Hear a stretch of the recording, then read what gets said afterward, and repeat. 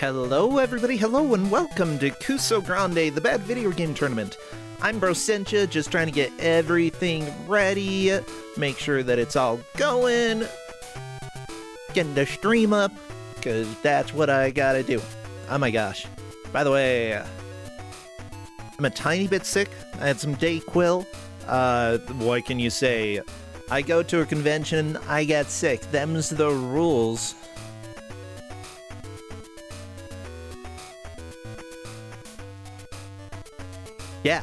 Yeah, go to a convention, get sick. Oh my gosh, Mindezi, Chiron, White Panther, thank you all so much for the subs.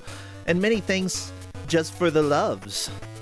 The subs, the loves, the landlubbers. I hear they love stuff. Landlubbers, what scrubs?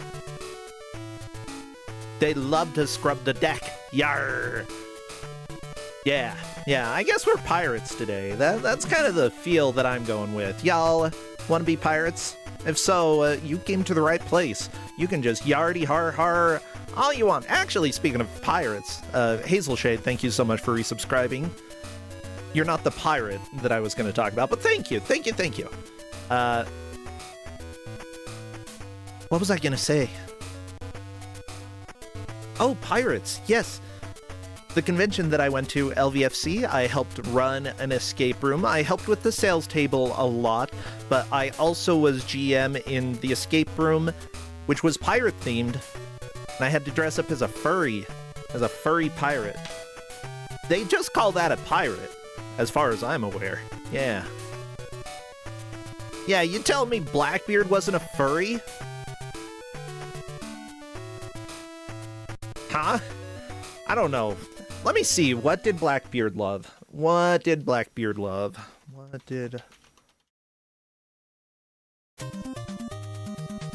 need to find out his interests. Alcohol, apparently. Okay, AI, I don't think I'm gonna trust this. Rum mixed with gunpowder? Right, that's stupid. Blackbeard, if that's true, you're a stupid.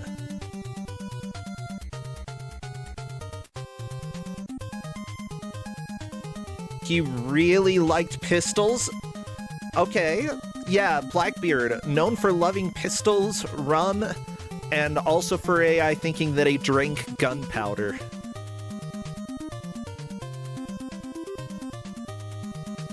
Apparently he'd light fuses in his beard during battle in order to resemble a quote-unquote fury from hell. Or furry from hell. Oh, we're finding this out. Mazian, thanks for resubscribing. Good to have you here. Yeah, we're getting to the bottom of Blackbeard being a furry. Okay, that's what we're working on. He didn't kill a lot of people. Okay. Apparently he'd just scare people. That is...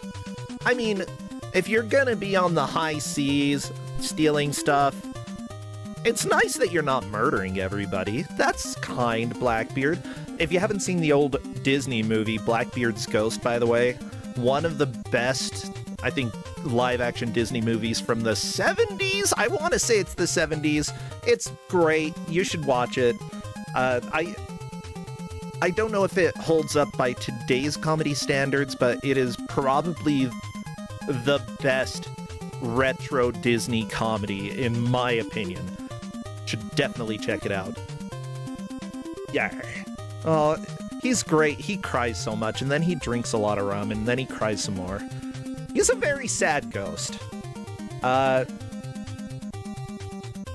looking up fun facts about Blackbeard. One fun fact is that he had a severed head after he died.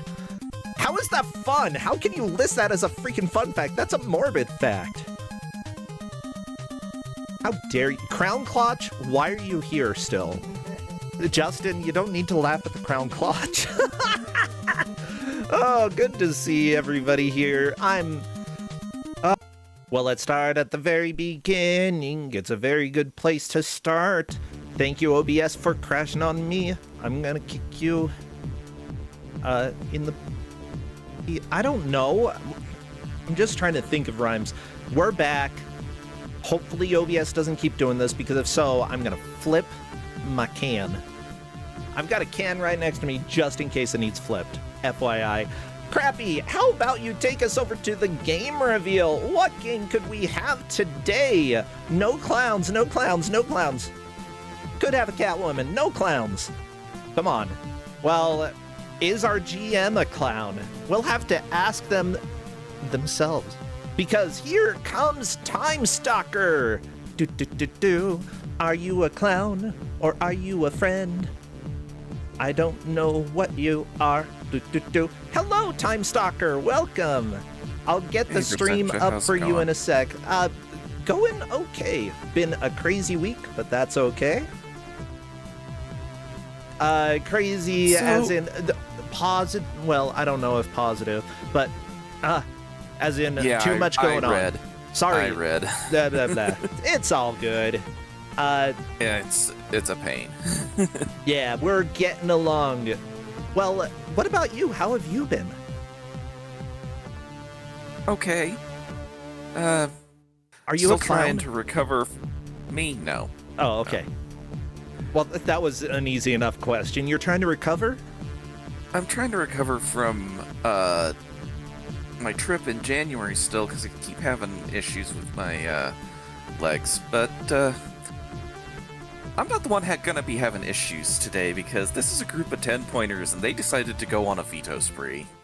Yeah, I heard about that, and I heard that one of the players was like, wow, that's the most vetoes I've ever had to give. And I'm like, oh, yeah, hopefully it doesn't hurt too much. There's a reason I have a large list, but yeah, I started the group saying I wanted to give out something classic Kuso, veered off into stuff that hasn't been on here, and we're back to classic Kuso again. Yeah. So, do you like mob movies? You know, as much as I want to say yes, I don't know if I've ever actually seen a mob movie, unless you count the Ocean's 11 movies. But that's more of a heist. Yeah, well, this is about a group that decided they were going to fight the mob, because we've got the Untouchables on the NES. Oh no, everybody, put your gloves on, otherwise you're going to be violating the terms of this movie. We've got 1 full hour of the Untouchables. Whoever makes the most progress will, of course, be our victor today. Whoever doesn't only gets 2 points, but nobody's getting eliminated. This is a 10-point group. They kind of kicked butt in their first match, and because of that, you know, they're going up against each other, and the competition gets a little fierce. Yeah, the last time we had this on was Kuso9rande. I'm not too surprised. I think that I remember this game. Oh, this game is something. Yeah, if I'm not mistaken, it was probably Kuso9rande who gave it. It's listed on the Kuso9rande one is listed as Garb, but I don't know if that's it was Garb. Or not. Okay, Because Kuso9rande said that he's given this game out before, and I wasn't seeing him on the sheet. So maybe Kuso9rande just wishes he gave it out.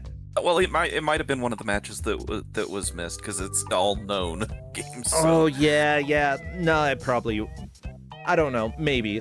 But with that said... Yeah, they could have had some more fun games. They chose to veto quite a bit, so...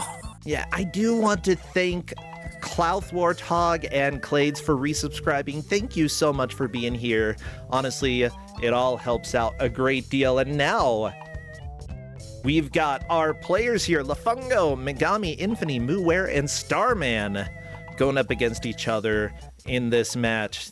And yeah, the music that you were hearing there, definitely not the music of the game. That was just Pet and TV, which should explain a lot about how weird it sounded. Here's your beautiful music. Ooh, oh, this sounds like Ocean, baby. We might be seeing a baby at some point during this, Don't say match. might. We're gonna see a baby. Yeah, I got to it, so I would assume these players can, because they're better than I am. Oh, yeah. Oh, my gosh.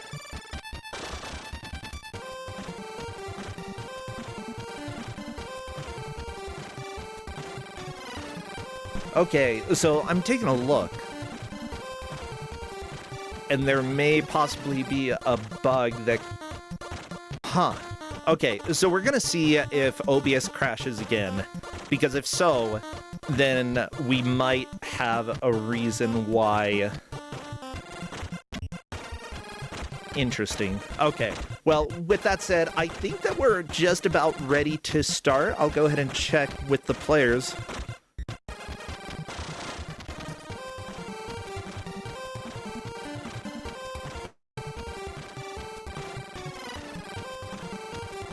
Just enjoy these jams, okay? I gotta chat.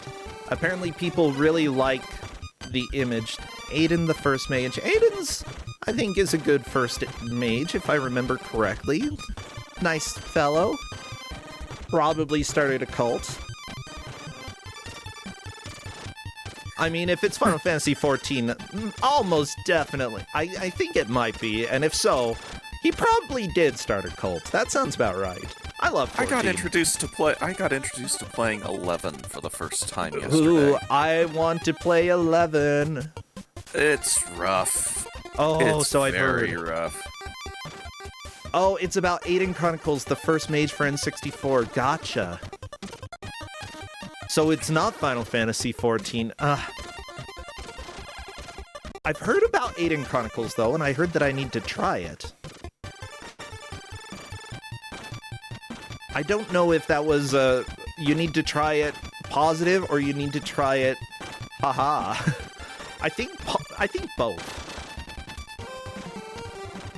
But yeah, for those who are wondering, you know, we've got Kusogrande today and tomorrow, and then tomorrow evening I plan to be on Arcade Pit. Gonna be playing some games over there, so yeah, I'm playing on that on the 26th. Oh, very nice. At some point, you and I should go on together. Hey, it looks like the players are ready. Windrider Shiva, thank you so much for resubscribing, and we're gonna do the countdown. So what would be good pictures for, or good emotes to spam? Guns, drugs, a baby if you have it. A baby, alleys, bullets. Yeah, mobster stuff. Trench coats. Trench coats. One solitary baby, because I said so. And here we go. We are started. Good luck to the players and good luck to the babies. So one thing about this first section, damage is probably not going to kill the players unless they just sit in there. The timer will kill the players more than anything else. But this first section is basically third-person shooting. You got to kill a specific number of enemies, and it's not really easy to aim the reticle the way you want to. It takes a while. Was this originally like a light gun section? I don't remember if it was ever done for the light gun. I'm not saying it would be better. Oh no, Elliot And Ness. we had 3 players at least run out of time. Okay, so we've already had 3 game overs before the first minute mark. My god. Yeah, and you have to get through all 3 streets in one go. So if you fail any of them, you're back to the start of this section. Beautiful. Yeah, I see Mechalink pointing out that the whole screen is a wall thing when you're hiding behind a wall is terrible. I mean, you're not supposed to be able to see the windows if you're not looking out behind it. Like, I understand the reasoning here, but it's also a video game. Yeah, it's bad Time Crisis is what it is. Bad Time Crisis. I loved Time Crisis in the arcade. I played a lot of that, and this is not a good version of that. Now, mind you, this isn't all that the game has. There is plenty. This is an ocean game. Yeah, there are multiple modes in this game. Street 2! Oh, it's the same thing. Oh, no. Yeah. It looks exactly the and same. Starman has gotten to the stage 2. So they have to shoot the bottles there, as that's how you collect evidence in this game. Okay. Also, the one thing about this section is you do have 4 characters, and if any of them die, you start this stage over. Well, that's fantastic. That's so good. You have to swap between them and keep all 4 of your characters alive. The thing is, you won't know that you failed until the section is done. Okay. Yeah, and you can pick up E's that will refill health. That is a thing, but you have to collect enough evidence to get to 100% in order to clear the You've got section. 3 minutes. Yeah. That's a You also lot are of timed, evidence for yes. 3 minutes. I mean, each piece gives you 5%, so I guess it's 20 items in 3 minutes. Not the worst, Yeah. but it Now, still is a slog. The funny thing is, the manual does not say this is the second stage, because the manual is going off the original version of this game, and this game has multiple versions. Uh-oh. And it swaps stages 2 and 3. But from what the manual says they're supposed to be, and version 1 is versus version 1.2, which has this as stage 2 and stage 3 being the warehouse. Is this Darude Sandstorm? Okay, no. There's the other. Well,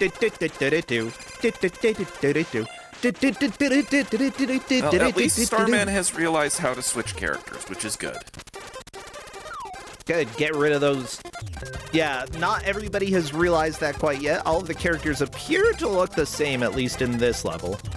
Can you they have change their them on names level above. 1? That I don't think you can. I think it's just Elliotness on that one. Okay, gotcha. So, you control Elliot Ness's elite squad of crime busters, the alleyway shooters, the warehouse bust, the border raid, the train station confrontation, and the final rooftop duel enable you to relive the knife-edge existence of Elliot Ness as you... This manual's opening paragraph is unreadable. Holy crap. Like, I can't tell you where the sentence subject is. There was another game on my list that the manual scan was so unreadable that I just went, okay, I can't give them the manual because they won't be able to tell anything from it. Anyways, it's the knife-edge existence of Elliot Ness as you crusade through 1920 Chicago in search of Capone's retribution. Where's his retribution? Is it under this sock? Nope. Take on the mob as you lead the Untouchables on their most exciting and challenging mission with 7 levels of explosive action and a thrilling climax. Well, that got me excited, I guess. Sorry, Justin. Don't wave your finger at me, Justin. I'm just reading the manual. Starman's doing pretty good on this stage. I do think, though, that 3 of his characters have taken a lot of damage, so he's got to be careful on this last portion. I like Wallace's glasses. Like, those are cool glasses. Stone, he looks kind of like the Dick Tracy type here, you know? Yeah. Well, and, like, I was actually surprised by this because I've never actually seen the movie, and I knew Kevin Costner was in it. I did not know that Sean Connery was in this movie. Oh, here we go. On to level 3 for Starman. This is a very clear early lead.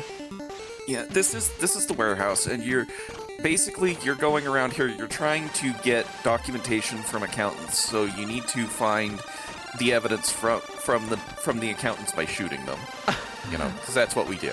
Yes, that's right. We are shooting accountants. Everybody, you thought that being an accountant was a way to be out of this type of action, but no. As it turns out, it's the most dangerous type of math possible. Now, one thing Starman does need to be aware of is that he's got to keep picking up ammo because you have limited ammo in this stage. And if you run out of ammo, you are basically dead because the ammo only drops from killing enemies. Okay.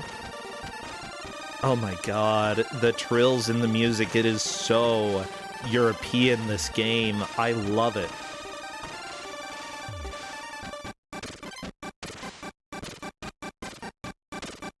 And Starman is just doing a quick hop around the stage. But yeah, for people who are asking, there are multiple games based off of the Untouchables. And as far as I can tell, there might be 3 of them. I see one came out in 1994. There's an Amiga one, and there's a Commodore 64 one, as well as an NES one. Oh, the Super Nintendo one is the same one as this. Okay. And Lafungo is also on to the warehouse.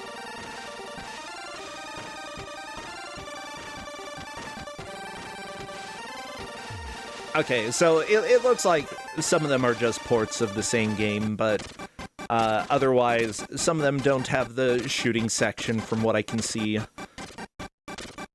At least for, like, the Amiga, Commodore 64, ZX Spectrum, DOS. The Super Nintendo version of this did end up having the weird shooting section that we got.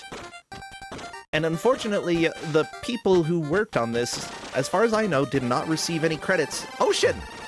I want to know who did this music so I can either thank them or wag my finger at them. Yeah, like, I like it. Not because it's exactly enjoyable all the time, but it's different, and it's interesting. I'm so glad that you get to play this like Q*bert, just hop up boxes. That's what I was thinking. Q*bert's the worst, though. Very Q*bert.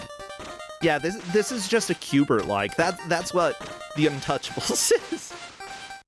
Now, this game is rather short. There are only 7 stages, but the last few stages get really rough. Oh, there we go, Starman. On to scene 4, alleyway 1. Oh, great. More of this crap. Yep. And I believe there are now more than 3 streets for this one. Oh, there we go. That's why Alley they're giving 2. you bonus time.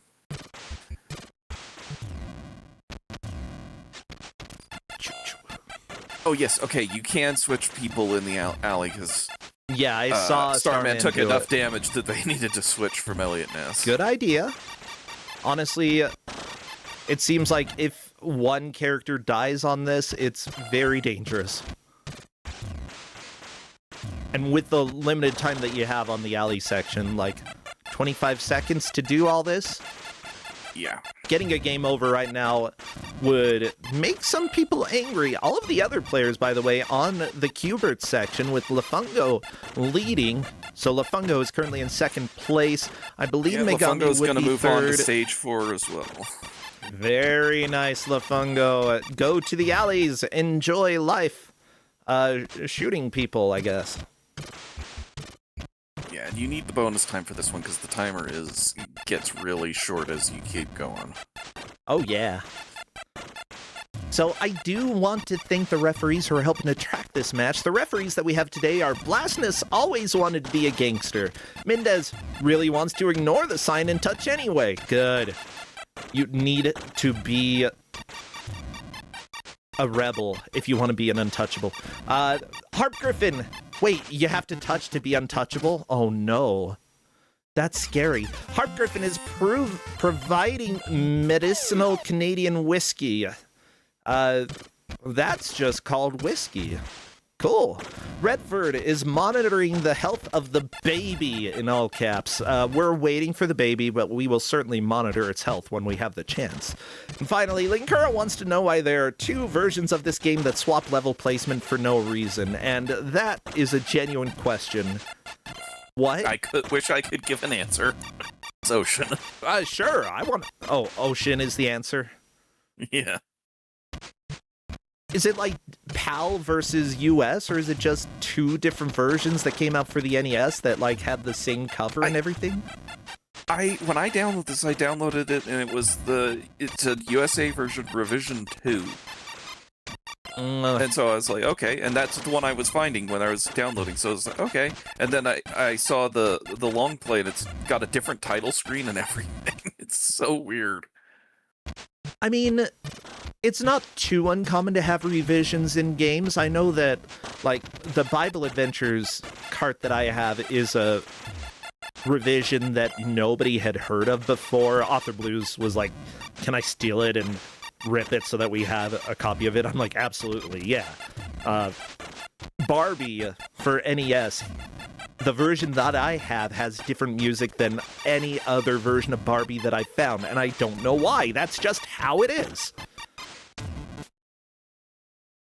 I like the music on my version better, though, okay? Don't get me wrong. I have the best version of Barbie. Yeah, I'm not surprised that this group is making progress very quickly. They're all 10-pointers. That Muer and Starman especially have been on Kusogrande multiple times, so Oh yeah. you know, not surprised that at the amount of progress. But the next stage is going to be a wall.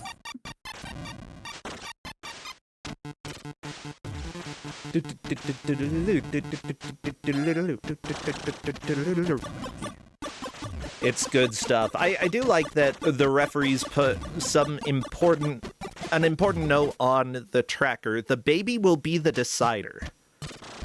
And I don't know what that means. Is the baby deciding for us who is going to win and who will die and get 2 points? I don't know, but we're gonna find out. Oh, I think it was Corndan who said that the baby will be the decider. Might be, yes. It is definitely probably one of the worst stages in this game, because there's just so much going on that you have to make sure that you avoid. Oh, yeah. How many freaking alleys are there? I mean, we are in Chicago. There are a lot of alleys. Never mind. This is actually every alley that existed in Chicago when Al Capone was, you know, doing his mafia business. So do you know what The Untouchables is about anyway? It's a movie, right? Yeah, it's about Elliot Ness's group that took down Al Capone. Okay. And is it based off of the real story then? Yeah, it's a fictionalized telling of the Untouchables, which was an actual group of people. Oh, that's okay. So yeah, Lone Mouse Wolf like is I saying said, it's loosely based. Yeah, that's fair. Yeah, it's loosely based. I mean, most movies based on actual events are probably more but, accurate than Titanic. Yeah, which is fine. I love Titanic. Titanic was a fictional story based on real life events. Yeah, the sinking of the Titanic took as long as the movie, though. I'm not even kidding you. We had an exhibit to go see the Titanic down here. I got to touch it. Oh yeah, I got to touch one of the things when it was in Vegas because they had parts of the actual ship. Yeah. Everybody, I've touched the Titanic. Neener, neener, neener. It was very rusty. And Starman's got to go back to the beginning of the section because he ran out of time again. Oh no! Like I said, this part gets rough. It's because there's just so much. I mean, it's good that you have to do. Oh yeah, this game has unlimited continues, which is why I think we might see a clear or two, just because it is short. Yeah, Okami is pointing out that this stage also has a boss fight. Looking forward to that. Yes, it does. By the way, thank you all for being here despite a bit of the log absence since I was traveling for work. I'm glad that you're all here. Do know that the beginning of May, I will also be traveling for another speedrun event, Fastest Furs. I'm running Rags to Riches. Yeah. So I got to practice being Tubbs McGee and, learning to go to college. The exhibit's not at the Circus. I don't think it's at the Luxor either. I don't remember exactly which casino it's at, but it's Don't talk about Circus here. Okay, I actually walked past Circus this last week when I was in Vegas. So, fun story. I did something stupid. When I left the airport, I got onto the bus, public transportation, because I was like, okay, they say, oh, Lafungo is onto the bus, by the way. I don't want to take away from this. We got to see this guy who just steps out and shoots and runs away. But, yeah, so I got off the plane, got onto the bus, but as I was getting onto the bus, I saw somebody... Because I was going to a furry convention, I saw somebody who was like, oh, the clothes that they wear appear that they're probably going to the convention. Not only that, but they're ignoring everybody else and just walking to the front of the line that already exists. Lafungo is onto the baby carriage and the baby fell over! Oh no! Immediately dies. Well, everybody, it's baby music time.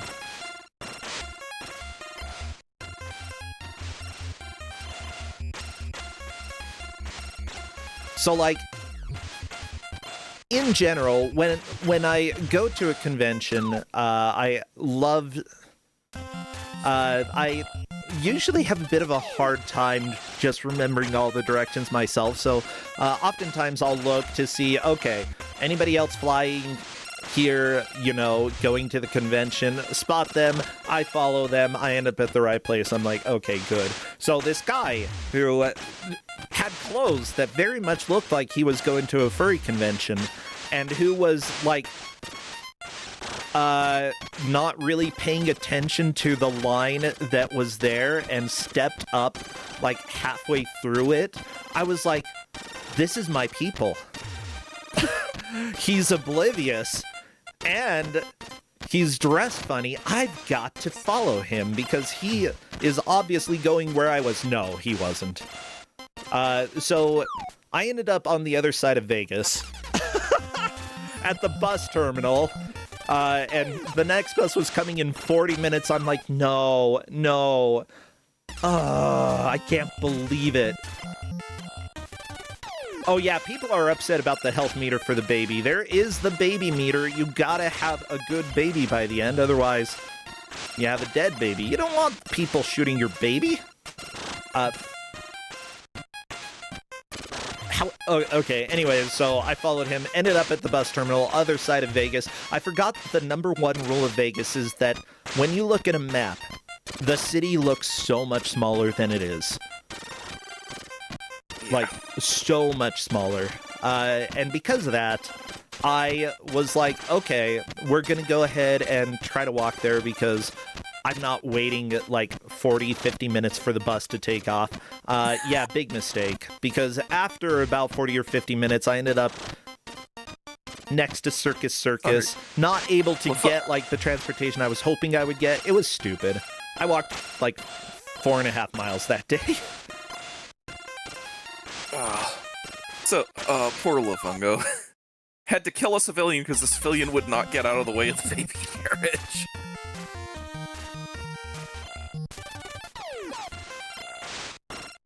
Oh, and people are noting that you cannot pull the baby carriage back. That is correct.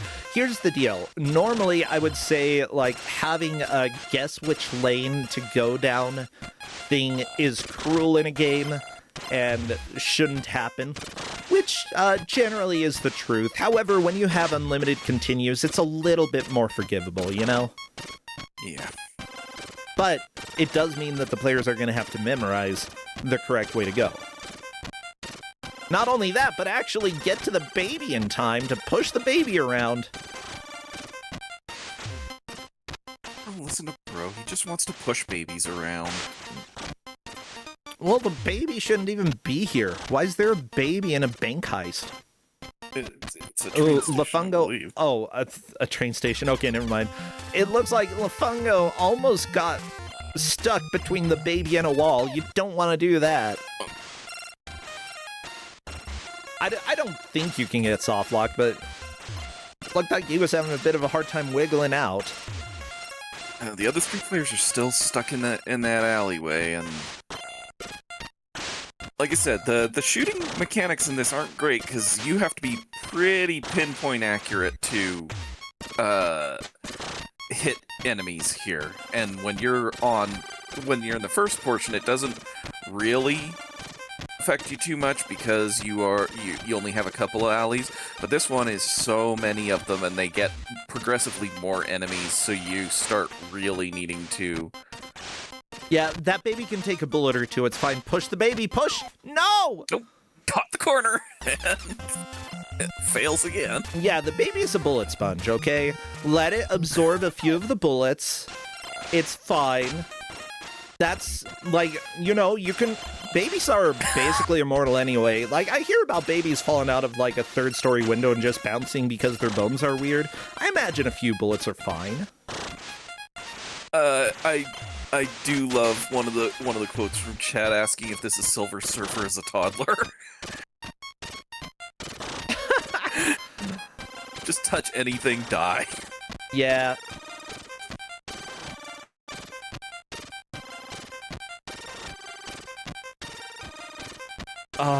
I love the trills. You know what? Baby Silver Surfer totally would go up against Al Capone. Okay, everybody, we need to get them to make a comic about that. Lafungo, I was a little bit worried because the baby is right against the wall, but luckily the wall does push the baby in the correct direction. You want to make sure that you either follow the arrows or you don't follow the arrows. And it looks like... two options. Uh-oh. Uh-oh. Do follow the arrows here. Otherwise, baby falls over and Chicago falls to the mob. Whose baby is this? So brutal. And the thing is you don't get a whole lot of warning with it, and since you can't push the carriage back up, it's just almost down to rote memorization of where you need to be at all times. Yeah. By the way, this is a real scene in the movie. There was a baby carriage scene. And apparently it's an homage to a Russian silent film Battleship? Okay. You know what? Baby carriages rolling down stairs and stuff. I don't know if the Russians started that. Yeah, Miranda is saying Battleship Potemkin. Maybe that was the original baby rolling down a hill or stairs or whatever scene. If so, good job. 1925 silent film. But if not, stop taking credit for rolling babies downstairs. Yeah, I do like Taven noting that doing this as an escort quest is kind of genius. I do think, like, I don't love every escort quest out there. In fact, I hate most. Uh-oh. No, Lafungo, your baby's gonna fall. It's fine. Yeah. couldn't get to the right of it because there wasn't any room.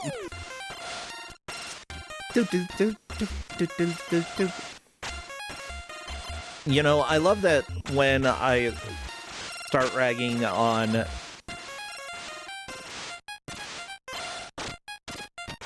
anything, especially when it has to deal with Russia, people are like, why don't you talk about your favorite Russian, Tchaikovsky? I don't hate him as much as I claim that I hate him, okay? Okay. That putting that question mark on the floor is also kind of rude. Yeah, why would you put a question mark there? It's like, is this how train stations work? They're like, we don't know if a baby can go here. We just don't know. The arrows are specifically for baby navigation.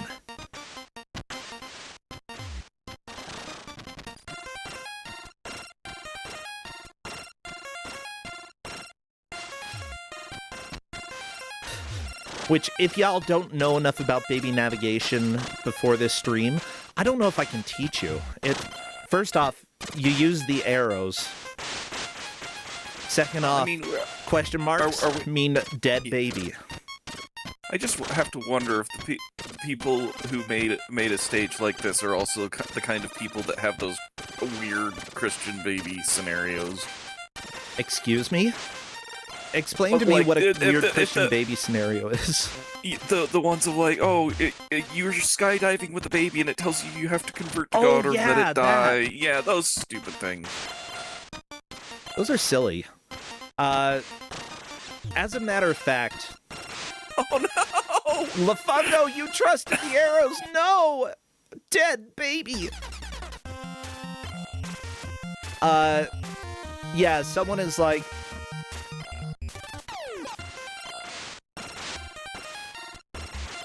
Well, okay, let me explain the Christian baby scenario. So, essentially, someone, probably as a joke, posted online a story that went somewhat like this. Okay, imagine you and a baby are in an airplane, and it explodes, and you both jump out. You both have parachutes, but the baby says, unless you confess that Jesus Christ is your Lord, then I won't open my parachute. What do? Do you save the baby? And in my opinion, I do not save the baby. Why are you talking to me, you baby? I don't like you. So Muir is now on to the baby section. I love that chat is like 90%. That baby's a demon. I mean, I don't believe in demons either. I just think it's a weird baby. I don't like my babies talking. I don't have babies, but if I did... yeah, Muware, solid second place at this point. Megami and Starman fighting for third and fourth, although the baby will be the decider, as Corndan said. We may be here for a while.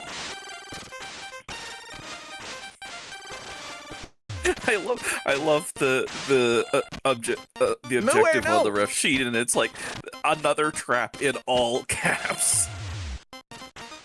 Yeah, that's this game. This game is another trap. Like,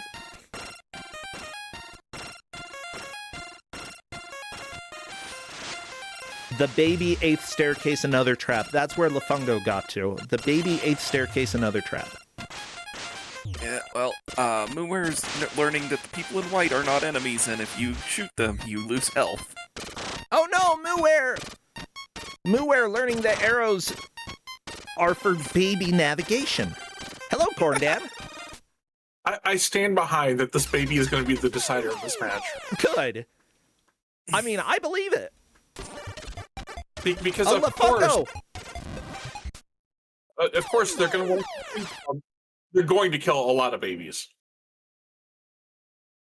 Okay, Whether or not they need to trying or not. to shoot the guy in the back. There we go. I think that was practice, though. I mean, you should practice shooting guys in the back, yes. Okay. I mean, if you have infinite continues, though. Well, the problem is that if you don't do it, fail at this, you have to go back through the train station stage again. Ah, yeah. Well, Lafungo is in the lead, but may have to do some baby navigation again. We'll see. Muware, no, the baby is down. This game is so silly, Corndan. I know, right?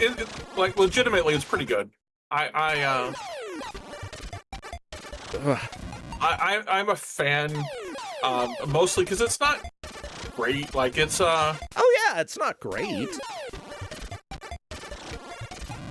But it's pretty emblematic of Ocean of the NES days. Yeah. Like, I don't hate everything that this game is doing. It does some weird stuff, but, you know, it tries with the baby section. I've never seen a section like this before. And for an escort mission, it's really not that bad. It's not a particularly, like... The escort mission for the baby is actually worse than it looks, right? Because, like, it'll get caught on pixels, right? And then, you know, people just shoot babies. Yeah, I saw Moo where they just had a machine gun on that baby. But the baby has so much health. I mean, to be fair, that baby is a bullet sponge. Yeah, I saw. Like, compared to you, this baby can tank. No, Moo where? Trust the arrows! Saw the stairs, thought that was the way to go. That's how train stations work. They have stairs to nowhere. All the time. And I mean, I have been to Union Station. There are just stairs that go nowhere. Clearly. I haven't been there. I need to go. I need to go to these stairs to nowhere. The nowhere stair. I mean, Union Station in Chicago is pretty gorgeous for an older building. but it does not have stairs to nowhere. It is a reasonable, like, thing. Yeah. Sorry, I was just trying to think. Have I been to New? No, I haven't been to that station. I've been on the.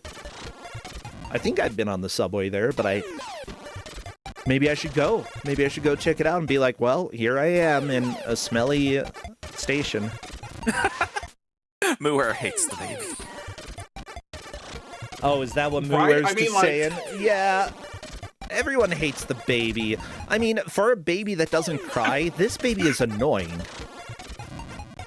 Okay, that's one thing that I have to I'm say that kinda I like about the surprised Mario Lafungo movie. is still just doing the practice over and over again. Oh, finally. Yeah, Lafungo finally did it, and I guess won. Good job. Onto the rooftop. Starman and Megami still dealing with the shooting section. Starman did have an early lead, but has fallen back.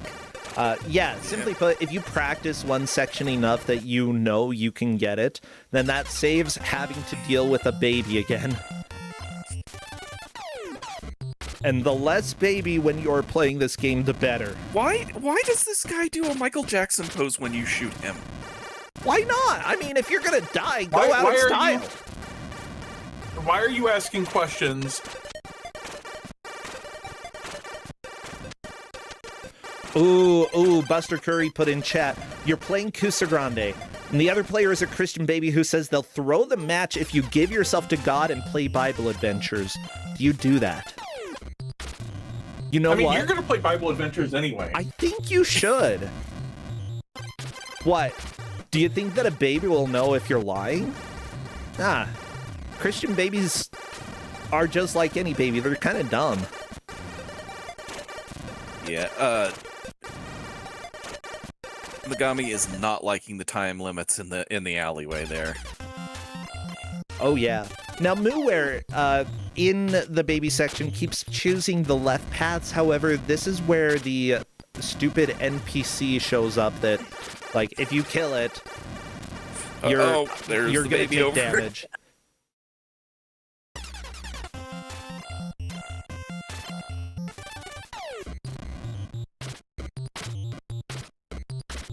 Okay, everybody, if heaven is just babies and you turn into a baby when you go to heaven, is that so bad? Because I would be a baby. Do I know that do I retain my memories as an adult? Because if so, I wouldn't enjoy it, but if I get to be just like a normal baby, sure. I imagine I'd probably be a happier person. Justin, if I'm a baby, I don't mind if you know if I'm a baby or not. And actually, if I turn into a baby, I think you're fine divorcing me. I'm gonna be honest. I'm pretty sure if you turn into a baby, the marriage is annulled, right? It's Because you can't annulled? be married to a baby. Okay. Yeah, it's true. You can't marry babies. But I wasn't a baby when the marriage happened. This I is guess a that really gets to an complicated interesting topic. point, right? Like, Yeah, if you marry somebody and then they do a Benjamin Button, And- what happens? I think we've gotten into really weird scenarios now. I'm sorry I brought it up. I'm not sorry. We're talking about babies here. so if you get married and then you become a baby, does your spouse just go to jail? I don't think you can go to jail for that. I think if you try and stay married to the baby, you would go to jail. I But if it happens, I don't think you can really fault the person that you didn't know. I don't think you would go to jail, but you probably still wouldn't want to talk to the cops and say, hey, this baby was an adult before I married them. Because they'll be like, yeah, sure, you come downtown. Then you have And to go Starman is downtown where all the through, lights are finally. bright. Oh, good job, Starman. On to the baby. Starman already knows. Time to push a baby.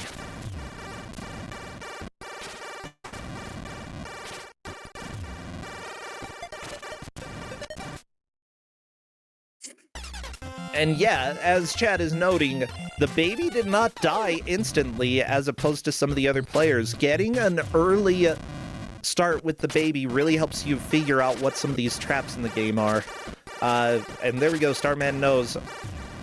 Baby falls over, everyone dies. That's just life. As a parent, that is true. If your baby falls over, everybody dies. If you're lucky, you get better.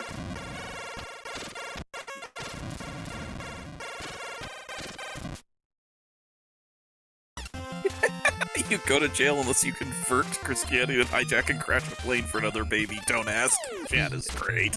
Yeah, thank you so much, Chad. I'm glad that we're coming up with theories for how to deal with age regression. I feel like I would try to, like, unbaby my spouse first, though, you know? Like, hey, you're an adult again. And I'm not just doing that by... No, I could travel to the future when they're an adult again, but they would probably, like, be like, why did you make me wait that long? I was a baby. I was a baby, dang it. And I'm like, I don't know. I don't know how to solve baby. Then I'd have to do some more time traveling to figure out if there is a way for me to solve baby. I don't know. Life's hard. I mean, I'm gonna lay it out there, you know. Maybe we should be going back to the 80s for inspiration. I mean, there was that movie Big. True. Yeah. So maybe we should just ask Tom Hanks what happens to your crimes as an adult if you go back to being a baby. It's true. Tom He did Hanks commit would know. some I don't crimes. think Tom Hanks would know that because he was a kid, not a baby. Yeah, he acted like a baby. But I mean, I think it comes to the same thing, right? I mean, I imagine that you are potentially more liable for crimes when you're a kid than for when you're a baby. You might go to juvie. But no, then again, what age does juvie start? I think Starman has realized how much of a bullet sponge the baby is because they just used the baby carriage to block bullets. I mean, the baby takes a lot of hits to die. Literally more than any character in the game so far.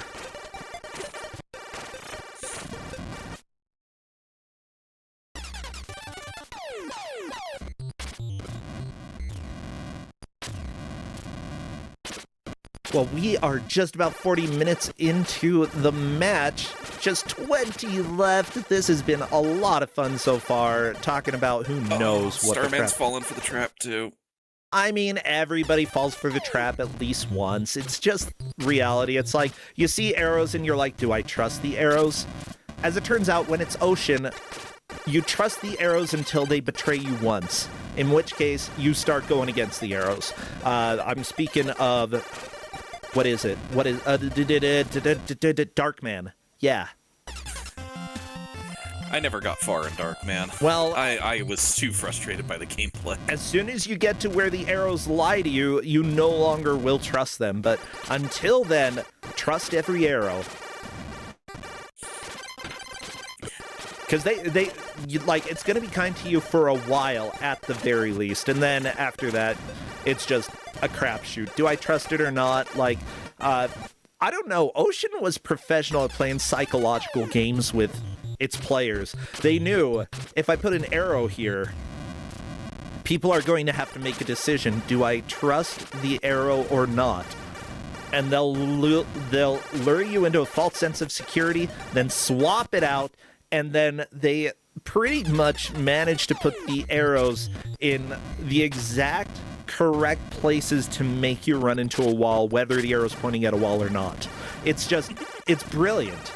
It's evil, and shame on them, but it's brilliant as well, you know? I think Megami is taking a minute here. That's fine. He seems to be very upset with the timer on this section. Yeah, go ahead and take a breather. This is something that is 100% fine for players to do. Step away for a second if a game is really, really, really, really, really, really, really, really bad. Or at least bad for you. I saw what the game is for the next match, and I don't know whether that would be better. Yeah, I know. I just started doing some setup, and I'm like, huh. Having played both of them, I would rather play Untouchables. Yeah, I would too. You know what? Yeah. I would rather play this than the game coming up. That's because sure. I know the danger here. And I feel like I would do... No, I don't like the shooting section. Give me the next game. I don't know what it is. If it's worse, I asked for it. Yeah, I've played the game that came up, and I did not have fun with it. Yeah, and it wasn't even for testing. This was just playing it on my own. Don't worry, everybody. You're gonna learn what that game is in a little bit. You know, we don't have to talk too much meta here. Yes. I don't know. There's something that lures me with the unknown. You know. No, Mooware, you actually had your baby die? Like, not running into a wall? Oh my gosh. As it turns out, enemies deal contact damage to babies. Do not let mobsters touch the baby.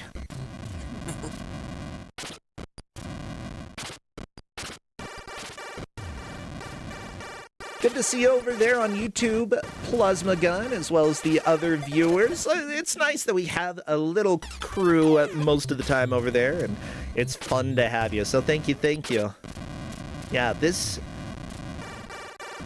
is going pretty dang well for some of our players. Megami is behind everybody else at this point. You know, Lafungo in first, Mooware second, Starman third, although Mooware and Starman could potentially change, but Mooware appears to have made it to the 9th staircase, probably Starman to the 7th stairs, and got the super baby trap per the ref sheet. Is it actually marked as Super Baby Trap? Yes, it is on the ref sheet. Yeah, it literally says Super Baby Trap. And that's fantastic. I appreciate that. Oh, Because it is a Super Baby Trap. it is. I'm just trying to think, what trap would I use to catch a baby? Probably literally my hands, because it's a baby. I know it's not much of a trap, but if I had to choose something else, laundry bin and a stick, and then just a little cord tied to the stick, and I could put like a toy or what do babies like to chew on? Electronics? Yeah, I could put that in there. Then when the baby goes in, just pull, bam, baby in a laundry tote. That is my ideal way to trap a baby. Y'all are welcome to use it if you are having troubles catching a baby and it's legal because you're not kidnapping them. You know, if it's your own baby and you need to catch it, laundry bin. That's the way to go. I've definitely put problems with put my catching son. a baby. Who knows? Sometimes it's not about catching the baby. It's about keeping them somewhere that you can deal with them. What if you have no hands? You gotta get creative. No, Mooware! Another baby trap! Yeah, like, catching a baby and keeping the baby contained, those are two different things. How do you contain a baby? With a container. Laundry tote. See it? It's laundry all the way. Oh, Starman moves into second. What? Starman got through the baby scene. Oh my gosh, Starman, good job. No, people want to travel back in time and catch baby me? Okay, I mean, my parents lost me at Disneyland. I don't even know if they're my real parents. I love that from Lafungo. I swear the game is either lying to me or mocking me or both. I would go with both. But yeah, true story. When I was a baby, literally, I think I was 1 year old. Yeah, my parents lost me at Disneyland. I supposedly got back with my real parents. Who knows?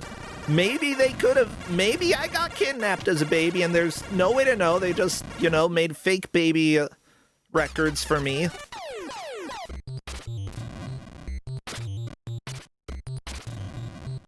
They turned you into a fake baby? Yeah. Someone in chat is asking if the players know that Stage 6 isn't a checkpoint, and it does tell you in the manual that it's not. So they should, because I gave them the manual. Hey, but Starman has to the moved on, roof. so it doesn't matter. It's honestly, Lafungo or Starman could take the victory at any point. I will Honestly, say Bluebear this. will get through baby jail. Yep. Not much more baby jail left. I will say this, though. One thing I can appreciate this game for is giving you the practice mode for that section, for the hostage rescue. Oh, yeah, because, thank goodness. Because, especially since it will put you back a stage on that, the fact that they give you the option to practice is better than some games that I've given out on the NES. Won't say which. Like all of them. Oh my gosh. Starman just having a hard time hitting this enemy, which is understandable. He hits you no matter what, it seems. And if you just can't get him, you're so dead. Ocean, you're a little unfair with this, and I don't believe you can change away from Ness at this point. You're locked in. You are Ness. Yeah. It's only Elliot Ness on the roof. And yeah, as soon as it changes to the next scene, he just automatically hops out and shoots you. Because why not? I guess you can hide like that by turning your shoulder to him. Blueware has successfully gotten the baby through. Okay, can Muware free the hostage, though? It should definitely be used in the practice. By the way, I know that the first time we had this game, people really did not use the practice. They just tried to jump into it, lost, and did baby section again. So, like, all of these players are 10-point players. They are smart. Well, I wonder if the manual was given out in that match or not, because it is a manual. Okay. I did give it out. I did give out the manual when we gave this originally. We still saw a lot of baby jail. Now we've got 3 players on the roof. This is really close, and I would expect nothing less from 10-point players. Just each is having their own struggle sections, but they're making their way through it. Okay, there we go. Muware getting another shot. Oh my gosh. You just gotta learn how stupid this guy is, because he's brutal. Yeah, if you're reloading your gun, hide behind the corner. That is the thing to do. Okay, Lafungo is dealing with Guy being on the right side of the screen. If you move your cursor out, though, you pop out from behind the wall, so, you know, it's a risk. Lafungo could lure him out by swapping the side of the screen, because he will have to run across. Oh, there we go. Actually, yeah, just like getting him running across. He always fires one shot, so if he fires a shot, you dodge it, and then he fires, and then he keeps running. You can just hop out and shoot him, and it's fine. I think that's the pro strat. Hide until he decides to run across, wait until he shoots, hop out, shoot him.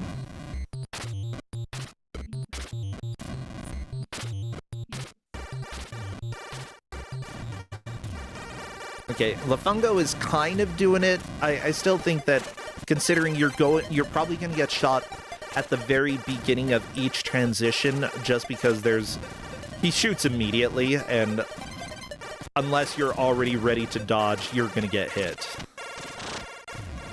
Okay, Lafungo, we're really close here. Run out, dude! Run out! No, don't do your stupid pew-pew. I wonder if in that section that Starman died that they can move to the right and hide behind the thing there.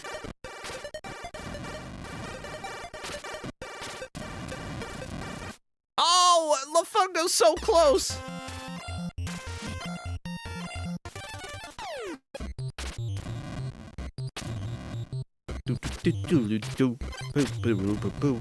Yeah, if any of these players wins, then we will send them a DM just saying, hey, if you want to join us in voice real quick as... Oh, Muware right at the end! No!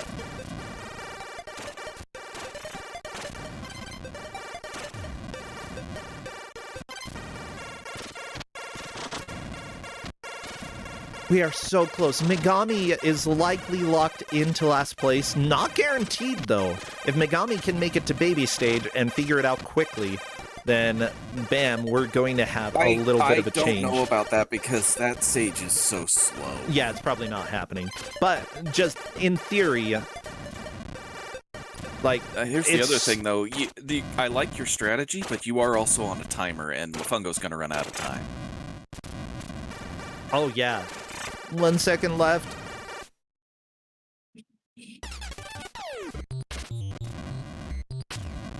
Yep, only 1 minute to take down... Is this Al Capone we're fighting here? I think he's an assassin. Okay. Because remember, they got Capone on tax evasion. There we go! Lafungo has taken him down! Capone is guilty, 10-year sentence! That's a great first place. Well done to Lafungo.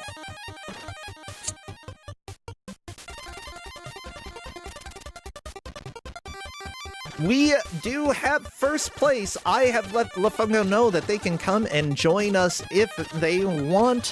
Hopefully they see the message there in the DM. Okay, do we actually get to see credits here? Game design. That's what. Yeah. Copyright. Oh, dang it. Okay, 1990. That doesn't help. Capone. Your forehead looks like it has a problem. Congratulations, you have completed the Untouchables.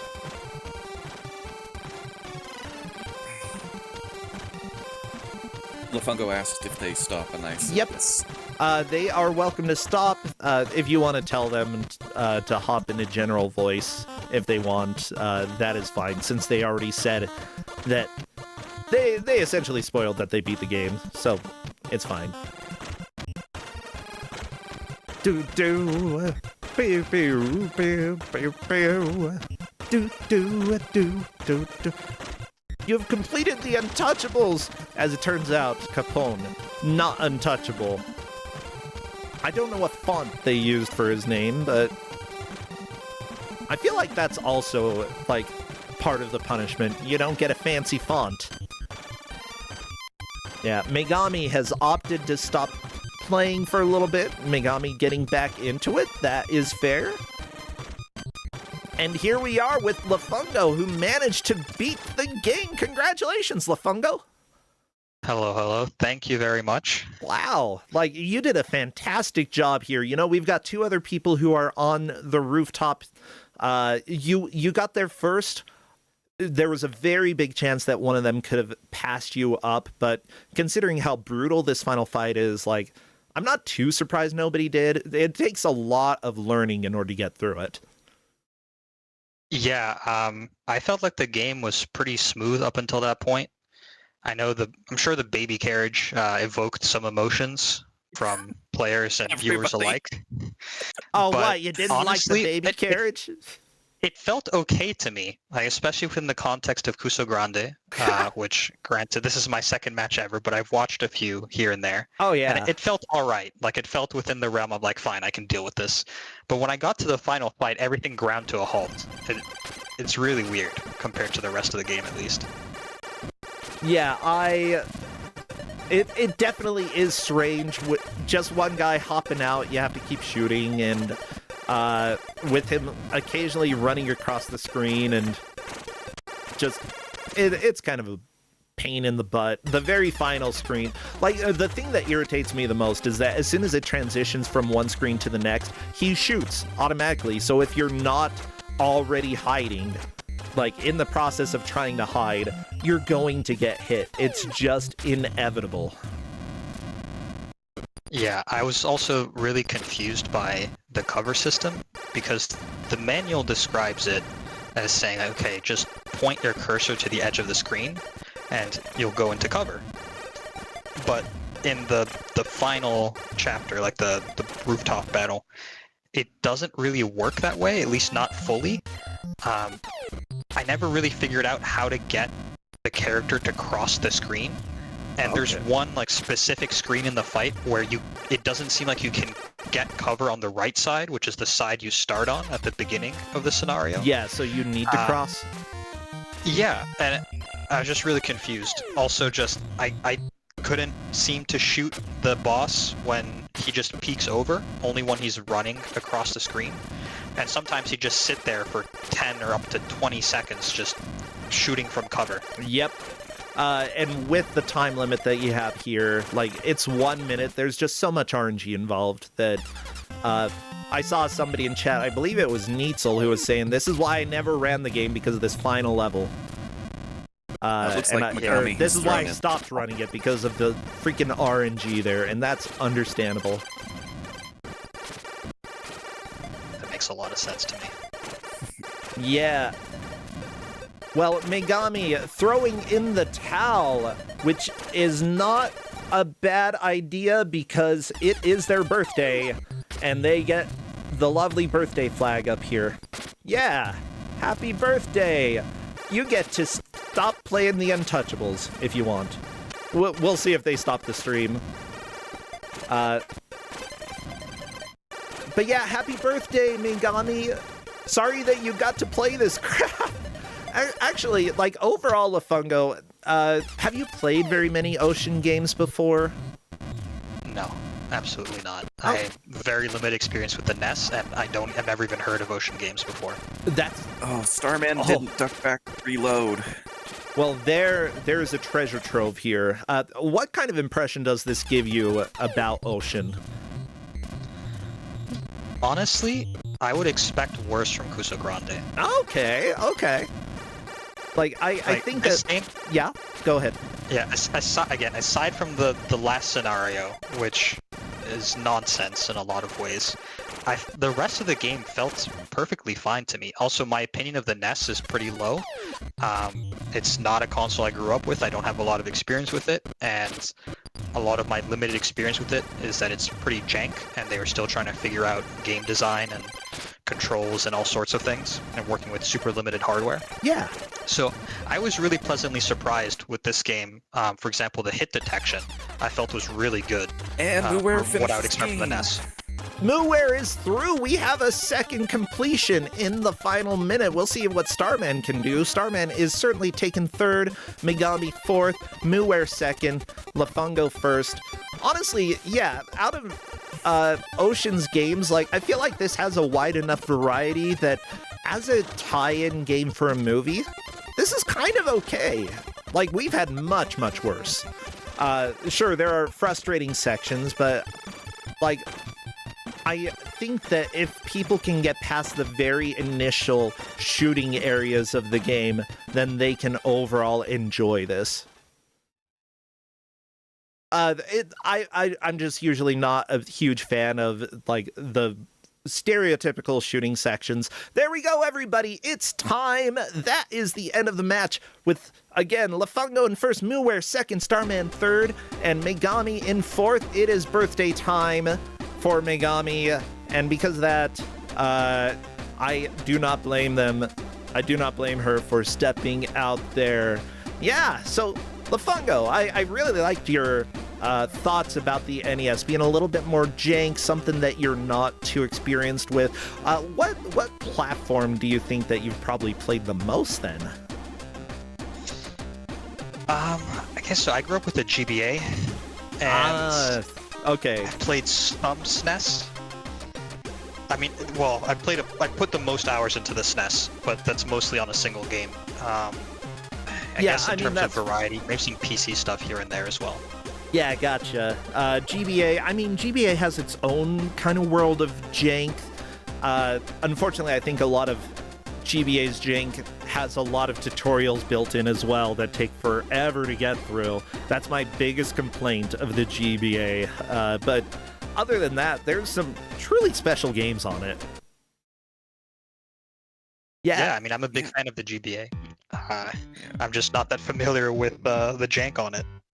That is fair. Well, Lafungo, since we've already talked quite a bit, I have to ask, are you streaming these days?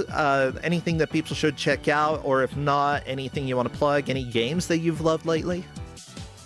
So, I don't stream that much personally, but I do appear on streams somewhat regularly, at least twice a year for, well, what I'd like to give a shout out this time, which is for the Super Mario Kart Championships. which happen twice a year. Oh, sweet. And the next one, so I actually had to reach out to Kusogrande staff to make sure I could play a match, my round 2 match this weekend, because I will be leaving to Japan in a few days, and going there to play the Japanese Super Mario Kart Championships. which you Oh, can that's catch so on Twitch. cool. Good luck. Be sure you share links for when that happens, because I know that some people would be interested in seeing it. Do you know which Twitch channel? Yeah, so the for sure it will be broadcast on twitch.tv/JSMKC, which is Japanese Super Mario Kart Championships, but that will be with Japanese commentary. There should be an English restream, and if it happens, it will be on twitch.tv/SMK Championships, with the S at the end. Okay, cool. Well, thank you so much, Lafongo. Best of luck on the championship there. Do keep us Thank you very updated, much. like if you are doing well, or heck, if you get eliminated after like 2 races. You know, I don't care. I'm just excited. It's always fun. Thanks. Yeah, I'll definitely post a link in the chat, the Kusogrande Discord at some point. Keep you updated. Awesome. Thank you. Corndan, what about you? Anything that you want to plug or anything exciting going on in your life? I mean, look, this is the first, I'll be honest, this is one of the first weekends I've been able to do Kuso9rande stuff all year. Right. True. So I don't have pluggables because I haven't been doing anything that I can do. Right? It's all been robots and hitting people with sticks. Yeah, that's right. Corndan is fighting the robot apocalypse. Thank you so much. And honestly, fighting the people who deserve to be whacked with sticks. Oh. I mean, it is a lot of teenagers. Corndan is fencing, okay? Just to clarify for anybody who might be worried. Corndan currently fences people, and it's offensive in a lot of places. It is. I mean, best defense is I good mean, offense. let's be honest, right? You know, the people who get hit who deserve to be hit, a lot of times it's me. True. Yeah, same. I mean, honestly, if anybody wants to whack me with the stick sometime, let me know ahead of time. I'll put a pillow in my pants or something. I don't know. But yeah, I imagine I could handle being whacked with the stick a couple times. Well, Time Stalker, what about you? Anything you want to plug? Actually, I have a stream going on tonight that's kind of a unusual thing for me, but Ooh. I am getting together with a friend of mine who runs a game, and he's going to help me get through the RA set, so we're going to be doing Deadly Towers tonight. Oh, good luck. So yeah, I get to deal with that pain tonight for a while.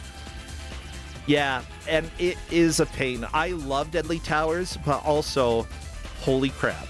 Well, thank you all so much. I'll let you all go then. Take care, friends, and wish you the best.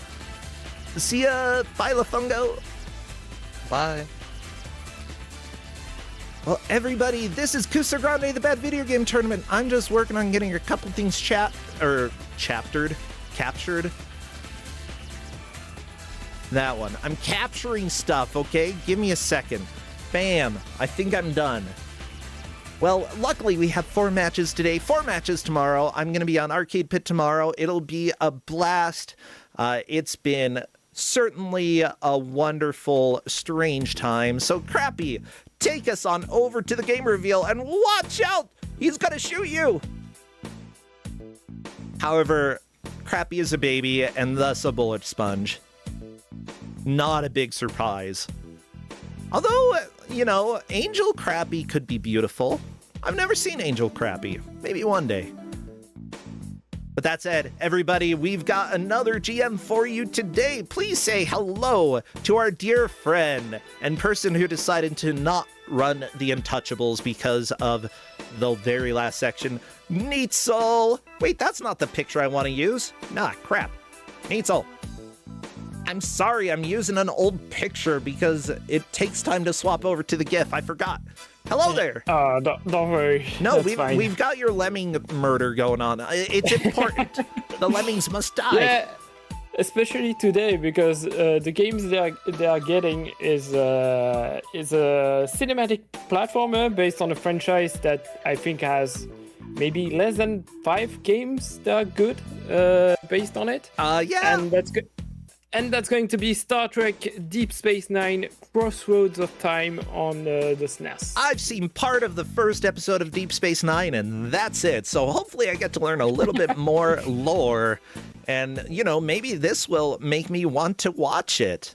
Actually, I want to watch Deep Space Nine. I hear that once you get past season 1, it's good. Yeah, the first season is a bit jank. Not great. That tends to be most of the Star Trek shows, though. Even Next Generation, season 1 is a little bit rough. Yeah, season 2 as well of Next Gen can be rough at times. A little bit. Yeah, this game, so yeah, they're getting this because I got multiple videos before it. I actually asked the player to vote for what game they wanted to play based on emotes. And this one was hidden behind a half emote because, you know, alien space, all that. Oh, this was Alf emote. This one. Ooh, okay. Yeah. So they. Nah, I love it. I mean, Alf, you never know what secrets Alf has. Sorry, everybody. OBS hates us today. We're here. Okay, let me get this back up. And it's very possibly because of YouTube, which Tristan apparently has a link that could potentially fix it. So we'll cross our fingers and maybe be able to get that later on. If so, feel free to share with me, Tristan. I would love it. Are we all back? Oh yeah, Neitzel, you've been reduced to an N. I'll change that. There we go. Every time I open OBS, it's like, let's go ahead and truncate everybody's names. And I'm like, I know I can disable that, but I don't remember how. And I know it's going to take me time. Well, here are our players for today. Alpha 5, Blue Link 13, Someone3255, and Sprint God. Are these 10-point players as well? Yeah, it's another 10-player match. And yeah, this game is really terrible. So like I said earlier, it's a cinematic platformer, so gameplay-wise, the way jumps work, imagine Prince of Persia. So it's kind of like super rigid in the way that your character jumps. And well, you'll notice right away during the first level why this game is on Kusogrande, because yeah, it's not the best way to start a video game, in my opinion. Yeah. With that said, I appreciate everybody being here. And Dolores Fred, thank you for the resubscription. All of that really helps out. I think I'm going to go and check with the players right now to see if they are ready to begin. Honestly, the first time I played this, I didn't finish the first level, the first mission, because actually it's split up in a different screen. The first mission, I couldn't complete it within an hour, so I don't know how far they'll get. Second mission is fairly easy, and the third one is a bit of a mess.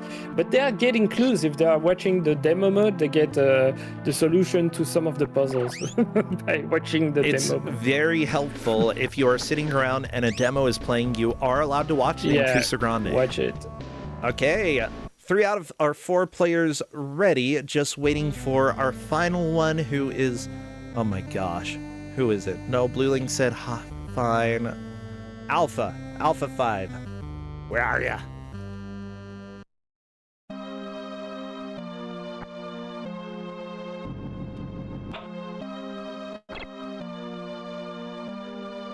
I don't care if I typed horribly there. Whatever.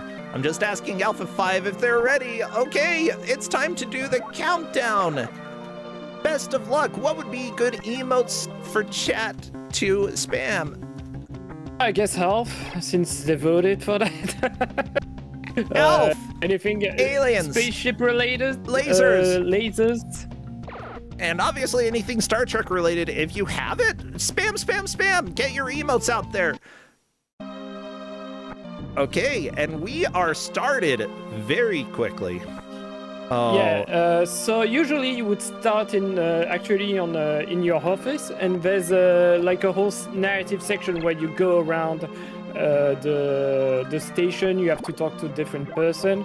But since it took a bit of time, and people who know the show would have an advantage, just provided save states so that they can just skip to the actual platforming section. So right away, you have the first stage where the idea is that you have to collect bombs and dispose of them before they explode, because throughout the whole environment, you have bombs placed a little bit everywhere.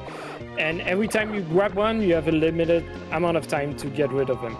I saw it saying, "I found a grenade. Let me dispose of it." And I'm like, this is such Star Trek talk. I love it. I mean, this section will go on for a pretty long time every time. And right away on someone's screen, you can see that, the interaction, you have to be fairly precise. The game doesn't like it if you're not right in front of what you're supposed to do. And with the jumps, it's kind of the same. You also have a mechanic that is interesting, is that you can use computers to activate stuff. Like you can activate elevators, transporters to travel really fast between computers. But this can take like really a lot of time figuring all of this out, because I don't remember the manual explaining any of this, and I was super confused by it first time I played. That said, Alpha 5 appears to have gotten the password and moving on. Is this level 2 for Alpha 5? Yeah, technically it's level 2. Oh, great. It looks exactly the same. But it's exactly the same, exactly. I have to dispose of it. Who are we playing as, by the way? Who's this character? This character, so it's Benjamin Sisko, is like the main captain. Yeah. It's the main captain of DS9. So I've heard great things about Sisko. Yeah, it's really the opposite of Picard, in the sense that it doesn't take any BS. There's a great quote from Q, like the space entity that's like a god, and just like playing around with Picard in the Next Generation. When Q appears in DS9, Sisko punches him. Oh my gosh, good. Yeah. Because he just gets tired of him, and Q is shocked by that, and as a result, he never returns. I mean, after that. I think that's hilarious and probably the right call. He's just like, Q, stop this. It's like, no, Picard, you could do something about this. Like, yes, he's an immortal god, but you don't have to just stand there and let him play games with you. You can at least punch him. But then again, who would punch a god? Sisko. I imagine Janeway would probably punch a god as well. Like, I didn't watch that many Voyager episodes. I watched like just the first season, and I got tired of it because I like the setting, and the thing is that the setting, at least in the first season, is put on the site really, really fast. Like the whole idea that it's people from the Federation and like people from the Maquis working together. It doesn't matter that much in the show, which I thought was a bit disappointing as time goes on. It's like overall everyone seems to be getting along pretty well. And then the final episode of the first season was Neelix almost murdering everyone on the ship because of his bad cooking. Yeah. And I was like, I'm It's season 1 Star Trek things, okay? The thing is, like, for Star Trek, Voyager probably has more fighting in the spaceship than any of the other shows for plot reasons, and it's very obvious why when you watch it. Which I find a little fascinating because it's still, like, deals with some of the moral quandaries that happen in Star Trek, but there's a lot more. We're just gonna blow them up because they're trying to kill us. Yeah.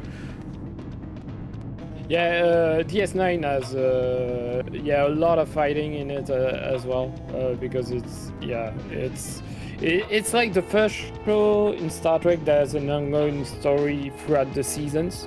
So like once you reach like season 3, it becomes like about one main thing. You still get like really good standalone episodes, but overall you get a narrative throughout most of the seasons. You know, I think I could use a little bit of a break from One Piece and maybe watch Deep Space Nine. Oh my God. I would recommend it. It's really, really good. Once you get through the first season, it gets really, really good. Yeah, good. And also, it's not over 1,000 episodes long, so like I have hope of finishing it this year.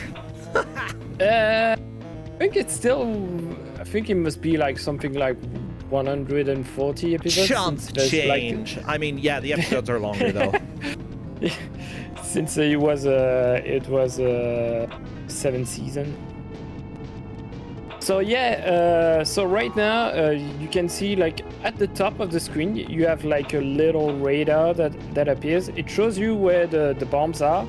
The thing is that you have jammers placed around the room, and you have to shoot them to actually have the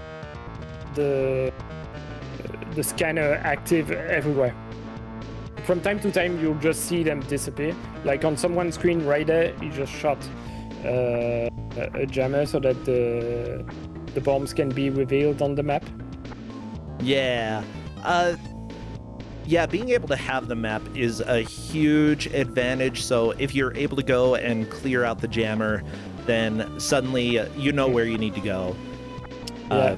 And it might not look like it, but there's actually a timer running right now. Oh, really? Where is that? It's hidden, and after a certain amount of time, the bombs will just explode because you didn't disarm them. So you get multiple timers. Like you get timers every time you collect a bomb, and you have a global timer that can just make the whole thing explode. Someone 3255, throw the grenade in. Good, you ejected it. Oh, I was worried. So yeah, so far I think Alpha 5 is in the lead. To be honest, I think that everyone is doing far more better than I did the first time that I played this, because the controls are really annoying. Like the elevator, to activate them, you have to hold the button and then press the direction that you want to send the elevator towards. There's full damage. There's also, you have multiple items that you can use. You'll unlock more and more as you progress through the game.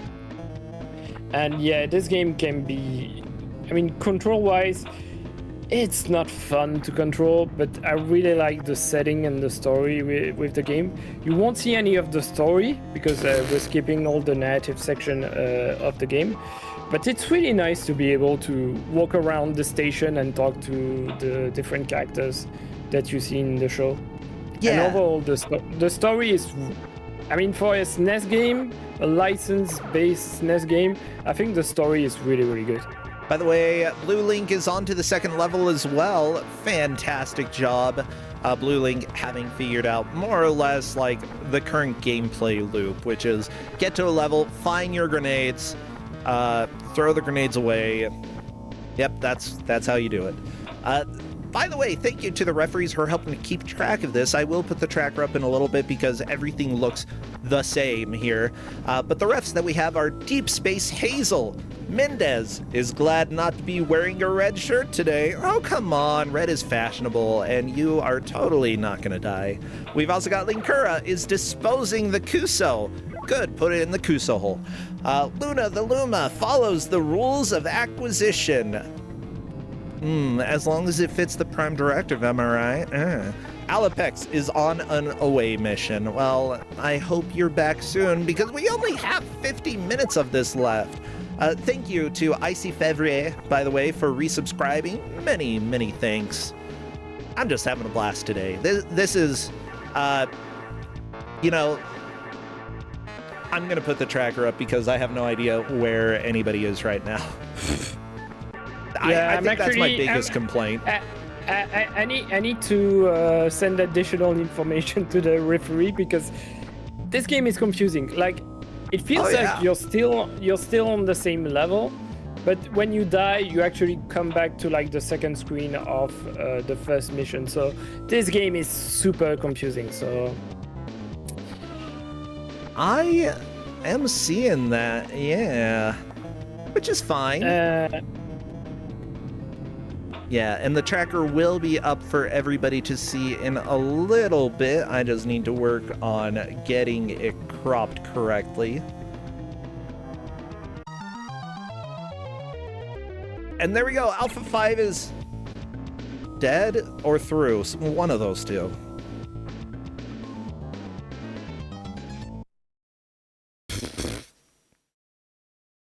So, question. The second... Like, yeah, Alpha 5 appears to be pausing in order to probably yell at us a little bit.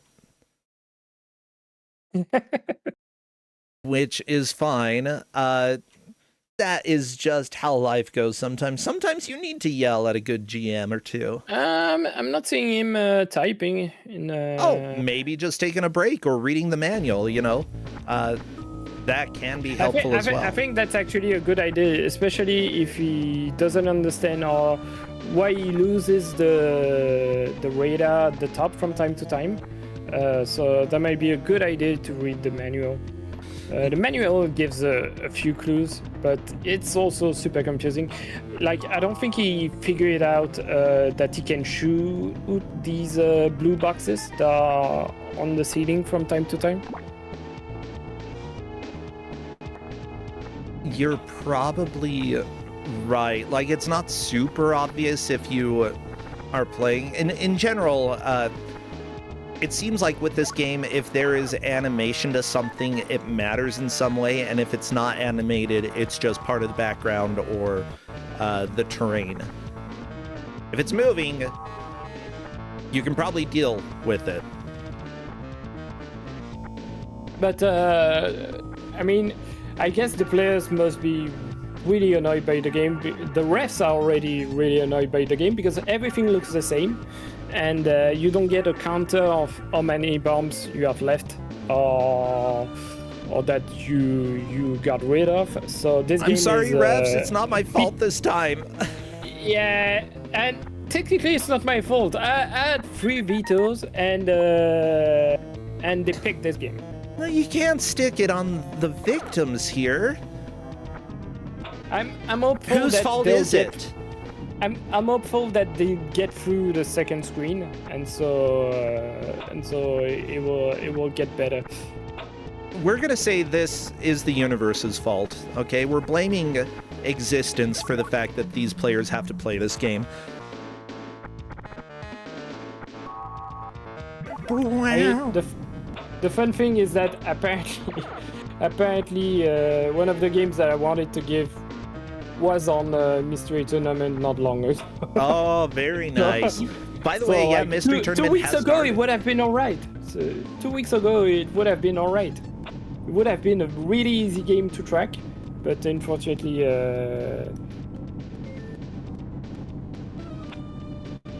Unfortunately, too bad, especially since it's been on the Mystery Tournament.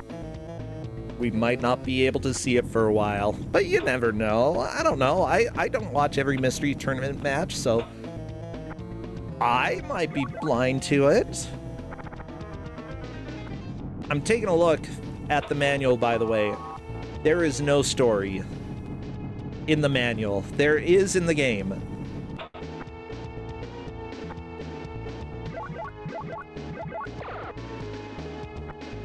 Oh, I guess there is later on. Halfway through the manual, they give you a little lore, but I don't care too much.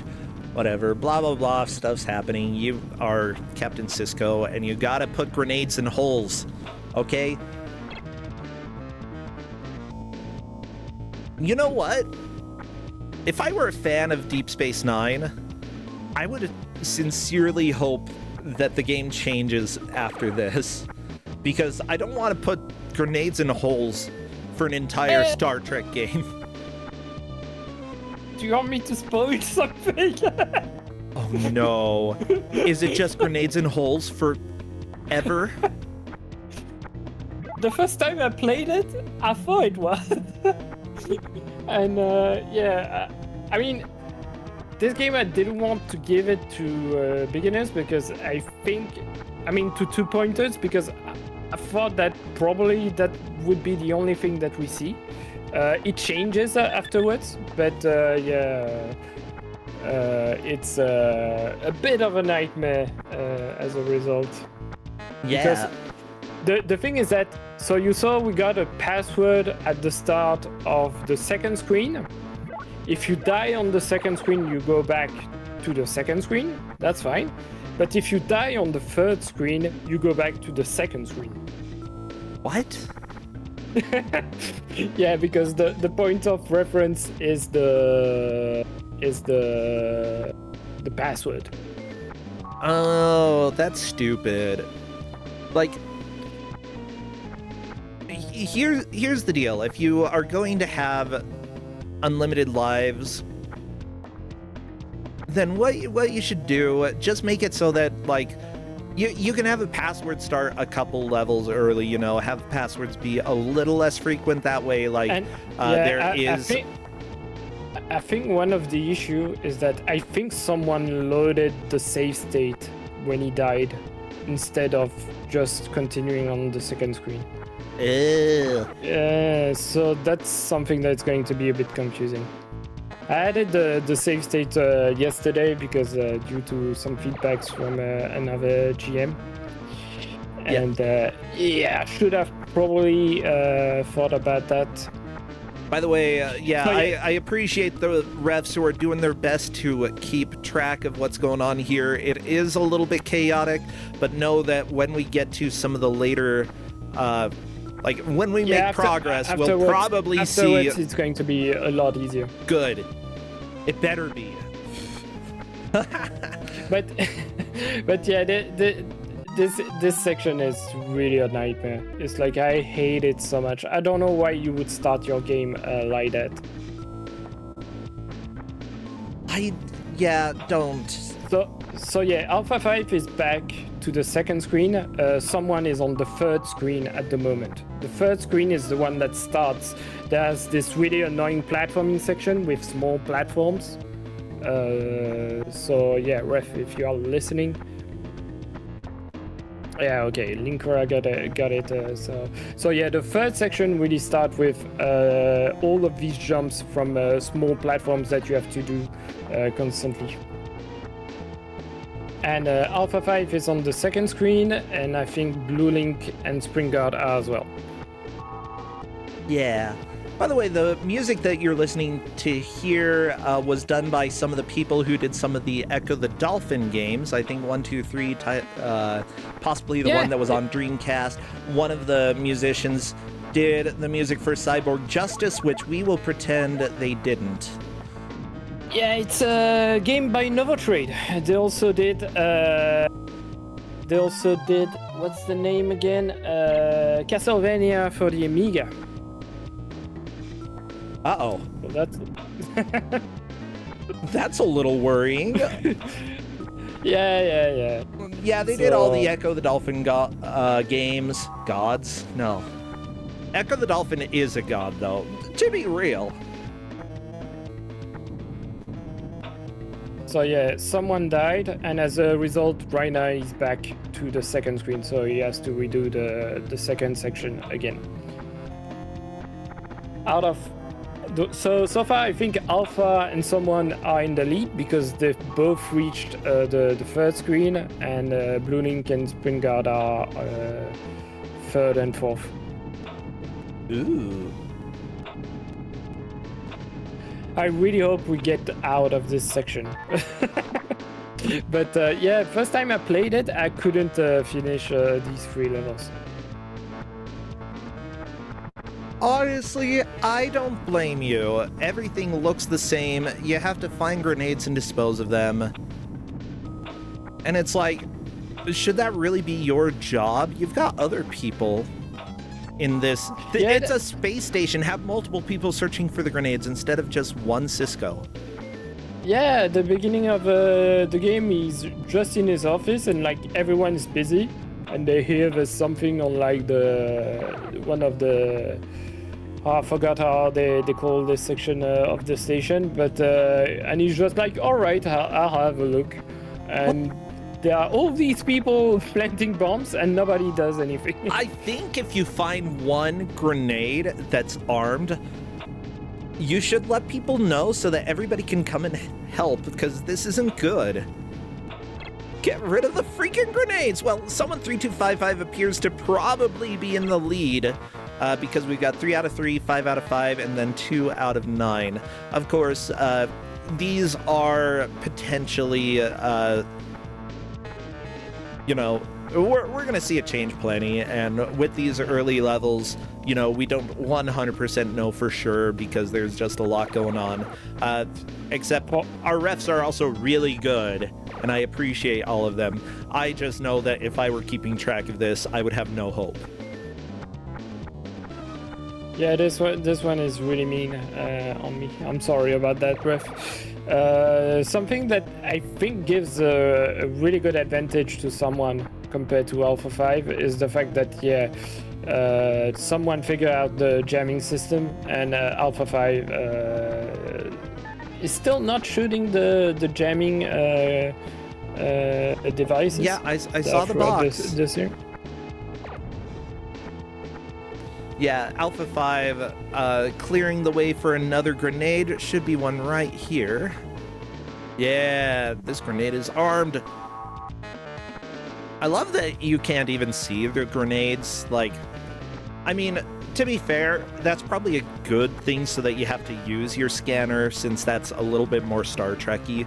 But they're always in like the same pile of boxes wherever you go, you know? It's like no surprise. No, there's fall damage? Yeah. Yeah, and it's the worst once you get to the next section because yeah, whenever you fall, it's usually from really, really high, and that's the point where you're just going to die. Don't do that. Everybody, if you're in a space station, just take the elevator, okay? Don't jump down the elevator shaft. Bad person for thinking that. I like that it sounds almost like I believe it's called the Mexican hat dance, the Yeah, indeed. That's what happens when you die in Star Trek. That song starts playing. Yeah, that's the song they played when they shot Spock into space at the end of Star Trek 2. Sorry for the spoiler. Everybody cried, but Yeah. not because they were sad, because they were confused. Well, a little sad, but mostly confused. So yeah, I'm checking a long play just to make sure, because we have different information, and I didn't count every grenade on each screen. So yeah, first one has 5. That's what I remember. Yeah. Sprint God making some good progress here. Sprint God may be in the lead now. And yeah, chat is noting, sharing counter spoilers, saying that Spock actually comes back. But is it the same Spock? Is he from parallel universe? Is he evil? Does he have 2 noses? I don't know. Is Spock sexy? Yeah, he's sexy for a while, for a little bit. Wait, because you get sexy Spock? Oh my god. Okay. A little bit, but not for long. Let me look. Sexy Spock. Oh, there we go. Okay. I had to look, and I can't share that picture, but I can share some of these other ones. Okay. Everybody, say hello to our god on this stream today. Sexy Spock. He's here just helping us out. He's definitely a little injured here, but that is fine. You know, he doesn't seem bothered by his injuries at all. He is there with no shirt, ready to be, I don't know, ready to use logic and all that crap. Okay, so remember when I said that the bomb section is taking last forever? Yeah. I should probably have been more precise about that. I played this. I played this a while ago because I wanted to give this in Kusogrande 8, and it's not 3 screens with bomb. It's 4. It's 4? Yeah, refs. So you have to collect. Refs. We're so sorry. I mean, And by us, I mean Needsol is so sorry, right? Game. You're sorry? Oh yeah, I'm very sorry. It's like I'm so happy that I did a really good job with the Fade to Black tracking, and for this one I did a really poor job, and I'm sorry for that. I found a painting of Spock. Yeah, I cannot share that. But definitely people are into sexy Spock, it seems. Can't blame them. He's pretty fun. Yeah, right now Alpha and someone are on the 4th screen. I'm pretty sure about that. Because that's the one with loads of little platforms, and that's the final section. Yeah. Oh no, Alpha 5, that's another death. Don't know how far back that goes. So wait. You get the password after section 1 here, but then do you not get another password until after 4? Yeah, you get another password once you finish with the bombs. I don't know why they did that, but that's the way it goes. You could have put the password halfway through or something. Or just put, let people continue. Put the password at the beginning. like you put passwords at the end of missions, not in the middle of them. It's still the same mission. Yeah, you know, there are 50 different ways that they could have done a continuing password system easily, and I would have liked it more than this stupid elevator warp door maze bullcrap that we're dealing with. Oh my gosh. And you know what's the worst? Is that I watch a speedrunner of this game like every single day for like 3 months, and I still don't remember how many bombs and screen there is of that section, despite just looking through a runner, running through this whole thing several times. I'm not too surprised. So yeah, the screen with the small platforms is the final one. So the one where someone is right now. If he didn't die since I moved away, I don't think he did. Okay. This is the last area for someone.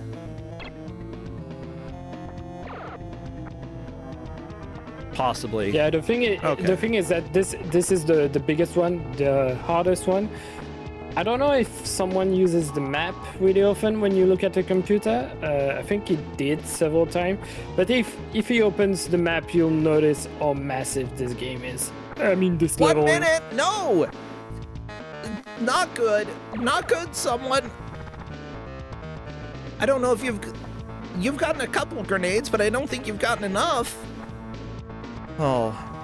Today... Oh, you found the elevator. Yes! You have 1 minute. Good luck. And by good luck, I mean you have no chance. None at all. Like, there are times when a timer shows up and you're like, it doesn't matter.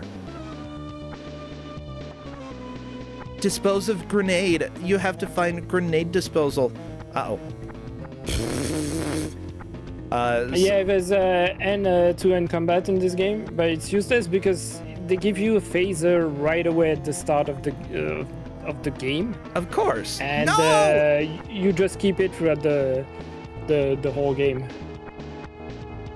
I don't like this game. I've got problems with it. I kind of like it, but I mean, yeah, I kind of like it as well, but oof. To track back. It'll take me a while to fix everything, but we'll do it.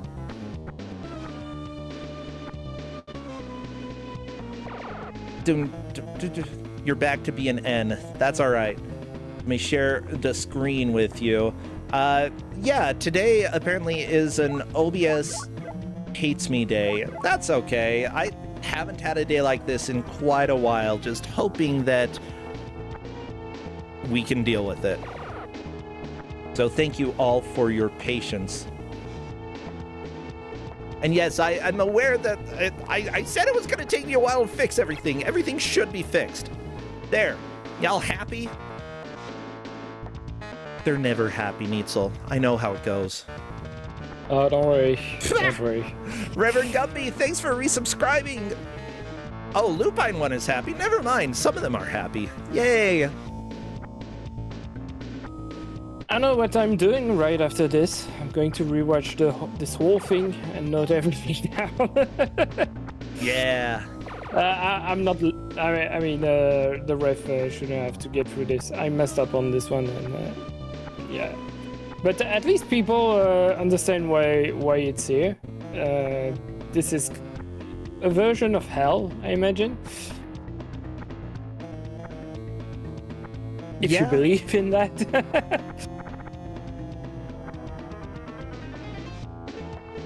I believe in it.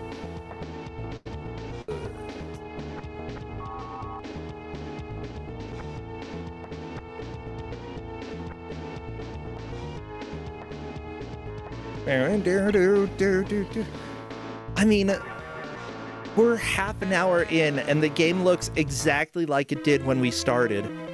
What? Alpha 5 has a password?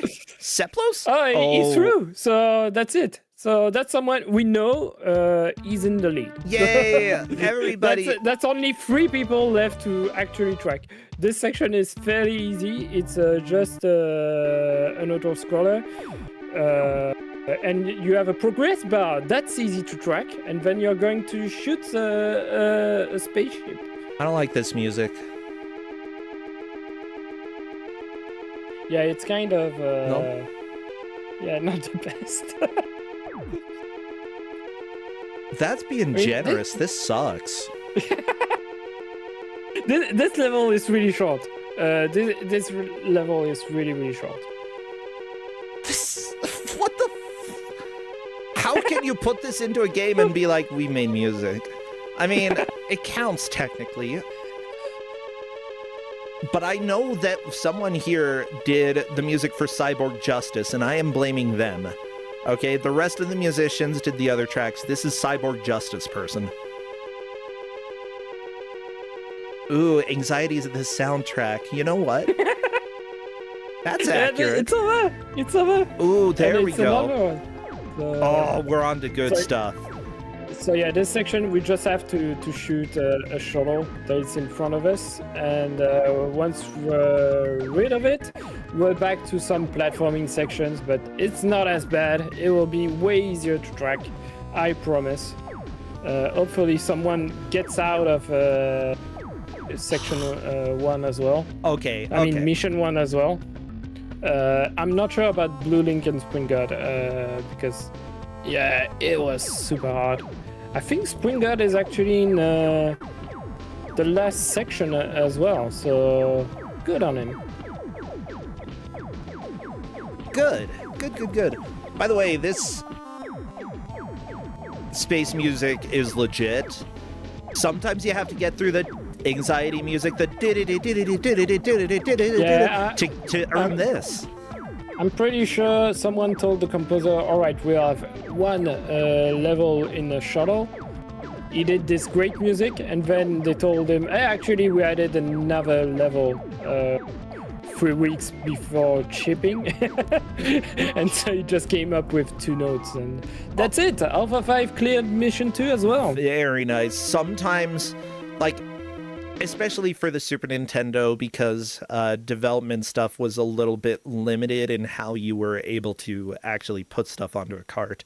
It was probably a lot harder to get a song. Like, you could compose a melody fine, but getting it onto a cart or like into a workable state for the Super Nintendo would take a lot more work. However, yeah, and because of that, I don't blame if, like, some of the songs end up being very short and repetitive and, like, minimalistic. If they had a deadline and they weren't given much time, it's almost always going to be management's fault that you have anxiety music. Wait, this looks like a video game now. Alpha 5 is really making progress. Yeah. Looks like something that's exciting, like you're playing Star Trek and shooting at bats and rats. Ah, yes, as we know, are on every planet. Actually, where are we? We're on the Bajor, so story-wise, what's happening is that people were disguised as Bajorans planting bombs on the station, but actually it's not Bajorans, it's Cardassians, which are the main, one of the main factions of the show. Okay. And like the spiritual leader of the Bajorans got kidnapped, and we're on the surface trying to rescue her. Yeah, so you don't want to go into the water because things will pull you down. There are nasty venom-spitting plants make using the overhead lattice work a dangerous path. Okay. So that's good to know. Plants are your enemy, but apparently bats that for some reason exist. Question. Anybody who has seen Deep Space Nine, are there bats on this planet? Is this canon? Just trying to figure it out. Stream Hatman, thank you so much for the raid and the subscription. Good to have you here. Great job last match.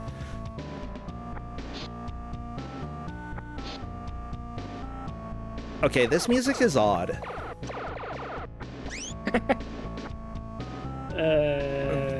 It's almost elevator music with a little more percussion? Ooh, Moower is saying that Bajor is a nature-rich planet. I'm sure they've got some kind of bat. Okay, I'm gonna look up Bajor bat. I got some, like, Finnish stuff. I see Bajoran bats as in, like, a baseball bat. No, and then I got real bats. Well, I don't know enough about Bajor to say definitively whether or not they have bats. I guess the must Ooh, have, Tristan says there are bats in the fire caves. They're mentioned at one point as some odd side lore. Ooh, okay. Yeah, the fire caves are really, really weird, and they come up at the end of the show from what I remember. We don't see Bajor that much in the show, actually, from what I remember.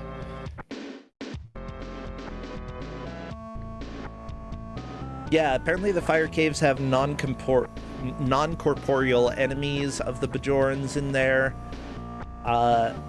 Except, despite the name fire caves, there was never any actual fire in the caves, except when the wraiths were nearly released. So, fire caves don't have fire, but they have bats. That's cool.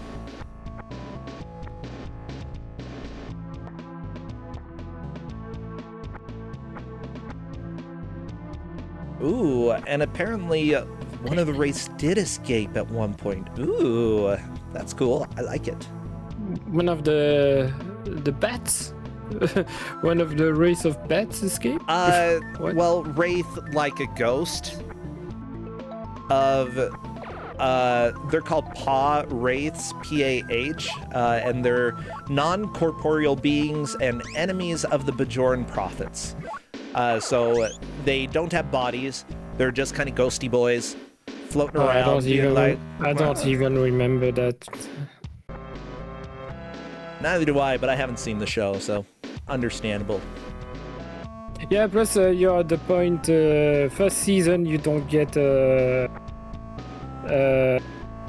it's still the Kaiser, the religious leader from the Bajorans. Early in the show she's not annoying, and yeah, later in the show, they get things happen, and it becomes like one of the most frustrating characters in the whole show. Which character was this?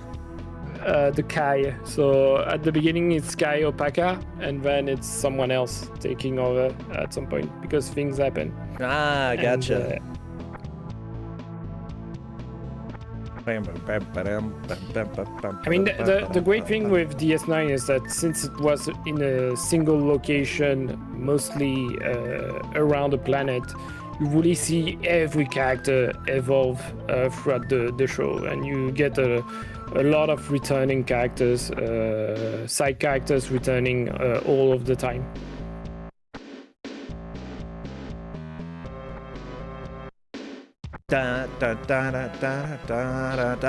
So yeah, these puzzles, I have no idea how you actually supposed to clear them.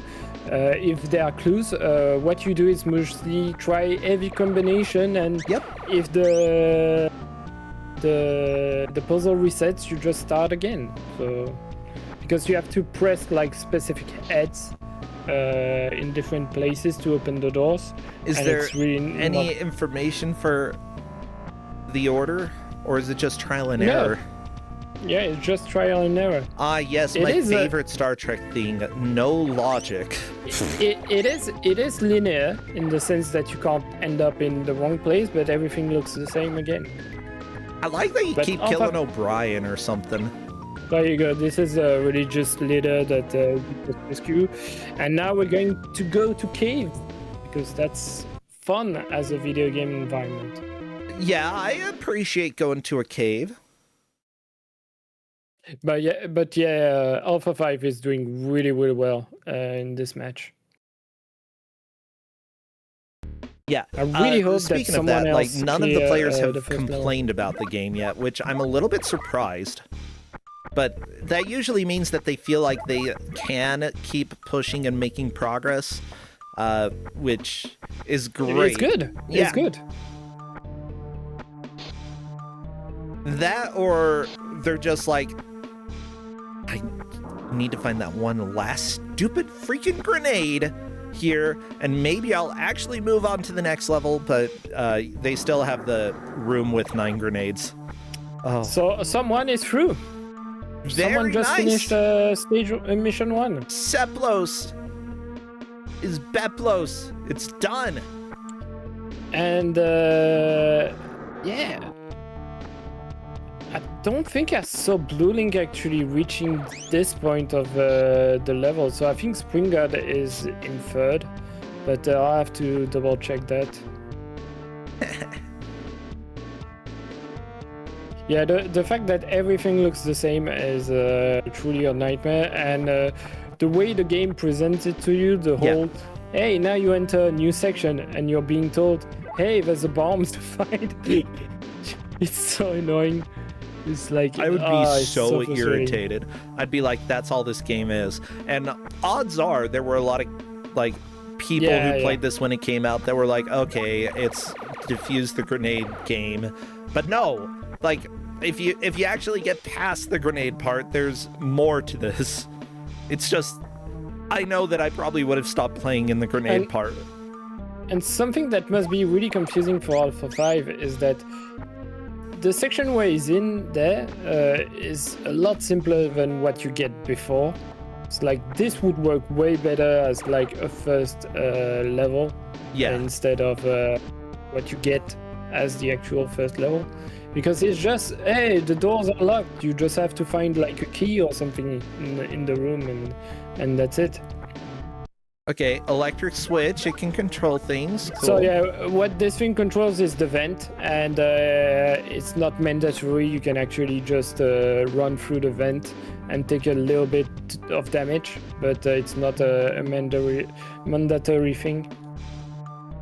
Spring God is in Grenade Nightmare right now, as is Blue Link, it appears. Is Alpha 5 stuck on the ladder? No, I think he's just looking at the manual because I gave the manual. Yeah. Which honestly is a good thing to do. I don't remember the manual, the ladders being painful in this game. Yeah, they can be in a lot of games, but I don't remember them being like that in this one. Well, just 15 minutes left of this match. We're really starting to get low on time. Like, first place for Alpha 5, I wouldn't say is completely locked in, but it's fairly solid. Someone3255 has a chance to catch up. Third and fourth between Blue Link and Sprint God, though. It really depends on if either player can beat this grenade room. Because it's nightmarish, and I really hope they can. I really hope both of them can, so that, like, they get to experience other things in this game. At the same time, like I said, my experience the first time was really... But I played the narrative sections, and they can be super confusing as well, because they don't tell you what you're supposed to do. But it took me a while to get through all of that. So yeah, there Alpha 5 could have just run through the vent after taking damage. Okay. Pew pew. Or Iframes DD are good and he was on frames. the other side? Yeah, I don't remember. Yeah, with that said, like, all of the players are people who scored 10 points on their first match. Like, we've seen these players make it far in the bracket, and I'm not surprised that we're seeing a lot of progress. Honestly, you know, I'm a little bit surprised that the grenade section has stumped some people for so long, but that's just because I have really high expectations for our 10-point players from the first match. You know, there's a very this is brutal. Yeah, you really have to memorize the position of everything and kind of figure out what's the right of order that you have to do thing. Because the hidden time limit is really awful. It really takes you don't have a lot of time to actually do everything. Something that doesn't help as well with tracking is the fact that you can teleport. If you can teleport through the level, you end up into another place that looks the same but can be completely different. So at least you don't go from one screen to another. Yeah. Oh.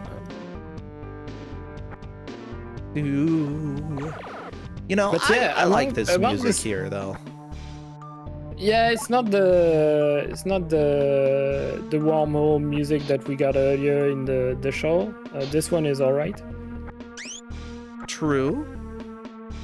Okay, so Alpha 5 is about to collect the security key, and he's going to be able to If you can line up with the key, there we go. You also got the Bajoran food. which is useful. I mean, you regain life with that. Okay. Is their food tasty? I don't remember if they talk a lot about Bajoran food on the show. Something I'm pretty sure they speak about it from time to time, especially with characters with like Bashir and Garak. They go out dining like all of the time in the earlier seasons, and then the producer thought it was too gay, so they stopped putting the two characters together. Okay. Someone is figuring out the order 1, 2, 3. Nope. Wow. So yeah, it's just trial and error. It's You so just stupid. have to...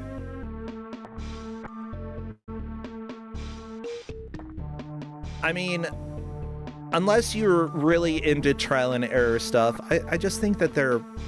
Oh, there we go.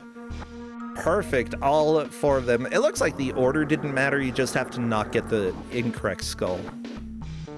Or maybe the order partially I don't know. Like 3 and 4, I saw someone 3255 get the 4th skull 3rd sometimes, and everything stayed lit. So I think that it's just get the right ones. It's possible as well that on one screen the order matters and on another it doesn't. Because this is the kind of game that we're dealing with. Yep.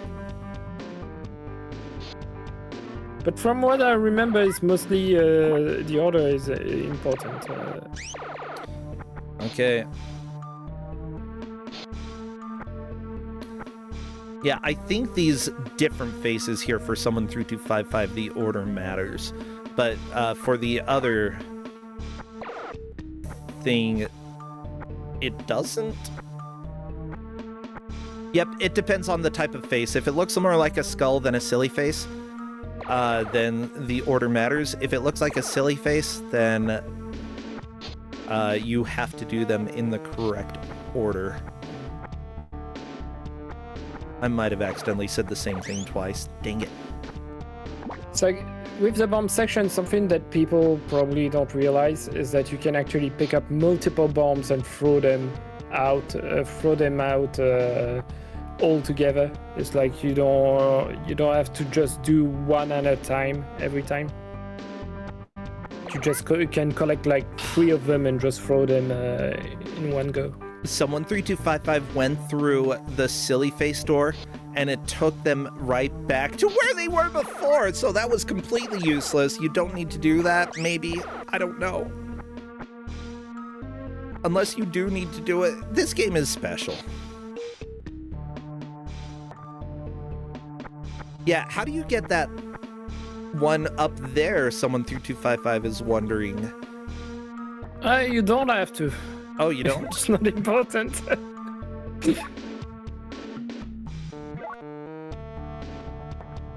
Oh my gosh. This game's a nightmare.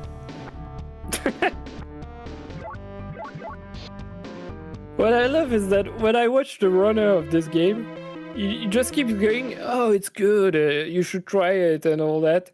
And at some point, because I played this game before watching that runner called Savdwash. Yeah. And it got me like questioning myself. I was like, is it really? From what I remember, it wasn't that good. Okay. So yeah, Alpha 5 is in a fun section. So he has to plant bombs at the on a machine below, and once he's done that, he'll have I think it's water or a timer. Well, he'll have to climb the whole section all the way to the top before dying. Yeah. It's fun stuff. Someone 3255, I'm just trying to figure out how to open this freaking door. How door? How door?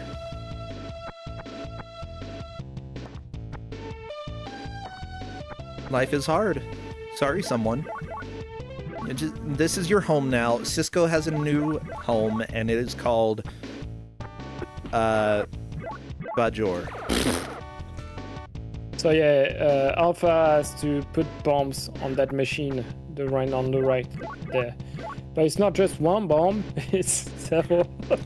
Ooh. The game so yeah, like he placed one, you might think, oh, okay, that's good, but you actually still have more of them, and you have to place like multiple ones. Okay. This is very small, very slow exploding of this device.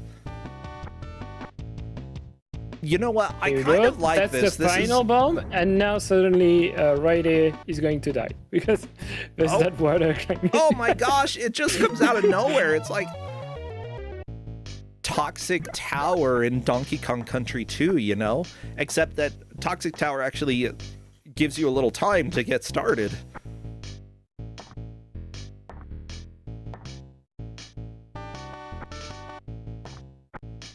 So yeah, looking at the players, I pretty much agree with what I'm seeing in terms of the ref sheet. Like Spring Dot seems to be in third, but I'll double check. I'll rewatch the whole thing just to make sure that everything is good. Alpha 5 just trying to do this really tricky climbing because this game doesn't exactly have the best climbing ever. No! Alpha 5, no! Bleh. This is great. This is like prime, you know, these players are fantastic at video games, and so seeing them struggle, you know that this game is bad. Yeah, Alpha 5 practicing to see how do I actually get out of this area, and I think that jumping to the right is the correct way. Otherwise, you get the Mexican hat dance, and, you know, that is never something that you want to hear when you are in Star Trek.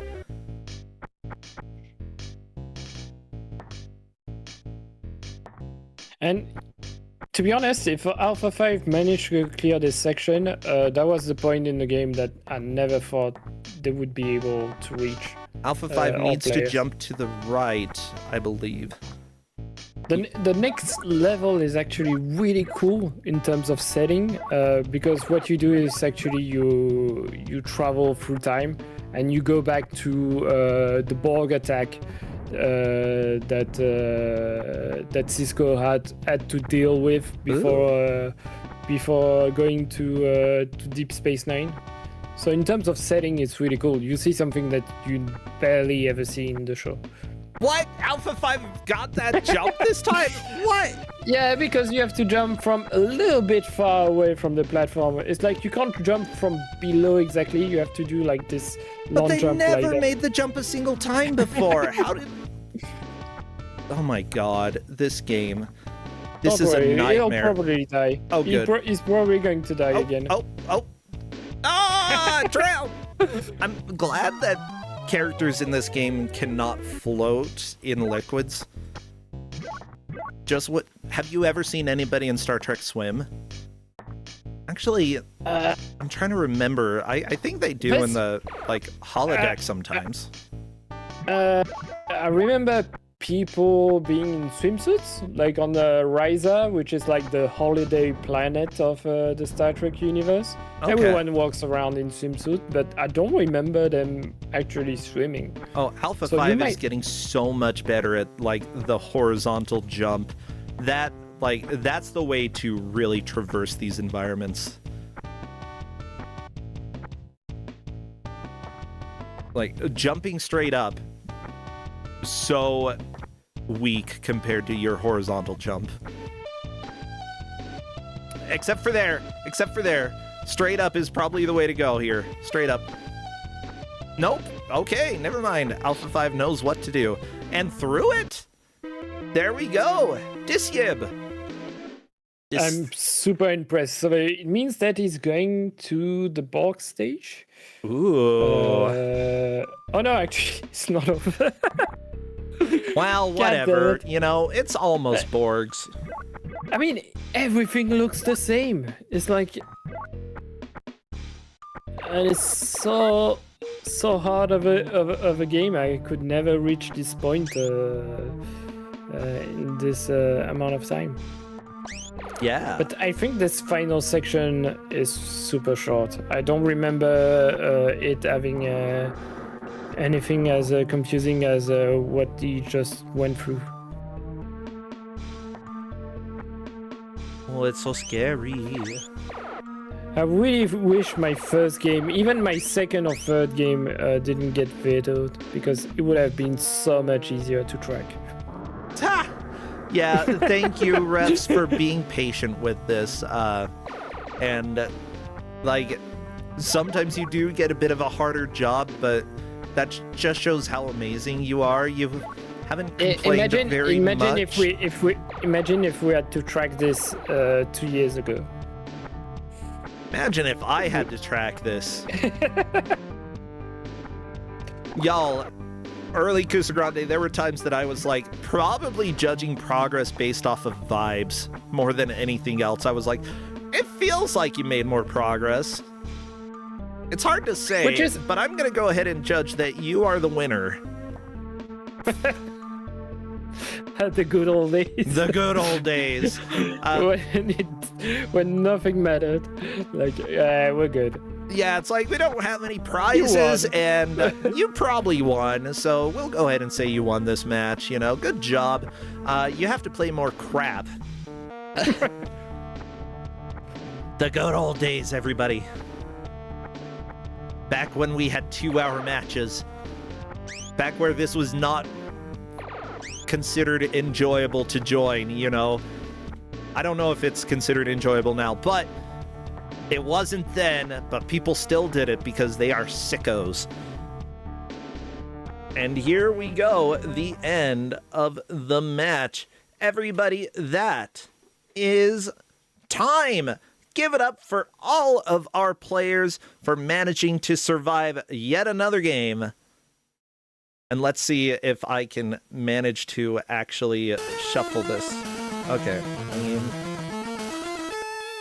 This one's good. Ooh, Scary Haunted Castle. Ooh. Well, as it turns out, first place, very easy for us to know. That is Alpha 5. Second place, easy for us to know. That is Someone3255. And we'll see if there is discussion for third and fourth. Probably Springcod for third, Blue Link 13 for fourth. But, you know, we will wait until the final confirmation. Let me welcome Alpha 5 to come and chat if they would like. And yeah, like you said, you were going to be impressed with how far Alpha 5 made it. Yeah. Yeah, it's genuinely like the grenade stages. These are players who took first in their first match. Seeing two of them stuck on the grenade stages the entire time honestly just shows how brutal this game is. Well, Alpha 5, welcome in and congratulations. Not only did you get out of the grenade stages, but you made enough progress on Bajor in order to actually solidify the victory here. Excellent. Yeah. I like to attribute this victory to the attract mode that showed me what I was doing on the first. We were wondering. Yeah, so the attract mode shows you the first stage and like the first like pattern you have to do to open the doors in like the haunted house thing. So that was pretty great, and I don't think I would have made it on that first stage if I didn't know that. Yeah, honestly, we were mentioning that. I saw someone in chat being like, I bet that 2 people looked at the attract mode and 2 people didn't. And I think that is something for everybody to remember. You are allowed to watch the demo/attract mode before a match starts because that can have helpful information. And I'm glad to hear that actually paid off for this game. Oh yeah, no, it was extremely useful information because like I wouldn't have thought to like poke at the doors and do anything. Like I get lazy sometimes when playing, you know, Kuso games, and like this isn't the first time. Like way back in Kuso9rande, I think it was the 30-point match against Andy, and that got me through 2 stages. So. Oh yeah. I like this game. This was fun. Really? Okay. I assume that the players who didn't beat the grenade stage don't love this. There were 2, okay? Yeah, I can believe that. Yeah. Like, that's a rough stage. One other player did make it out of there, so like not everybody was stuck, but you just had such a lead that it was going to be extremely hard for you to beat. So what did you actually like about the game? Do you know much Star Trek Deep Space Nine at all? So I know that this game is bad because Cisco wasn't involved yet. So that's like the first important thing. That's true. There wasn't enough Quark or Odo. And yeah, that's really those are my opinions on Deep Space Nine. I did watch a bunch of Deep Space Nine, and it's good, and it's just like, well, we can't figure out what's going on. All I know is that it's Bajor and probably Cardassia's somewhere in there. I think I saw Cardassia like listed in the manual. I did enjoy that if you bought this game, if you mailed in a letter with $2 until November 30th, 1995, you got a free Cisco action figure. I'm gonna go ahead and share that with everybody because it's very important that you know how amazing Cisco looks, okay? It's a good action figure. It's definitely posable. You can see the joints like really well. Yeah, look at him. Like, he has hair still, so not as good. This 4.5-inch action figure is individually numbered. $2. Yeah. Okay, $2. Yes, yeah, $2 just for them to ship it back to you. Like that's a pretty good deal. Honestly, I was like $200. I can see somebody charging that, but who boy? What is this today? Yeah. But no, I did enjoy it. Like just the movement wasn't super clunky. Like it was of cinematic platformers I've played, this controls up better than a lot of them. That is good to know. Yeah, also, they gave me a gun that just made the enemies go away. So... That's what phasers are they supposed never to do. that. Well, it's because you get the Type 1 phaser and the Type 2 phaser, and they took my Type 1 phaser away from me at some point, and so I just had the Type 2. I don't know. It would be really funny if you didn't get a phaser if you didn't pick it up in the grenade stage. Oh no. Yeah, because there's some plots that are just gone, but I guess I did load save state, so I have no idea actually if that impacts anything. Now that I think about it out loud. Yeah. The Defiant missions were weird. They were just kind of there. Which It ones were wasn't even like the flying it one? wasn't. Yeah, it's not even the Defiant. It's just a shuttle because at this point in the show they don't have the Defiant. Oh, you're right. They don't have it. I was just thinking Defiant because that is, the. That's why it was so awful. Yeah, my father owns every Star Trek ornament that's come out since 1993 or whatever. Or no, sorry, 1991. And so I always think of the Defiant because that's the speaking ornament that you plug into your Christmas tree lights for Deep Space Nine. They also have the actual space station where it's Sisko's last speech to the crew. So it's pretty quotable series because of Hallmark ornaments. I love it so much. Well, yeah, I do think that this year I'm going to go through Deep Space Nine. I want to. I've needed to for a while. I just watched part of the first episode and was a little bit like, okay. But I know that it gets better, especially after the first season. The second Sisko's head. You may actually enjoy running around the station, seeing Morn, Quark, being able to talk to them. It's pretty fun. Oh yeah. The Quark and Odo are definitely my favorite characters on Deep Space. Yeah, you can play as other characters. In Mission 2, you actually don't play Sisko, you play Kira. And in the shuttle it's Kira, not Sisko. You play as Bashir, and there's a section where you play as Odo, and you have to morph into conduits, which is pretty fun. That does sound pretty fun. Well, Alpha 5... They tried. Seriously, great job here. Honestly, I think once we got past the grenade stuff, it looked like it turned into an enjoyable game. And, I'm curious about the mission that you were on, because there's some actually interesting stuff going on. And if I don't skip the story, I think that it might be compelling. Clearly, I was going to, I think, kill some Bajoran terrorists or something and blow up a generator. I'm assuming that's what the plot is. Actually, they are Kardashians in disguise. Thank you. So. Okay, Cardassians in disguise. That makes a lot more sense given what the plot of all of Deep Space Nine keeps coming back to. Is that Cardassia bad? Yeah, that sounds about right. Well, sweet. It's just we were stopping terrorists, yeah. All right, well, Alpha 5, is there anything that you'd like to plug right now? I know Mystery Tournament has started and that the streams are getting heated up. Yeah, Mystery Tournament's pretty good. I'm sad that it caused one of the games to be redrawn today, apparently. But, yep. Because that looked funny. However, I will take a game that I got a victory in, and was honestly having a pretty decent time with. I just if the grenade level would be better if that thing that showed you where the grenades were on the mini just stayed there the whole time. That'd be so much better. Do you know why it's disappearing? You never knew during the mission? I wasn't 100% sure. I think it's a button press, but I just didn't think about it. Or it's movement from Sisko.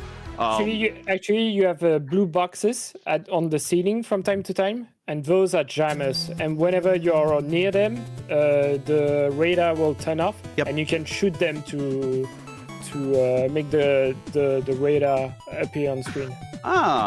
So the fact you managed to clear that whole level without using that mechanic is really amazing. It's mind-blowing. I used the mechanic because again everywhere I was able to find all of the things on the radar. So those blue boxes just weren't there. And then, like, after going through it so many times, that I was able to find them. And I'm glad I found that last bomb, like that last section at the very end. Like, that was important. Oh, yeah. The last part of the grenade section sucked. Well, but if I understood that mechanic, I think it would have been better, because then I would have been more freely capable of searching. oh yeah, for sure. Well, is there anything else you'd like to plug before I let you go? No, just watch Mystery Tournament. Yeah. Watch more Brosensha. I hear he's a pretty cool guy. Sometimes, not always, but sometimes. Sometimes he gives out a good game and a bad game tournament, and I get upset about it, which is it's kind of right now. You know, you expect to play garbage, and I have a good time. Like, that's not. No, like the other players are complaining enough that I feel like. Oh yeah, they're mad. Yeah. The only time I've ever been mad is when I got Squirrel King, because I finished that game in 30 minutes and I had a blast. That was a great game. Oh, good memories. Oh, Neatzel, what about you? Anything you want to plug? I know that we had the French restream on BBG, or the English restream of the French Bad Game Marathon over on BBG, Yeah, which it are went VODs really available. well. Yeah, I think VODs are available. You can definitely watch it on the Big Bad Game Marathon Twitch channel. It was great. It was fun seeing a restream of an event we put together. Overall, people seem to really enjoy it. What do you have? Oh yeah, next weekend I'm doing some runs for Retroton. We have, I know that Muwe is opening Retroton with a game that I'm really curious to see. And a little bit later on, a few hours later, I'm running Surf Red and what's the other one? Oh, no. It's Gremlins 2 for the Amiga. Okay. I mean, Gremlins 2, I'm on board with. The other one, oh, horrifying. Good luck. Gremlins 2 for the Amiga. Oh, I mean, for the Amiga, whatever. I'll go through whatever the crap it is. That was really bad. So. All right. Well, good luck with that Retrothon. Everybody, you are free to check that out as well. Feel free, everybody, if you'd like to share links, you can go ahead and do that. Otherwise, Alpha 5 Neatzel, I gotta let you go. We've got more games. See ya. See you too. Bye-bye. Bye. Well, everybody, I'm going to run a quick ad because I got to use the restroom. We will be right back after this and jump right into the game. Stay tuned. Don't crash while I'm gone.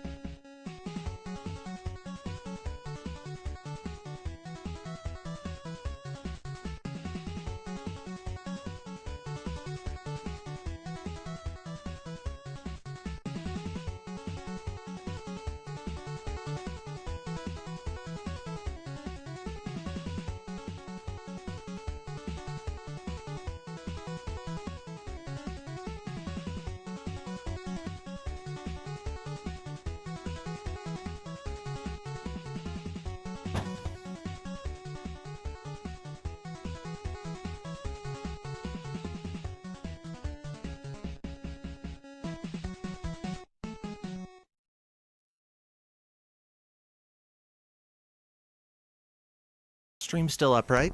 I was gonna say, did music not start? Okay.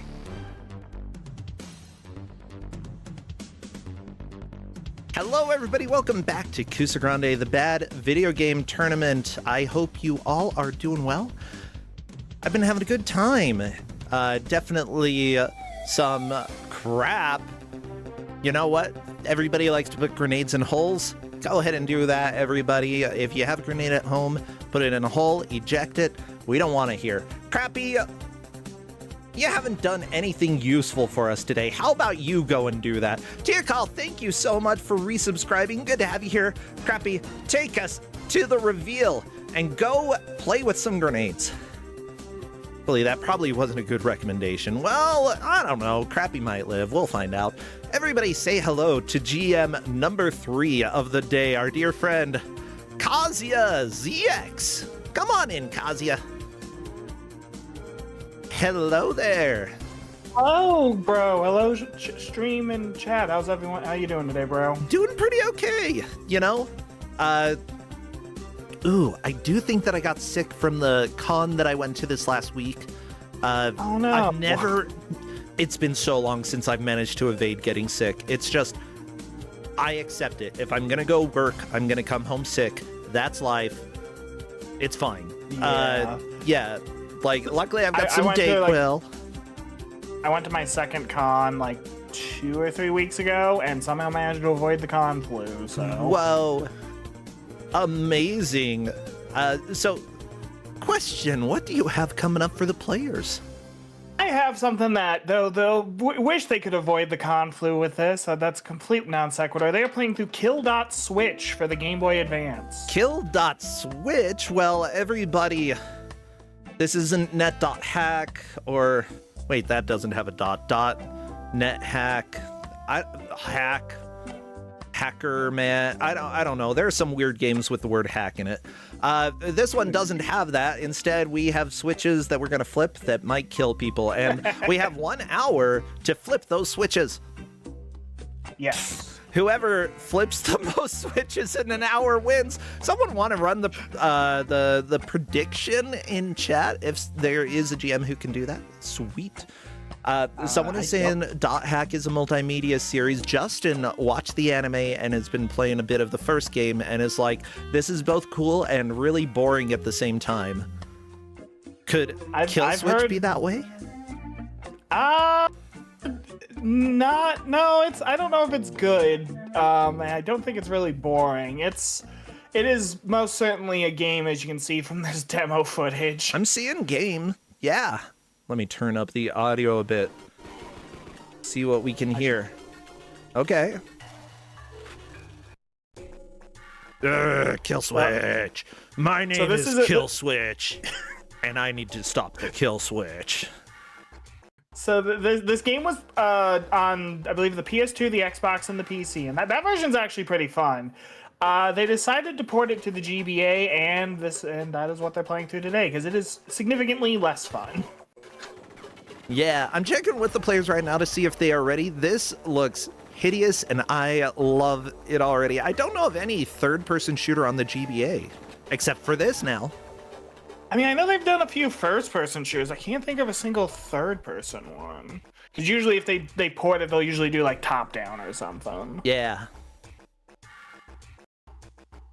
Okay, checking right now to see if the players are ready, and I think they're all vomiting somewhere because nobody's replying. It's okay. Sometimes you need a little health break when you're dealing with Kill Switch. Bonhanzer wins because they're the first to respond. Yay, good job. Yeah, it's gonna be fine. Just trying to make sure that everything looks appropriate here for Kill Switch because I accidentally had part of it cut off for some people. You know, Kill Switch, even if you're gonna kill that Switch, you gotta make sure you're doing it right. This game's kind of farty, if you too. kill the Switch wrong, the Switch kills you. Exactly. Are you a kill Dom or a kill Switch? Okay, anyways, it looks like the players are ready to go. What would be good emotes for chat to spam? Anything... Ooh, that's actually a good question. Anything just somewhat futuristic, military-related. Those are kind of the big ones. Coffee?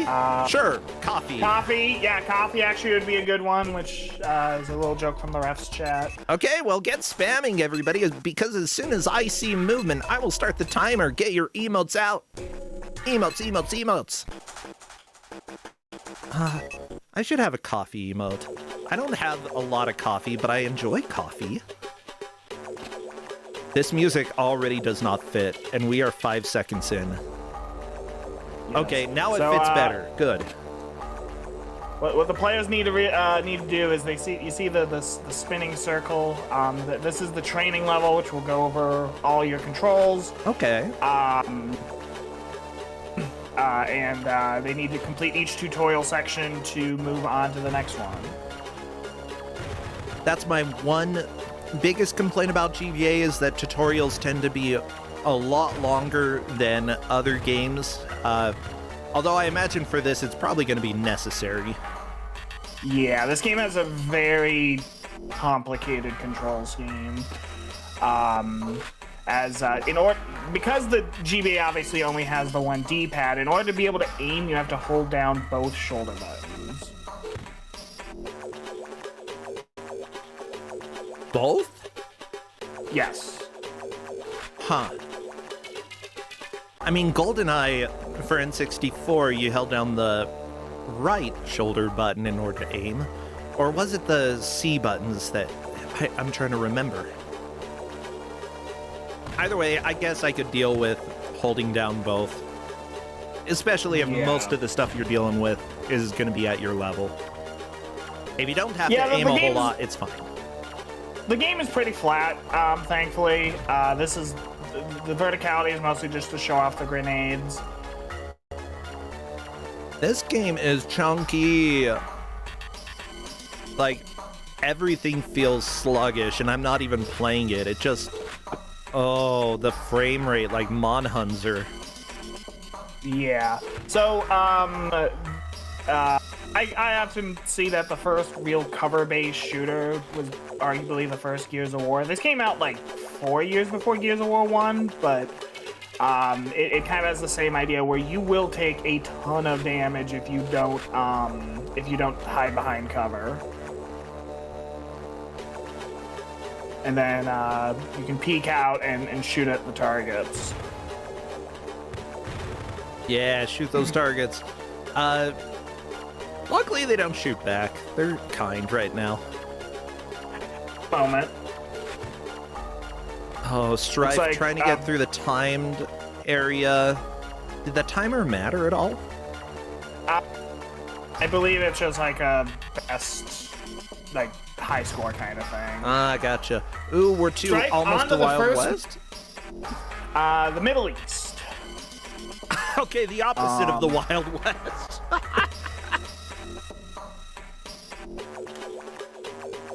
Dang it! Let me see if I can pull up the plot synopsis for this, because the plot for this game is interesting. Yeah, go for it. Well, right now, so everybody knows, progress is based off of whoever obviously makes the most progress through the level, but how is that measured? It's going to be the mission reached and then progress within the mission. So, the missions are fairly linear. So good. So like it hopefully it won't be too hard for refs, but there's not really like easily tracked like objectives that we could use, so it's just kind of make progress through the level, and yep. So I have the plot synopsis. Go for it. Protagonist Nick Bishop is a super soldier remotely controlled via direct neural connection by a man known only as Controller. Not Controller. In a series of combat missions designed to bring the North and the West to war, Profiteer Archer plans to benefit by selling the technology used to... in a series of combat missions designed to bring the North and the West to war. Profiteer Archer, played by a Baldwin, apparently, Adam Baldwin. Okay.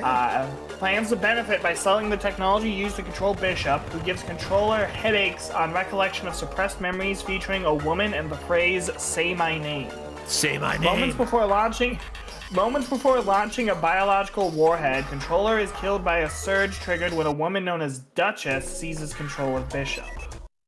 Sent to attack Controller's base, Bishop's memories are eventually restored. The woman from his memories was his new wife, who Archer killed when he captured Bishop to sell the technology inside him. Freed, Bishop kills Archer in a final assault and walks away.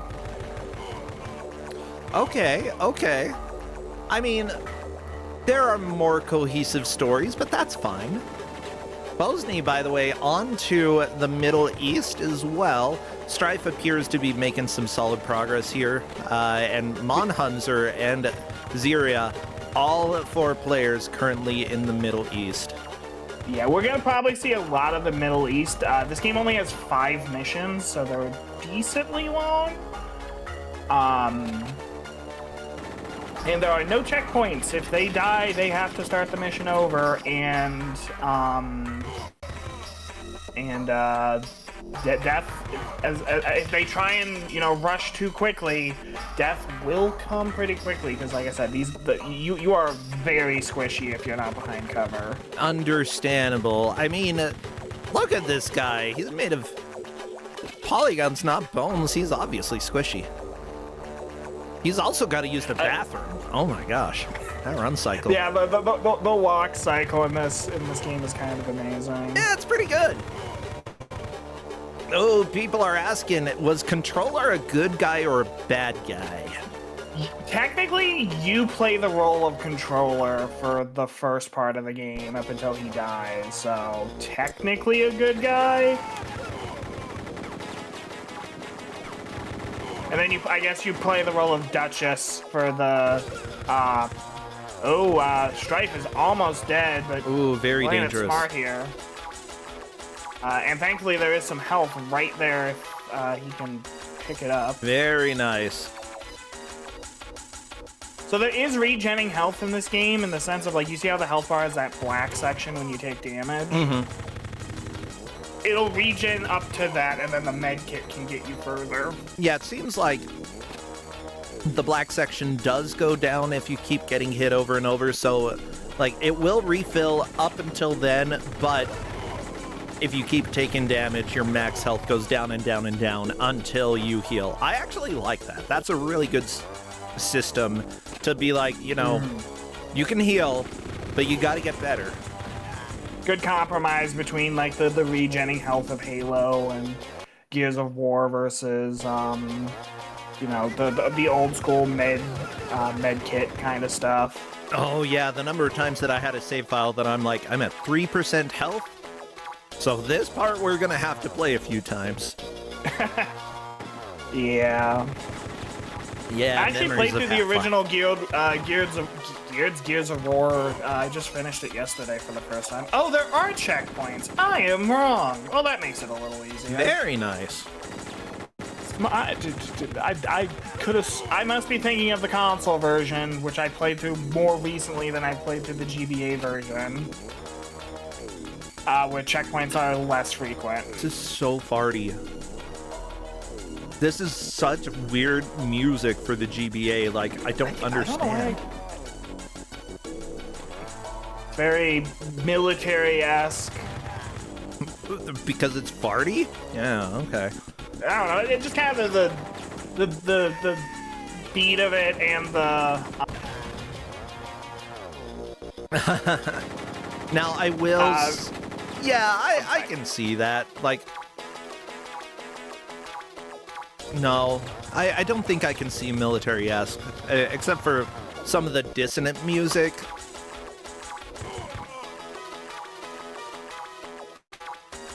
I will agree, it is very farty, though. It's boingy, it's farty. This is like almost circus music. Okay, I need to find out who did the music for this, because that, like, what the crap. As I work on that, though, many thanks to the referees who are keeping track of this match. The referees for this match are Taven appreciates the kitchenware original soundtrack. Oh my god. Okay. Yeah, that's fair. Blasness is wondering why there are giant crates in the street. Because keep them in the streets or they'll get into your sheets. You don't want that to happen. Harp Griffin wants a delicious exploding travel thermos. You know, the more dangerous your food is, the better. Honestly, in my opinion. Redford despises being forced to stand around in squares? Yeah, standing in squares not my favorite thing. Circles are much more natural. If you're a corner of a square, it's just weird. And finally, Mendez can't handle this many dimensions on a GBA game, and neither can the GBA game. Yeah, the game is very, very not smooth in its frame rate, nor its draw distance, as Strife appears to be in the void on a building. Indeed. Strife, get out of the void and get back and do your mission. You gotta save the planet. You are still showing the stats for last. They can't see it right now. It's fine. Oh, sorry. Yeah, I'm working on getting the tracker up so that y'all can see what the refs say so far. Right now, everybody is in the Middle East. Yeah, like I said, there's 5 levels. The PS2, the console version has more defined levels. So when I actually looked up a walkthrough, I'm like, oh, I'll give mission names, to help the rest. I'm like, oh no, this is for the PS2 version. This is just 1 level per area. Yeah, well, Ziria made it to the Lemon House. Possibly is at 2nd floor right after Yellow Carpet now. Strife, General defeated. Bosnia and Mon Hunzer have gotten to 2nd floor right after Yellow Carpet. So, good. The long play for this is only an hour and a half, so if someone gets really good, we might actually see a clear on this. Yeah, long plays, they generally know how to play the game, but it's not going to be super optimized. Ziria, no! Oh, but that was a checkpoint, so not a big deal. Yes. Yeah, no, thankfully there is checkpoints whenever there's like a screen fade. It's too goopy. The music is too goopy. Why? Stop this. Okay, Manfred Leisner, or Shinnon, worked on this. Let me take a look. What else did you do? Fast Racing Neo? Oh, you were a producer for that. Did you do music for other games? Audio. You worked on Garfield's Nightmare for the Nintendo DS. Okay. Over the Hedge. Hell Goes Nuts for GBA. Oh no, not him. Monster Nuts for GBA. Miss Spider, Harvest Time, Hop and Fly for DS. Over the Hedge for GBA. Yeah. Both of the Over the Hedge games. Madagascar, Operation Penguin.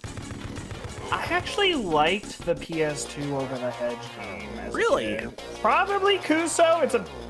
It's a very basic beat 'em up with some weird mini games, but I'm like, this is kind of fun, and I played a ton of it as a kid. That's great. I'm just looking, and this is like one of the last serious games that's on his history of games that he that he did the music for, because right after that, Maya the Bee, Sweet Gold, and then Nanostray, which I believe has cats. No? Never mind, that's a space shooter. What the crap? You have the word stray in it and there's no cats? I need to play through that Stray game, the one with the cats, not the space shooter. Good. I played most of it. It's good. I've seen the end, so, like, I wouldn't say that the story is revolutionary, but the game's enjoyable. I appreciate chat saying that the real Kuso are these yellow carpets. I like when you die, how the screen just sort of stretches. I guess it's kind of to represent, because like I said, you're like, the player is like the controller, so... Yeah. So it's like, oh, you've lost connection, because the person you're controlling is dead. I mean, that's fair. Did Strife restart the stage, or is there a second part that's on the ground? I legit don't remember. I don't know. Because he was on the roof, where Monhanzo and Bouncy hit. Oh no, Strife! Blah, blah, blah, blah, blah, blah, blah. Well, Strife was also on the roof, but is now on a ground section. Oh, okay, no, he yeah, they're both out. Him and Ziria are both on looks like the second ground section. Not quite Middle East 2, Middle East 1.5. They fell into a hole and ended up here. Thank you, Radama Ford. So when you go on a whole journey, you end up back in the Middle East. That's how this game works, okay? Makes sense to me.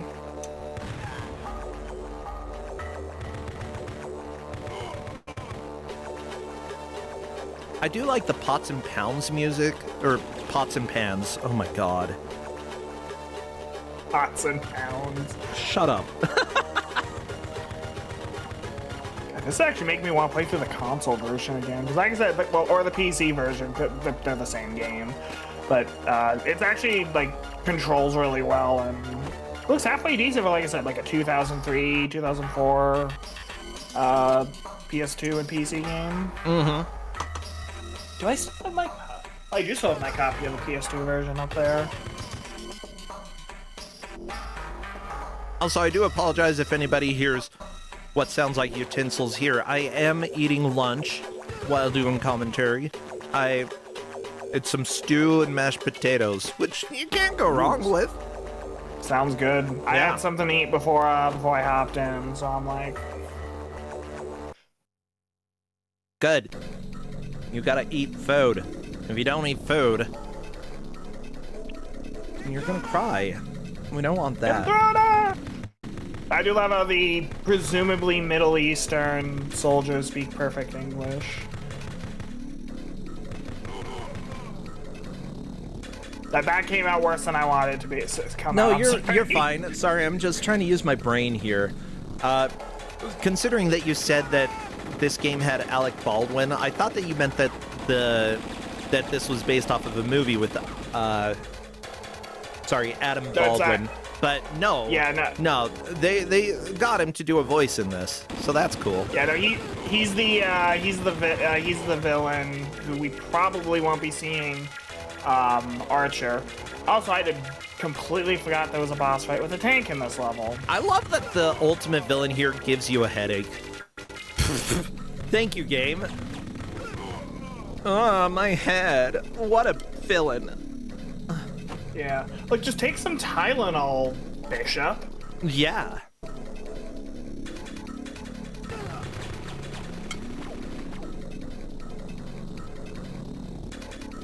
Also, the reason there's no, like, cutscenes in this version. You get, like, a little intro text at the start of each mission, and then, like, that's it for story.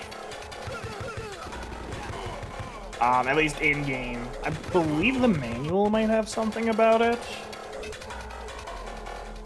It's possible.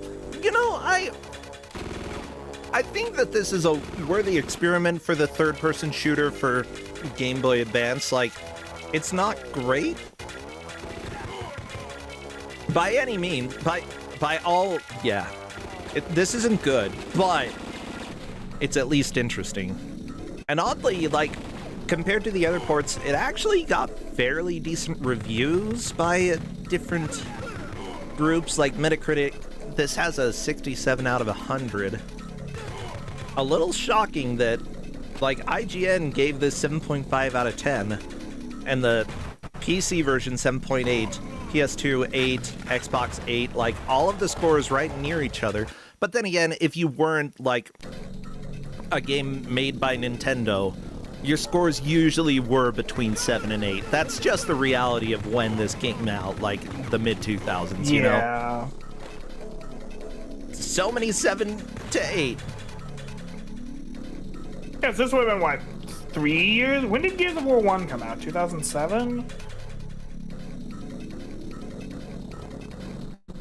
Something like that. I don't know. Do you think I'm the Gears of War expert around here? Yeah, clearly, bro, Sancho. Yeah, I've never... No, okay, I've played a little bit. 2006, it looks like. Okay. Strife was so close to killing that tank. Yeah. IGN says that the portable, not a word. The portable conversion may have its quirks, but overall it's a surprising success on the Game Boy Advance, including the squishy music, giving gamers a style of game that's not exactly commonplace in the system's library. I would agree, not commonplace, because I don't think it existed. I don't think most people were making third-person shooters on the GBA. Yeah. I know the GBA port. I realize I know they made several first-person shooters. Like I know Doom had a port on it. Oh, for sure. Games. Doom had a port for like every calculator. Like, of course it had a port for the GBA. True. I think the first time I actually played through Doom was the GBA version. Or at least played, because I was like on a hook bit where I was like emulating everything, and I'm like, oh, Doom on the GBA. I've heard good things about Doom. Like, I'll play that. One thing that I want to know, and this actually kind of plays in a little bit with, like, the design of this game and how the players are playing it. IGN specifically says the development team's been poking around for some time on the GBA, trying to sandwich its 3D tech on fast-paced titles such as SSX and Corvette, instead of creating a game that's better suited to its strengths and weaknesses. Kill.Switch is not a maniacal shooter. It's a careful, tactical game where players succeed more for their caution than a gutsy run-and-gun technique. Do you agree with that assessment? Yes. So that automatically puts players at a disadvantage, because with a game like this, in a blind race, you're probably going to want to try to go fast and, be punished for it. Bouncy kills the tank through Middle East. He's on a level 2. Yes! Level 2. What could the second level be? The Caspian Sea. Well, good. Just so everybody knows, one player will be eliminated in this match. The person who comes in last. Yes. We will bid them farewell, and then they do not have to play bad games again. Well, unless they're in Mystery Tournament. Oh, don't tell Mystery Tournament that. No, Mystery Tournament has a lot of games that they know are bad, and everybody is happy when they show up.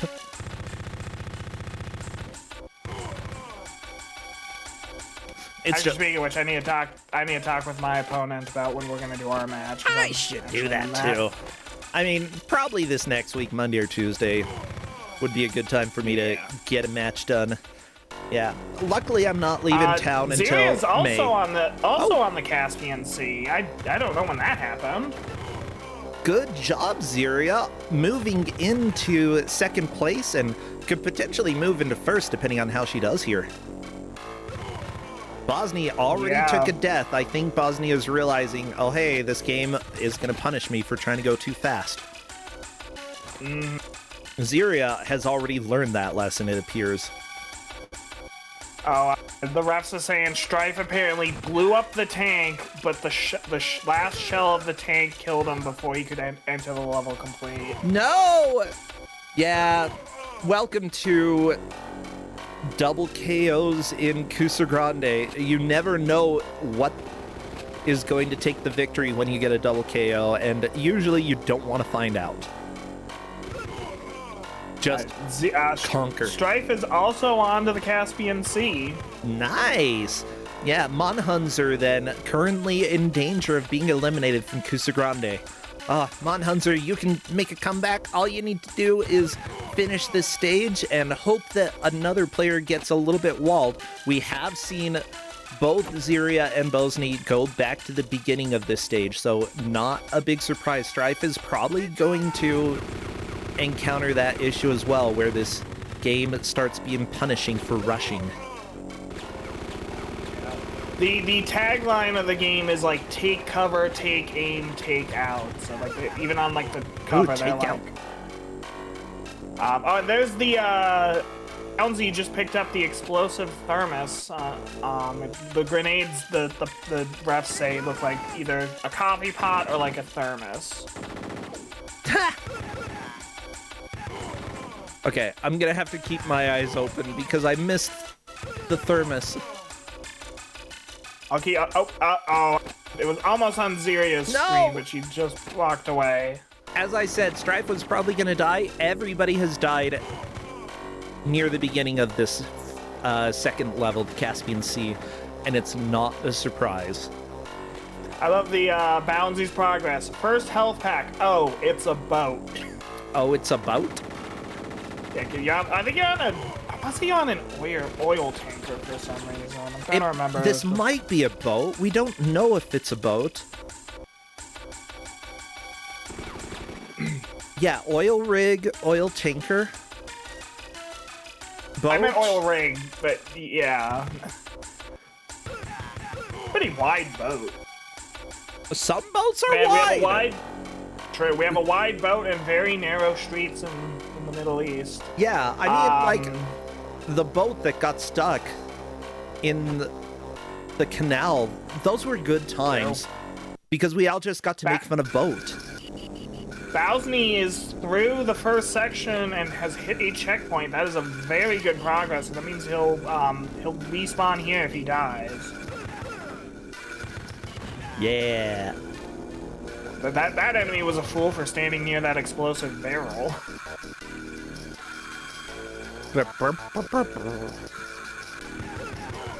All of the music is a little over. I like the industrial pots and pan sounds. It reminds me of Donkey Kong Country a little bit. You know, I can hear it. I like the caves.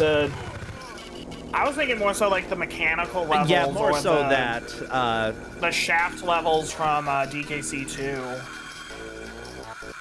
That could be as well. Bowsney is just gravity. You grab the thermos.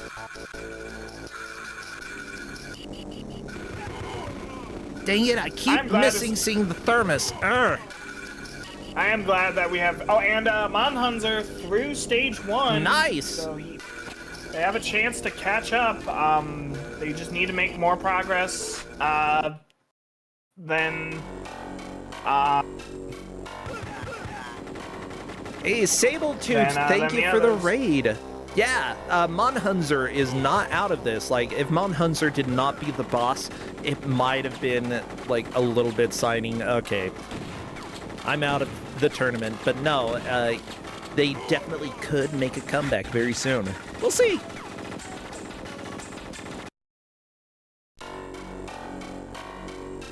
I was gonna look through the manual to see if there's, like, helpful stuff.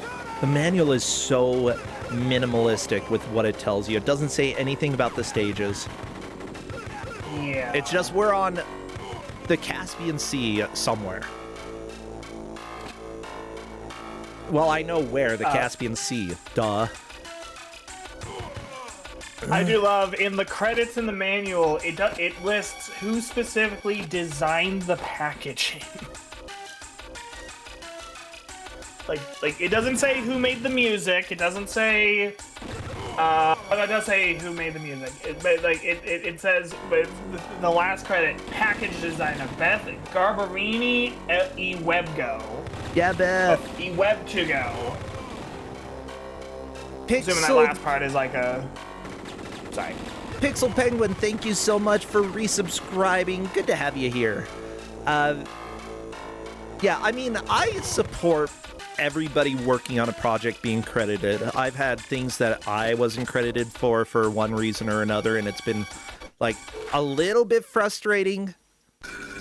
Fair. But, you know, at the same time, it's like, okay, you just started making credits. I can understand not putting everybody's name there. Maybe you should. Maybe you should work on it, okay? I'm reminded, I think it was Metroid Prime Remastered, they didn't, like, they cut the original developers out of the credits. What? No, don't do that. It doesn't matter if, like, here's the deal. Even if you have a heck of a bunch of drama because somebody on your team decided to strip at the office party and you're like, we gotta fire you over that. They still get credited, okay? Still put them in. It's just, yes, Exactly. They stripped at the office party, but those do kind of look like coffee pots, yeah. So Ziria's at the door, but there's a key around the corner that they need to pick up over by the health that they have not picked up, which is why the entrance has not appeared yet. You know what? I bet the Crown Clutch is controlled by the IRS. That's why they keep showing up in my chat.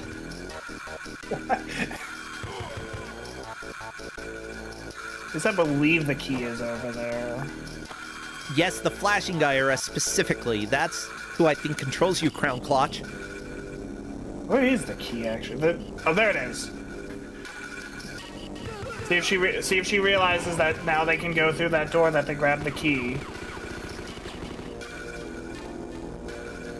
Oh, there's another coffee thermos.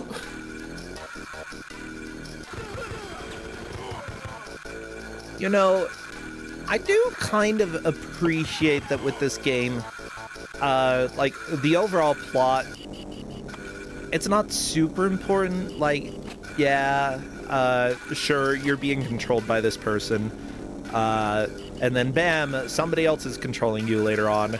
Like, there's more plot happening behind the scenes than what we're actually seeing here, and it's like a perfect excuse just to go to different environments and to fight what I would hope are distinctly different things, but unfortunately it seems to be a lot of the same stuff. Look, some The enemy barrels. variety, even in the console version, the enemy variety is just mostly dudes with various guns. I mean, who else are you gonna fight in war? You're not gonna fight Donkey Kong. This is a realistic game. You could fight like robots or like You can more fight than one Robot tank. Donkey Kong, sure. Taven asking how we're already into 30 minutes into this match. That's a good question. Games that, That's just going like, if a game, surprisingly quickly. yeah, if it makes me bored, I usually, like, time doesn't fly like this. So I guess I'm not bored. I'm enjoying it. Maybe it's because of the pots and pans music. The music in this game is pretty good. Just the variety, yeah. I was actually gonna try and give out a different game originally, but then I realized like late last night, like, oh, I should probably make some adjustments to tracking that would require me to make changes that won't make the game ready for tomorrow. So I'm like, oh, hold on and just give something else out. Yeah.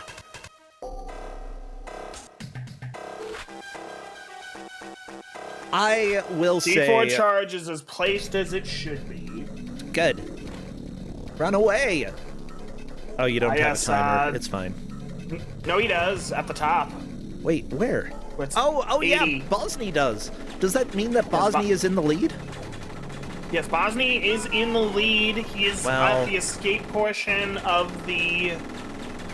Basically, you plant. He planted some C4, and now instead of having it be remote controlled, where he could just push a button after when he's a safe distance away, he has 90 seconds.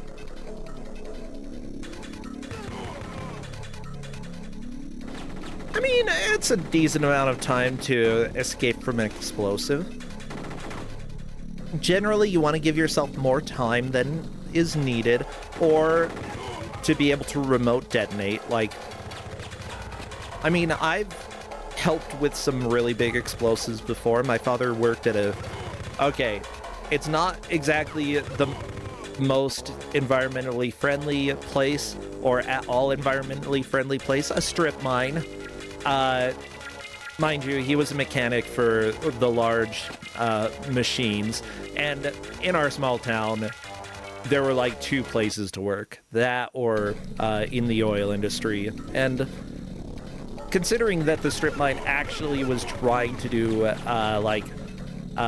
replant and put vegetation back down, I can appreciate that. Thank you. You know, if we did need the resources in order to actually grow food so people could eat, but it still damages the environment. So they were actually like trying to make things better, which I That's good. appreciate. Now, Bosny, about to blow up. I think he... Oh, he just... Oh, I think that's the exit right there. Too bad. Oh, it look. You don't really blow. Yeah, the ship You just doesn't blow kinda up. You just die. kind of fall over. Oh, but there's no checkpoint, so you have to start all the way back. Ooh, that's It's mean. only 90 seconds. You know, it's That's fine. true. As long as you're like actually killing enemies and not taking too many hits, then you can rush the end. You still lose health really quickly, so like figuring out how to deal with the final enemies and not get shot, that's going to be helpful. Yeah, this is all kill things fast, move to the next area, grab health, keep moving.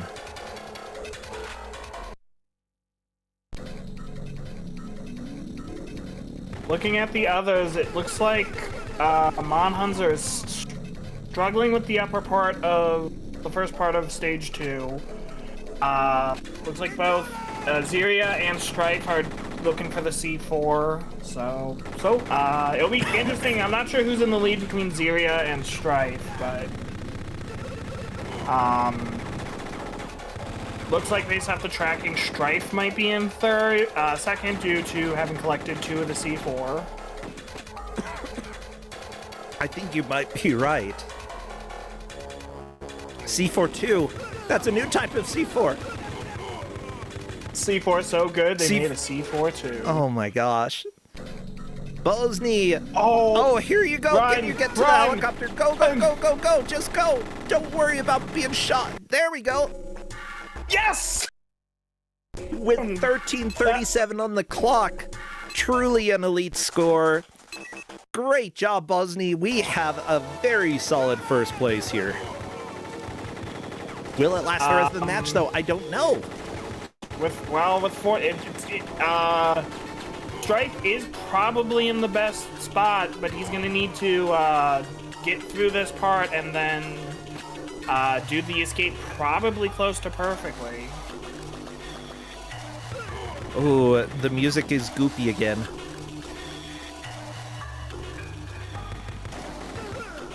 Goop, goop, goop, goop, goop. Yes, as Chad is pointing out, the North reference in the plot is referring to North Korea, because that is where Bosnia is. Oh my god. Really? I was thinking... I had no idea. I had no way to know until we went to North Korea. I was thinking, like, are you talking about Russia? Or, like, what else is in the North? Canada? Are we up against Canada? Because the West, clearly talking about, like, Europe, USA. Yeah. But I could see people in the USA being like, Canada is the North, we're the West.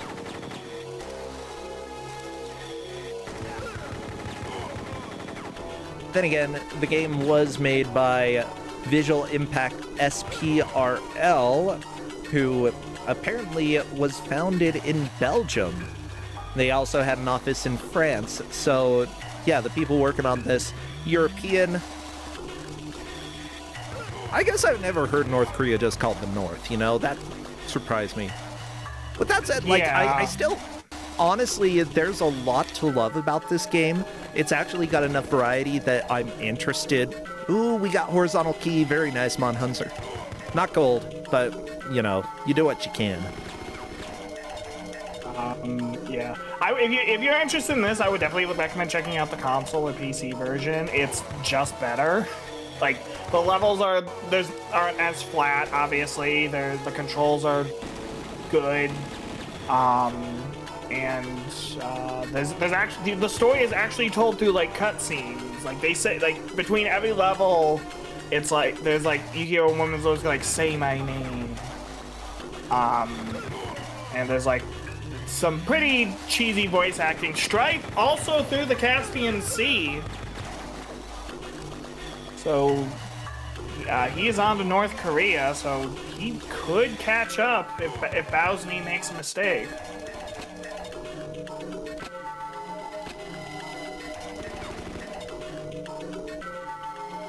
Scary. I'm terrified. Ooh. I love how on Xeria's screen it says C4 charge is placed, as it should be. It's true. I mean, if you just sloppily, like, toss it on the ground, that's not proper. That's not as it should be. Fair enough. Yeah, you gotta use the sticky stuff. That way, if somebody goes and they're like, ooh, what's this thing laying on the floor? They're not gonna say that because it's stuck to the wall. I'll be like, a very nice square on the wall. I like my wall squares, come on.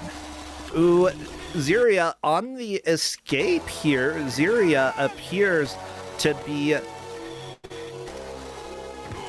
doing very well. Strife, though, moved into second place, currently in North Korea.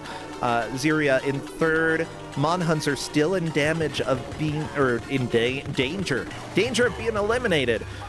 Which, considering it did take Monhunzer a while to clear level 1, it's not too surprising to see level 2 taking this amount of time. They could still make up time here between them and the other players. Just depends on, like, if the next part of this level goes smoothly for them. Unfortunately, they are not using cover, and this leads to a lot of death.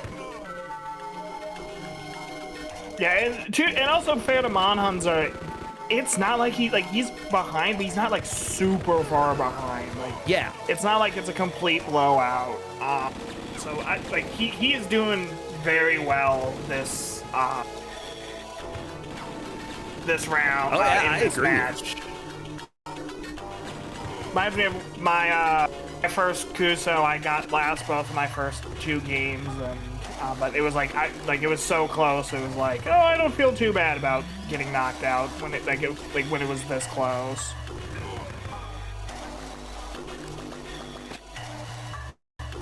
Ziria's on the second part of the evacuation.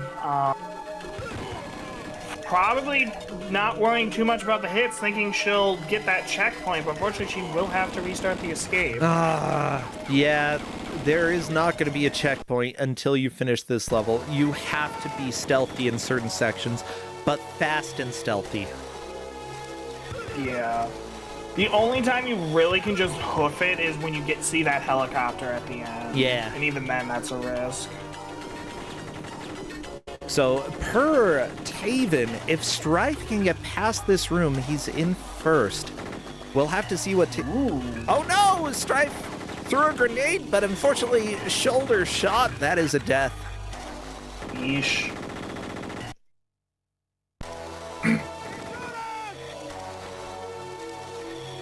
Yeah, like, I appreciate the cover system that, like, they're really the first company to do a cover system, as far as I can see. At least the Wikipedia page about the game talked a lot about the the innovative cover system that they have, which putting that on Game Boy Advance, cool. There was an N64 game that did it too. I think it was not Flashback. What was it called? That did like a cover system, but it wasn't as fluid as the console versions were. Like, I don't think you could move while behind cover. Project Winback. Yeah, Operation Winback / Project Winback, exactly. What is that? It's like a shooter on the N64. I don't think it's very good, from what I've heard. Okay, reception, Ziria, average. right at the exit. Ziria just needed to survive a little longer and she would have made it out. Okay, that's cool. I'll have to look at that a little bit more. But yeah, I imagine for N64, it would be a little bit limited on what you'd be able to do with the cover system, but still kind of cool that it existed. Yeah. But yeah, this, as people were saying, like, proto Gears of War, and I think I can very much see that because, yeah, it's got a lot of that feel to it. Now I'm thinking of a game called Advent Rising, and I feel like that had a cover system as well. Third-person game made in 2005. I was obsessed with it because back then I was a Mormon and a fan of Orson Scott Card, and so I was really excited for the game to come out. And then it was fine. Eventually, that company went on to get absorbed into Chair Entertainment. They made, what did they make? The Infinity Blade games. That's the biggest thing. That is I played that game like once. I'm like, I did not like it. But I mean, it's a little boring, but for a mobile game, It's a True, lot for better a than mobile most game, things on a phone. True that. Yeah. Not another snake. Ah, there are too many snakes on my phone. Snake and Snake 2.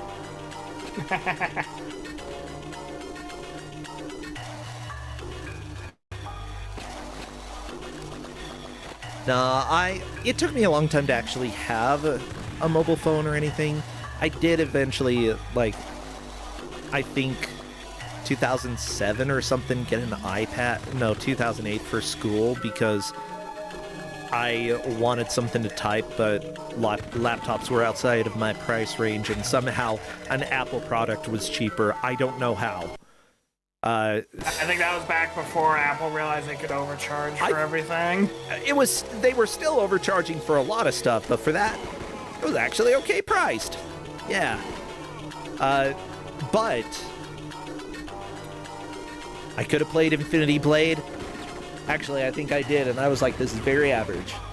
And I still had a phone with, like, a green and black screen that, if it had any games, it would have been Snake, and that's about it.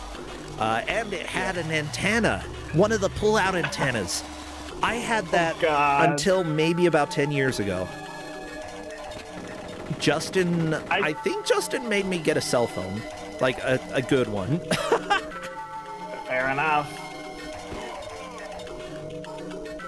It was no. I probably still had that crappy phone 10 years ago. Within the past decade.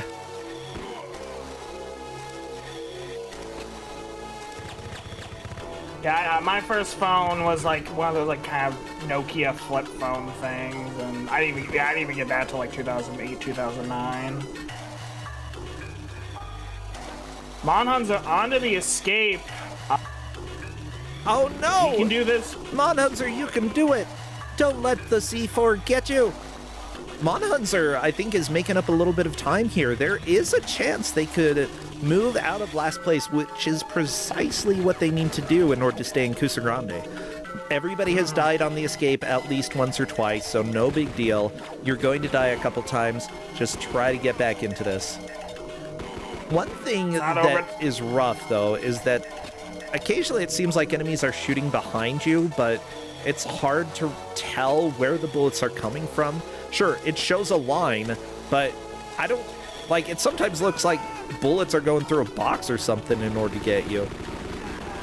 I saw Monhunter running around in a circle. I didn't see a single enemy, but they might have been hiding behind a box. I don't know.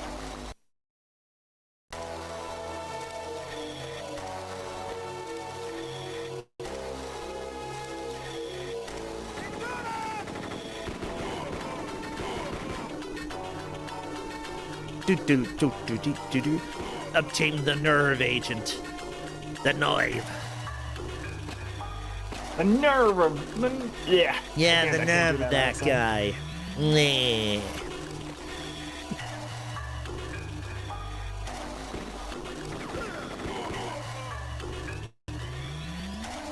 Well, everybody, we have just under 12 minutes left of this match. This is the third of 4 matches today. We have 4 matches tomorrow. I'm going to be over on Arcade Pit after that as well. So it's going to be a fun weekend. I am already exhausted from it. Because I'm a little bit sick. I'm sorry, everybody. I went to Vegas. Nice. Yeah, and I got sick. I think it was from walking past Circus. never worked for Circus. Wait, what? I lived in Vegas for a little under a year, and I interviewed to be a midway game operator there. My bet is you were too good. No, they actually offered me the job at the other, like, I had, like, 2 offers at the same time, and, like, one was, like, not necessarily a better job, but, like, more consistent hours and, I think, about the same pay, so I'm like, I gotta go, and I kind of was at, like, the hours were such that, like, I couldn't work both, so it was just, like... Okay. But I didn't know of, like, the horror stories of Circus Circus when I applied. It's like, oh, this sounds like something could be fun to do. I don't know the horror stories, but I do know the Circus Circus buffet. And then my grandmother loved that, and everything tasted the same. That's Like, just this... I have a weird memory in my head of, like, my head just being barely as high as the buffet table, so I was very much young, and I remember the flavor, and I don't know how to describe it, but it's like old. Old. That's the flavor. Everything just tasted like it had been sitting in there for way too long. That's it. I don't think I even knew as a kid what flavor I was tasting, but I know it now. Old. But you know what? Yeah. I think it was mostly old people who ate that buffet, so it didn't really matter. They didn't need taste buds. fair enough. Stripe just got the nerve agent. I think that is definitely a lead change. Very If nice, he wasn't already in the Stripe. lead.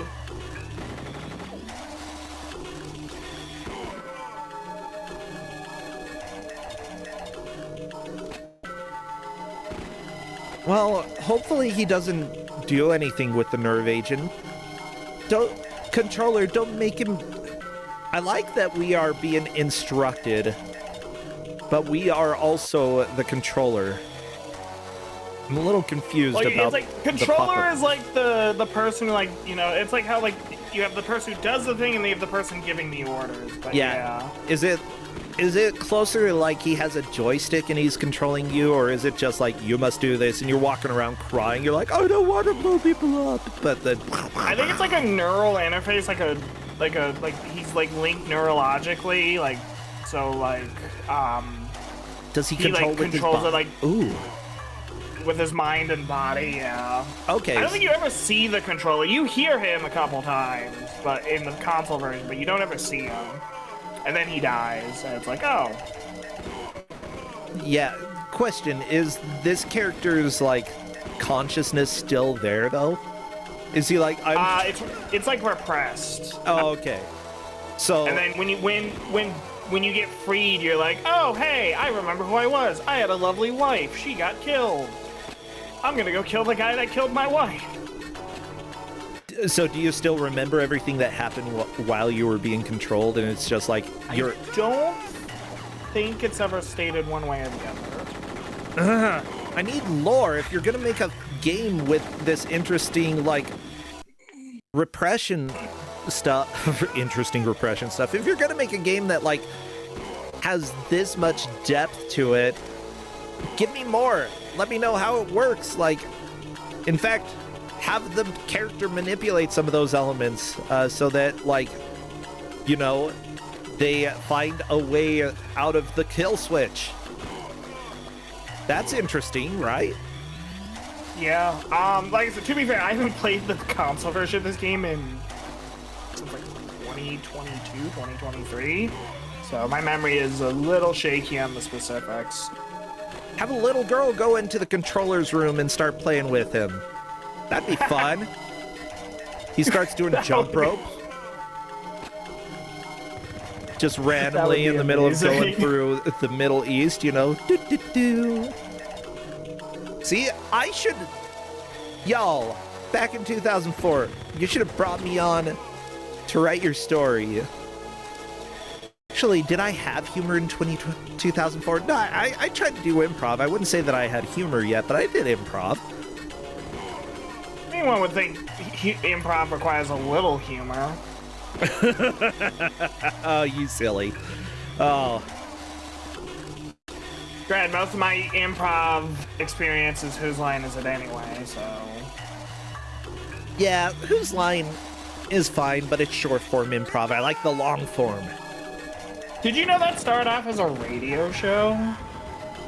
I wouldn't be too surprised, I guess.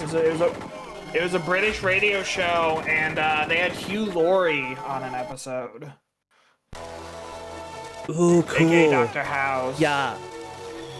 Yeah, he's British, everybody. Did you know that? Yeah, and yet, in House, His accent isn't bad. Some might argue it's pretty dang good. Yeah? Some might argue that Dr. House is absolutely insufferable, and you're also correct. Oh my gosh, he's like such a butt. And yet, Yeah. yeah, like he should have been fired every episode. That's just saying we might need screenshots to determine second and third here. It's really close. Yeah. I mean, it really... like, Monhunzer is doing such a good push to try to catch up. I don't think it's going to be enough, just because everybody else is making pretty steady progress. But, like, it's been great to see just how much Monhunzer is working to get back in this. I think if anything, it's just going to be a matter of he might get as far as they did, but they did it first. Yeah, unless Monhunzer manages to pass.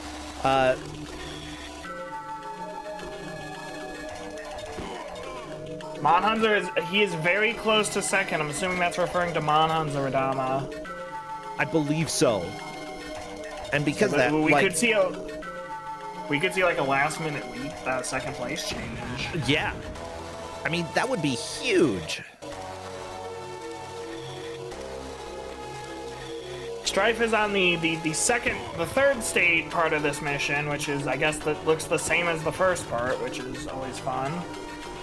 So apparently, per Radama Ford, for the three players, Monhunzer, Strife, and Ziria, they keep dying after the exploding barrel room. That's the biggest thing. Yeah. Ooh, Lance Fry is saying, have I read the Twitch description for this game? I have not. Let me see if I can figure out. Okay, here we go. Twitch description. Aiming and moving in cover and blind fire modes is tricky, though. To gain the 3D effect, some detail gets sacrificed.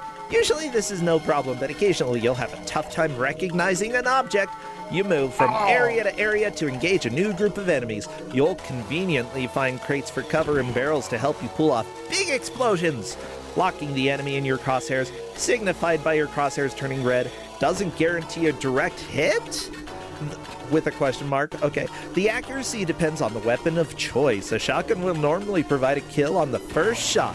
If you have an automatic rifle, your shots are relatively inaccurate even if your aim is true. Thank you for the description of this game, Twitch. I honestly don't think that helps me at all. That is, yeah. I love how it's not even sure if locking on results in a direct hit. Question mark?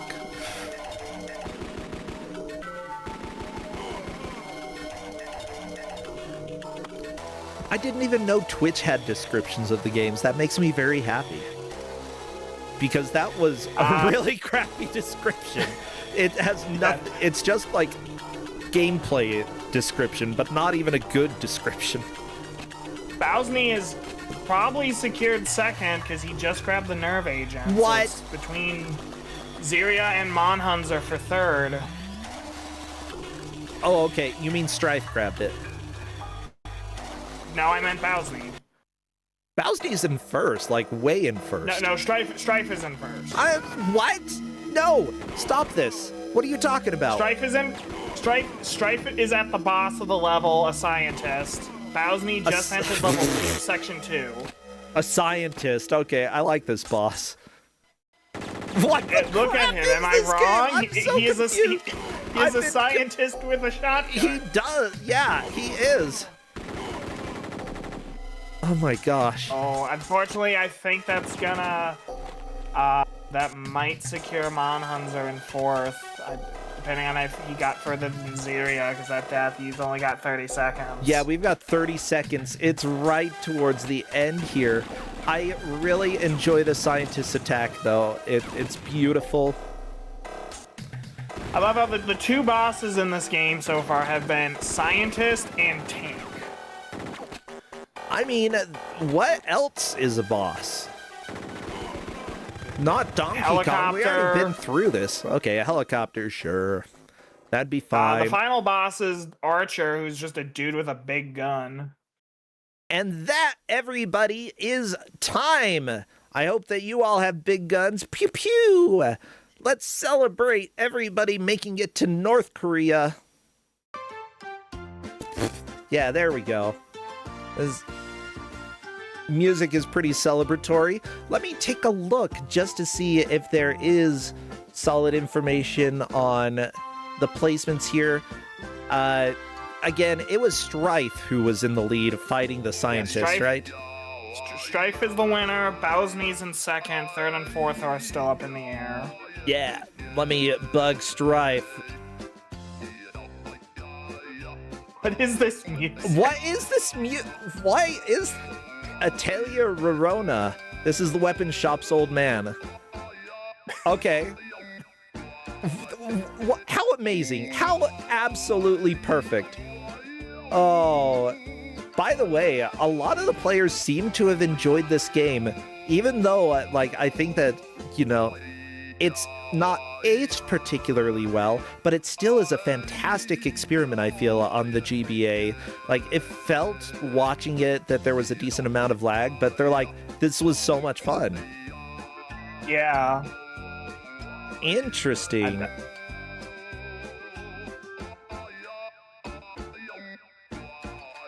Okay, I'm trying to get Strife into the voice channel. There we go. There we go. We found you, Strife. Hey. Hello. Welcome and congratulations. Hello. You did very well in this game. Thank you. I think it was the last 10 or so minutes, as chat said, that you were in the lead. You weren't in the lead the whole time, which makes it, kind of exciting that we had some back and forth there. Yeah, it's definitely a struggle, this game. Yeah, was it a struggle for you? Yes and no. So parts of the game, as you saw kind of with the cover, the game basically says if you're in cover, you don't take damage. If you're out of cover, no matter where they shoot, you take damage. So that part had to get used to. You had to be very careful and very slow. The controls, they actually play a lot like a game, Mega Man Legends, if you're familiar with it, where shoulder buttons turn and the D-pad strafes and moves forward and back. So that became natural pretty quick. Yeah, no, the controls are... I've played Mega Man Legends, but I guess that would be the case. Yeah. By the way, the players for this game are talking about the placements that they had, and Monhunzer did come in last, as confirmed by the refs, which they're like, dang, I thought I was doing so well. Well, 3 of you were basically in the same place before time was called. Yes, one of the players leapt into the lead, but then the other 2 essentially made the same distance. It was extremely close, and I love to see that in a game, Absolutely. This game was a lot of fun, honestly. Really? I mean, it's, jank as Kuso goes, but I did enjoy it. That if seems you wanna, to be what everybody said. If you want to play the game, but a better version, check out the console or PC version. It's on PS2, Xbox, and PC, and it's basically the same game in terms of plot and some of the mechanics, but it actually controls well. Better. Yeah, it was vaguely familiar by the title. I recall the shooter by on that generation, so maybe this was a chance to go back and try it out again. Oh yeah. Well, good. So, were there any have you played very many GBA games before, Strife? I did have a GBA growing up as a kid. As far as the games I had, I think they were largely platformers. So a game like this was definitely not in my typical repertoire as far as GBA goes. Yeah. Mm-hmm. That is fair. But go ahead. I was going to say, I think one thing maybe I have a little experience with this is PSP, actually. One of my favorite PSP games was Peace Walker, Metal Gear Solid. So, having these games with, very few buttons, just a couple shoulder buttons, kind of forcing very unique control schemes to get moving around is something I'm a little used to, so it wasn't as jarring, I think, coming into this. It was just making sure I wasn't making silly mistakes, trying to go against a wall and then diving past the corner and getting riddled with bullets. Yeah. What'd you think of the escape sequence in level 2? Yeah. I didn't want to sit around too much, so I kind of just I did a running gun, which I don't know if they wanted you to do that, but when I saw the timer persisted between segments, I was like, okay, I can't I can't sit still for too long. Like, I just got to get a clear shot or try and run past people. But Yeah. it was interesting. Yeah. I mean, I thought that You- was fascinating to have that. You have the time pressure, but going fast, the game punishes you for going fast. You need to take your time sometimes. So, like, Indeed, it did. that duality is a fun way to do it. Yeah, I caught my nerves getting the better of me and like trying to rush through segments. I'm sure you saw it when I was playing, but yeah, you just got to take a breath. Like, sometimes you sprint just to find out what's around the next corner because you know you're going to die, and then you just know what's there next time. Oh, yeah. But definitely, you have to take a breath, take a step back, and then look at the little 4 pixels you can see way out in the distance and be like, that's probably someone's head. Ha! True. Kazuya, I know that you were about to say something, but I interrupted you. I'm not gonna lie. If I was about to say something, I completely forgot what it was. Heck yeah! Kusogrande, everybody. We have already forgotten everything, and that's fine. What were they playing again? I don't know. Kill switch, something. By the way, the plot, I've decided that it needs work. I'm not even sure what I'm doing with this nerve agent, to be honest, in this last mission. I just know I'm fighting a scientist who has a lot of grenades and like an Uzi or something. Okay. He didn't use it the entire first run. I almost had him, and then all of a sudden he just used a move that killed me in a single shot. And I was like, oh, you've got quite the kit. Oh, I loved seeing, like, the grenades just raining from the ceiling. I'm like, this is stupid. It's perfect. Yeah, honestly, this feels very classic, and this takes me back to the old school shooters and like side-scrolling shmups where like you shoot barrels, you get random power-ups. Like I felt very much in my element in that. Yeah. Speaking of bosses, how'd you like the tank that didn't really show where it was aiming? So I picked up on it pretty quick, but then it was hard between my grenades and the tank shots what the cues were. So there were a couple times where I was like, I think I have a second, and the minute I pull the pin, I hear his gun go off, and I'm like, I'm not gonna make it, am I? And then I got blown up 3 times and then died. But that's another one where it was like, just take your time. You know, he's not gonna go very fast. You hear the cues, as long as you're not trying to shoot when he shoots, you should be fine. Yeah. But it was cool. Well, sweet. So I have to ask, do you have anything going on these days? Any streams, or if not, anything you want to plug? Nothing to plug or stream, but I just moved, so that's been an exciting thing in my life. Oh, that's fun. Good. Hopefully it's a move for the better. Yes, yeah. Just it was funny because today was like a big to-do day. So like I literally got home at like I think 15 minutes before I was supposed to be here for setup. So just I've been nonstop, but it's okay. It all worked out.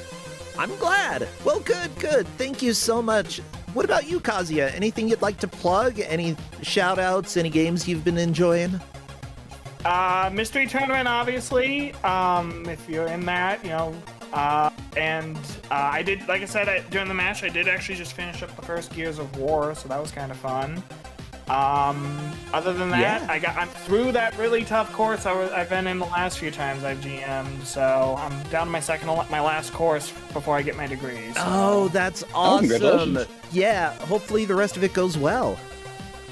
Thank you. Well, cool. I'll go ahead and let you both go, so take care. You have a great rest of your Sunday. Have a good day, guys. Good luck to the next round, next match competitors as well. Yes, thank you everyone, and good luck future competitors. Yeah. Well, everybody, this is Kusogrande, the Bad Video Game Tournament. I don't want to sit around here doing nothing, so we're going to go ahead and move on to the last game of the day. No need for restrooms or anything. Y'all, it does take a little while to introduce the game, so if you need to go grab a drink or whatever, go do it real quick. Crappy, take us to the reveal, and let's show today's Saturday. Whatever. Go. You know what? I actually control Crappy, and I've also got the kill switch. He explodes. It's pretty cool. I'll say hello to the final GM of Saturday, not the weekend, because it's Saturday. Dolores Fred, come on in. It's good to have you right now. Yes, I knew it. Hello, Fred. Hello there. Hey, good to have you. How's it going? Well, we're having some setup issues, as usual. With, I mean, there's- I know your games, Fred. Yeah. yeah. We're often in Amiga land, Commodore 64 land, weird Yeah, there's some possibly. weird stuff happening that we haven't had before this season. So Yeah, by the way, everybody, we should be back. I'll get the preview up for Fred. Right now, it's pretty much guaranteed that it's YouTube causing OBS to crash. Why? Just a bet. Honestly, I'm not completely sure, but it could potentially be like eating a bunch of resources. But Dollars Fred, Beyond the Ice Palace, let's go ahead and go see what the players are up to right now. As soon as I can get well, rid it of looks this like you extra kind thing. of spoiled the game review now, but that's... Oh shoot! You didn't say what the game was. Ugh. I thought you did. I forgot, Fred. It's all It's YouTube's fine. fault. Like, I didn't have a bit or anything, like... It's all good. The bit is that So- we crashed the stream, and now we've got Beyond the Ice Palace. That's how we got past it. Well, everybody, hopefully your computer doesn't have any crashes for the next hour, because we've got hot Ice Palace action. Yeah, it's not that hot. Yeah, it's also not that icy. The skeletons! No! I love our players. The players for this last game of the day are Kreese, Master Time Thief, Miranda Dragon, and Negamalevolent. There we go. Whew. Hard name. Nega Malevolent. Yeah. I mean, it's yeah, a that player fun has name. a different I like name in it. Discord, so I actually don't know which one that is. I don't know either. But that's okay. Let's go ahead and turn up the music. Let's see what these beeps and boops are. Do we have any beeps? Oh, You want a beep? you might regret that. I'm waiting for No, a beep. the music is actually okay, but there's some sounds in this game that... Oh, Poltergeist. A nice Monster Magnet reference there. Negatronic Teenage Warhead. Yeah, that's a song by Monster Magnet. Oh, and Kazia, thank you so much for resubscribing. I appreciate you being a GM, and I appreciate you supporting as well. It all matters a lot to me. Thank you. Let me check with the players to see if they're ready. As long as you are, Dolores Fred. I think so. I mean, we haven't really talked a lot about the game, but we have like an hour ahead of us. It might take them a bit to, like, you know, get... Okay, 3 out of 4 players are ready, and I believe that we're waiting on the last one to come. Miranda Dragon has a baby going down the stairs.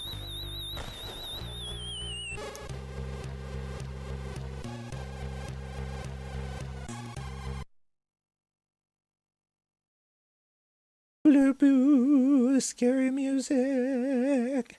I've got music. Ow, ooh, ee, ee, ooh, ooh.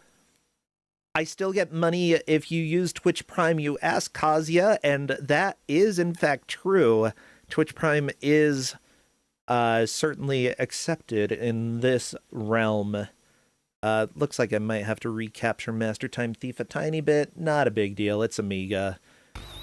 That's kind of like life when we're dealing with Amiga. It's just gonna need recaptured. It's gonna need recaptured after we start. It's fine. I'll work on it. I'm not gonna stretch it out though, like I've done in the past because I hated it. Okay. At least this time we can have some kind of border. Hey, they're all ready. So what would you like chat to spam for emotes? Oh my god, Strife, thank you so much. That is... Holy crap. That is a sub, Bob. Seriously, thank you so much. Best of luck to the players. Spam chat. Okay, spam anything ice All right, related. what do they spam? Anything that reminds them of ghosts and goblins. Oh yeah, Miranda did daggers, take the gift down. ghosts, Don't worry, we're goblins. fine. And here we go. Okay, Ghost there we goblins. go. Bam. You can still spam a little bit. It's fine. Oh my gosh, I already hate the sound effects in this, in the music. But that's okay. The loud, soul-piercing sounds are gone for the moment. They will be worse. Oh, this sounds like Atari sound effects. I like this. This is a fairly early Amiga thing. I think it's 1998. 1988, sorry. Yeah. The sounds are a little rough. You say rough. This is my childhood. This is what my childhood sounded like. I was running around the house going wham, wham, wham, wham. This is also how we sounded talking to each other. Like, yeah, voice understanding hadn't evolved yet in humanity. So this is just what we heard trying to talk to each other. It was hard times. I certainly hope your home didn't have like this kind of monster infestation. I don't know. We did have mouse traps all around. And there were scorpions in the backyard. Oh, okay. That's more monsters than I would want in my home. Well, and they weren't in the home. They were just by the home, you know? That you know of. Yeah, I did find a bug one time that specifically doing bug collecting in order to try to, for some science class. And I found a bug that nobody knew what it was. I still don't know. I've never seen a bug like it before or after. It was just this weird shaped, colored bug that I think it had 6 legs, but it looked like a spider, but it wasn't. Oh, the spikes at the top of that elevator, they're so good. Yeah, they just kill you. So everything in this game kills you in one hit, which is great. Oh, good. It also sounds great. So basically we have like a Ghosts and Goblins type of game, but like really bad, right? Yeah. It's also really unfair. I mean, that was a lot of Amiga games. Like, at least you have a lot of lives going into this 9 lives. Which means that... but you will lose them very quickly. Yeah, you're going to get game over very fast. But again, when it came to a lot of Commodore 64 and Amiga games, they were very short. And if you want to have any enjoyability with the game, having something that's trivial is usually a bad idea. So upping the difficulty is often what they did. This game's brutal and truly is the era of the Amiga. Miranda, no! Yep. So we already had 2 game overs. That's a 3rd game over. Perfect. Miranda also game over now. This game is amazing, tough, but amazing, yes. In a way, yes. In other ways, I really hate it. Really? You know what? I wonder, maybe it's the sounds. Go ahead. Maybe it's just the sounds, but... I don't know, it's in this weird state where I hated it, but I still couldn't stop playing it, so I guess that's got something going for it. Yeah. I looked at the Twitch description for the game, and let's just say underwhelming. It said, it's basically Ghosts and Ghosts. Right. Did they have elevators in Ghosts and Goblins, Ghosts and Ghosts, Ghosty? No. Maybe they did, I don't remember. Okay, so actually Master Time Thief is doing well with the elevator section. Okay, so now, here's the thing about this game, right? Yes. It's really short. There's only 3 stages. The long play is about 9 minutes long. Okay. It is brutal. Yeah. So I don't expect them necessarily to finish it, but it's on the table, so just fair warning. At least this is the last game of the evening, so we won't mess up any schedule. I'm not concerned at Should all. that happen? I think that this is going exactly as everybody expected. Okay, so HUD. I'm trying to figure this out. We've got score, we've got hearts, which is the number of Yes. lives. What are the faces? The faces, those are the wood spirits. You can... Okay. Well, actually, you can configure the button that summons it, but I think you should probably have... You could have seen it, and I think some players already used it. Pressing that well, you can configure that button, but pressing that button summons some sort of spirit which flies around the screen like a DVD player logo for a bit, damaging everything it hits. But, like, it's not guaranteed that it hits anything, so it may or may not be useful. You can, well, you start with 2 uses of it, so that's why you have 2 masks. Okay. You can have a maximum of 2 of those at a time, so if you use one, then you can find another item and replenish that use. Good. It's just like, it's supposed to help you. It doesn't always do that. Good to know. By the way, the music here was done by David Whitaker, who we have had with music on Kusogrande many, many times. Head of audio for many of the Lego games, including Lego Star Wars, Lego Lord of the Rings. That's fantastic. Going back, Disney's Lion King for Game Boy, did the music for that. Alfred Chicken, Lemmings 2. You know, absolute legend when it comes to music. Not all of the music was always great, but that's fine. You gotta have a few soundtracks that are trash, you know? Okay, we'll have to take a look at Master Time Thief's screen because their life count doesn't seem to be depleting even if they die. Which would mean that they accidentally activated the trainer. That would be an issue. Yeah.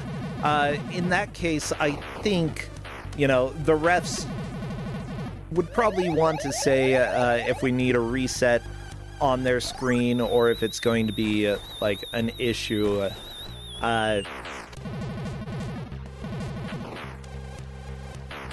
Or if it's something that they are able to address. They're simply put, when things like this happen in Kusogrande, especially like if it is accidentally selecting an incorrect option, you know, that they're gonna take a look and see because glitches in general in Kusogrande we don't necessarily disallow. Of course, we have had things that we've had to essentially throw a mulligan in because it like absolutely broke the game. Like, I remembering a game when people entered okay, it was the issue. A debug mode. Okay, so what was the issue, Dolores Fred? Yeah, Master Time. So this ROM comes with a built-in trainer that has that gives you infinite lives, and Master Time Thief appears to have checked that box, which he shouldn't have done. Yeah. As per my instructions, which clearly say, obviously don't activate any of the trainers.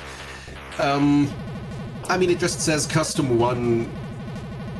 I may have. Yeah, it also depends. Like, for for people who haven't played much Commodore 64 or any Amiga, they might not know what a trainer is, especially if it doesn't say a trainer when you start the game. Yeah. Which I think is the case with in those ROMs usually. They usually just say custom 1, 2, 3, 4. Many games have that kind of. Yeah, so yeah, you say it says obviously don't activate any of the trainers, but that I think for some people who aren't, well, I mean, this is Kusogrande. Most people have not played much Amiga or Commodore 64 around here, so I can understand the confusion that, like, it's something to learn for the future. It's just trainer is not obvious for Americans. There, I'll say it. For us Americans, we don't know what that means. Do Birdo.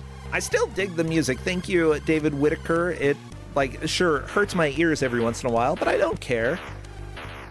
Oh, you did share the back of the box with me. I'll have to take a look at that.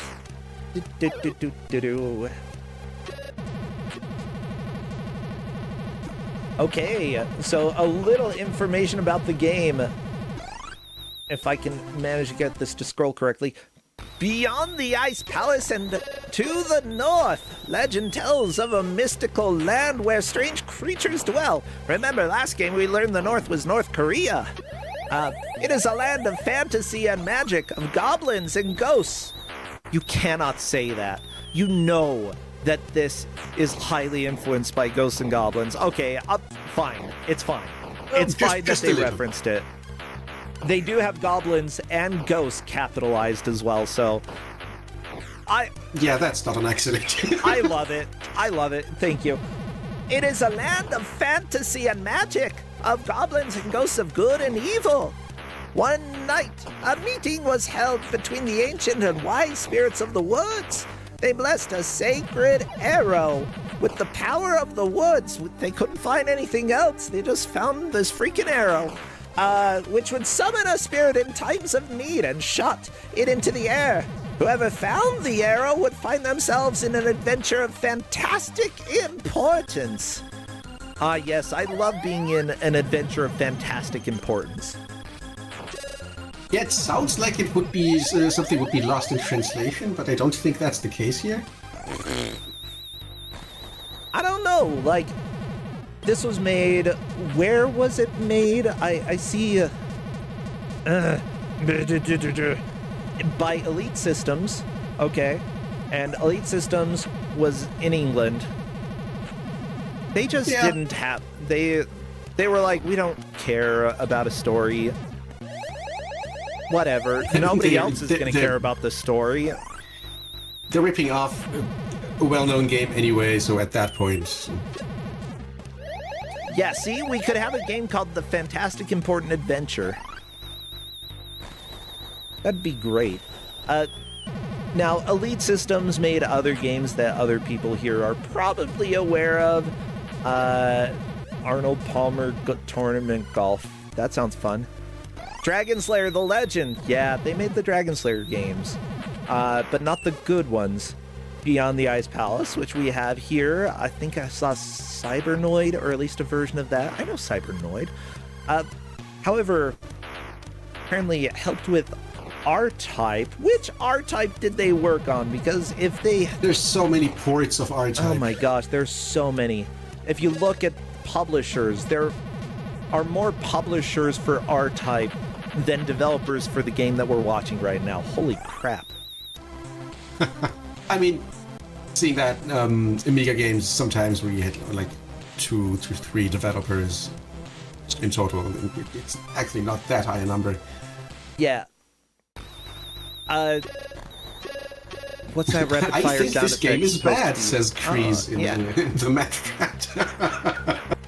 I think that might be correct. Mind you, I have definitely seen worse Ghost and Goblin types. Oh yeah. I'm trying to remember if I've given any of them out. There are much, much worse. But things that make this difficult. Enemies can exist off-screen and still move, and if they have a movement path like the bats, how are you supposed to avoid them when you're on the elevator? That is a problem. Okay, what else? The camera being so far to the left, you have to get pretty far to the right in order to actually get the camera to scroll, and that makes it fairly difficult to deal with. I know that I'm going to have to deal with the camera for the NES game that I'm working on. I did get it working close to how I want, but there are some weird issues with it. Cameras are very annoying when it comes to any older systems. And for Amiga, like, Amiga was a little bit more prepared for graphical games. Commodore 64 wasn't super prepared for it. Like, it had great music, but at the same time, no, it was prepared. It was just like a simpler system. Yeah, with that said, were the developers prepared to make a coherent game? That's one of the difficult things, because a lot of the developers for the Amiga, you know, were just a handful of people who worked on a game. Commodore 64 had a lot of independent developers, you know, just one person making a game. Same with, like, Atari 8-bit computers. And because of that, you can have a wide variety of, like, experimental stuff that developers are doing You know, even though this game was released and sold, it was just 4 people working on it, so you're probably going to have atypical elements in this game. You're also going to have some of the classic strange Amiga, like, screen size of movement. Okay, Master Time Thief found another weird head. Are you going to collect it? It wouldn't really do anything. Oh, I think he thinks it's an enemy. Oh, yeah, I think so. Oh, no, scary. No, He hasn't used any spirits yet, so collecting it would just be wasting it.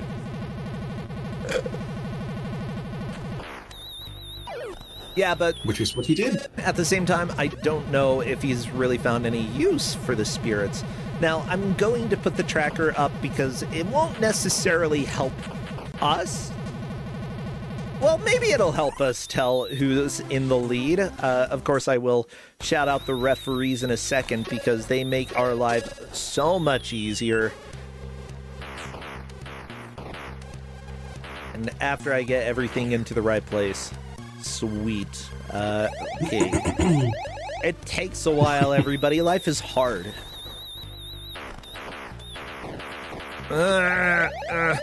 Crop, dang it.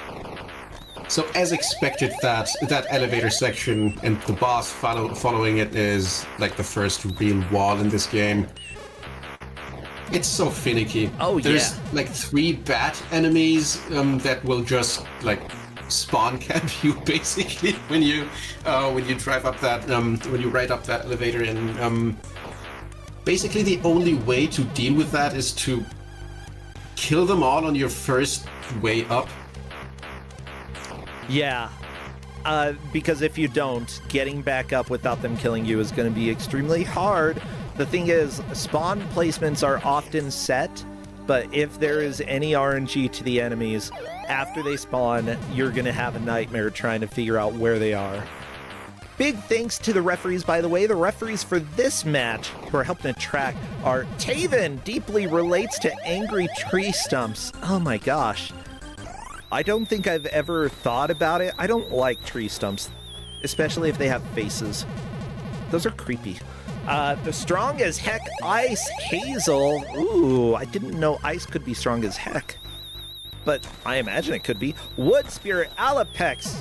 Well, would somebody summon you soon? I think they might need it. We've also got Beyond the Mendez. You can't get past you. No way. And Luna, the Luma, may be helpful or not. Who knows? We'll find out. Yeah, that's a reference to the instructions I gave the players, because I said the summoning the spirit might be helpful or not, because it really just might not do anything. As you could just see in Negi Malevolent's screen, he just summoned that spirit and it did absolutely nothing. Beautiful. Now, one thing that I do want to note, Master Time Thief did play, like the first playthrough when he was making progress, did have infinite lives.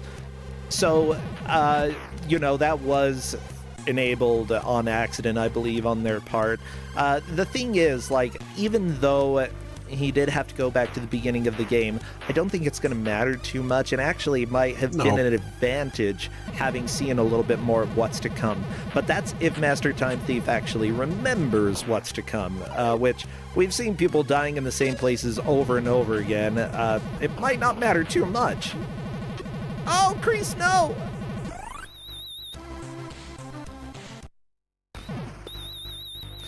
Alapex is saying it looks like there's a way to manipulate enemy spawns, and that is something that's important to do as well when dealing with some older games. Some games did have a little bit of the meta in them, so that if you knew some of the ways to spawn and despawn enemies, you would have an easier time. Whether that was necessarily built in or not, that's another question, but there is a lot of metagaming that you can do in order to, have more chances to make progress. And if you can figure out a reliable way to despawn enemies, considering how often most players have had to restart this game, that would be very good to use. Take your time, survive, don't die. Yeah, there's no basically. timer. How is There's it an no timer, no. Amiga game with no timer? That's weird. Maybe that would be another way to make this harder than it needs to be. Yeah. I mean, that's a good point. And I think that, like, Euro games didn't have as many timers as, like, Japanese or American games. It was just one of the specialties that the UK avoided mostly. Okay, so Miranda is doing well right now. She beat the worm boss in stage 1, reached stage 2. Has a set of lives. It is going to be bodied by that ladder because there's a lot of, like, enemies up there. Yeah. And again, everything kills you in one hit. There's contact damage. So, yeah, this is really cruel. It's By the way, pretty those enemies, cruel. those goblins here, those red guys, they do respawn. So you can't just walk around, kill everything, and then progress. You will have to kill them again. They do respawn. Yeah. See? Uh-oh. Yeah, Miranda is making a lot of progress here. Getting here without the infinite lives cheat. Honestly, very impressive so far, you know? I don't know if we'll see a game clear, but these players definitely are figuring this out.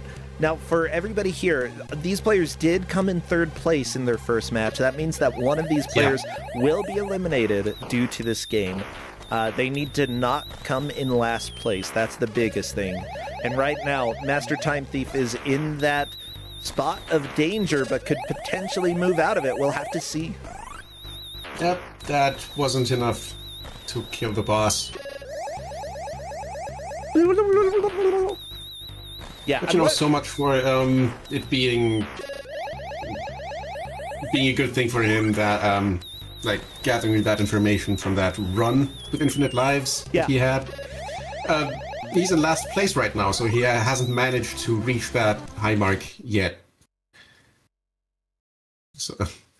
By the way, I do see like there are reviews for this game for all the different versions, and I'm seeing that like Atari ST and ZX Spectrum generally had high scores, whereas Amiga was pretty low comparatively. Commodore 64 kind of in the middle, but Amiga had some of the worst scores in this list. That might just be because... Yeah, I think the consensus is that the Amiga conversion was subpar, to say the least. Yeah. It really didn't take advantage of what the Amiga was capable of, even in 1988. Oh, really? I mean, you have no backgrounds. It's true. Like... Also, the game is called Beyond the Ice Palace. Does anything here remind you of an ice palace? No, that's because we're beyond like, it. Nothing. Did you see the cover? Like, if you look at the box art, it's really icy. I feel like... Yeah, I don't know. It's like a little like a misnomer. So, interestingly, I don't know if someone in chat has already said that, this game recently got a sequel. Okay. I don't know why. I can't imagine there's like a lot of nostalgia for it. Yeah. Yeah, it's got a sequel last year. Oh.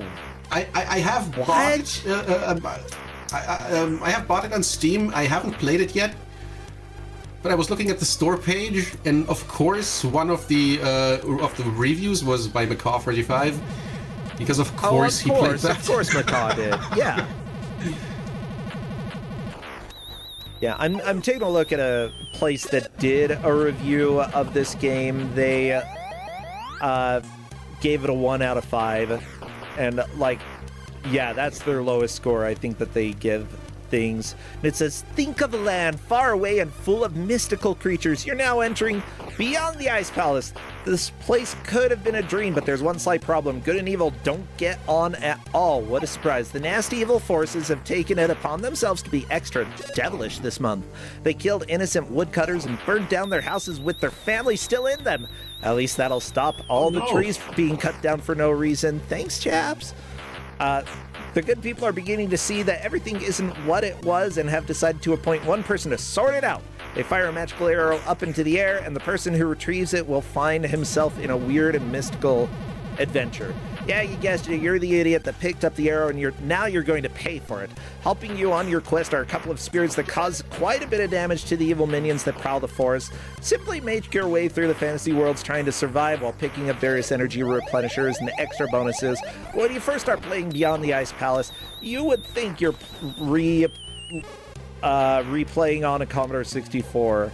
The graphics look as though they're a straight port. The music and playability both match the standard of graphics, and all in all produce a completely unplayable and unjoyful game. Don't get it unless you want a good laugh.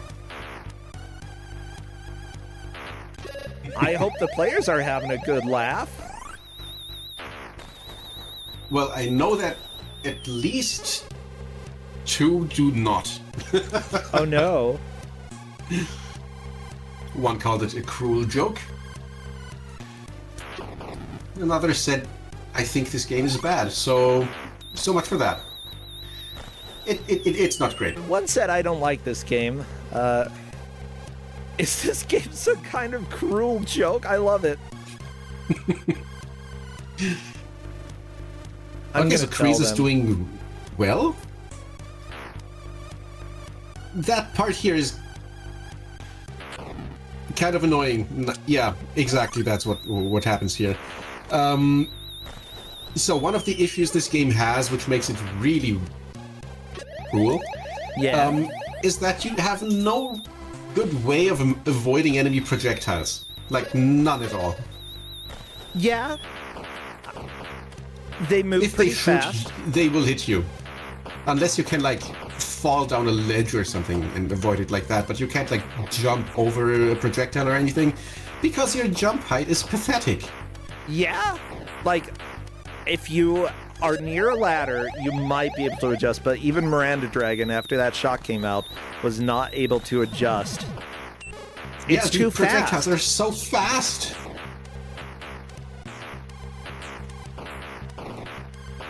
So Zephyr Dragon Lord is looking at the sequel of the game and says, the sequel seems massively improved from this first one, just on first blush. I imagine. I mean,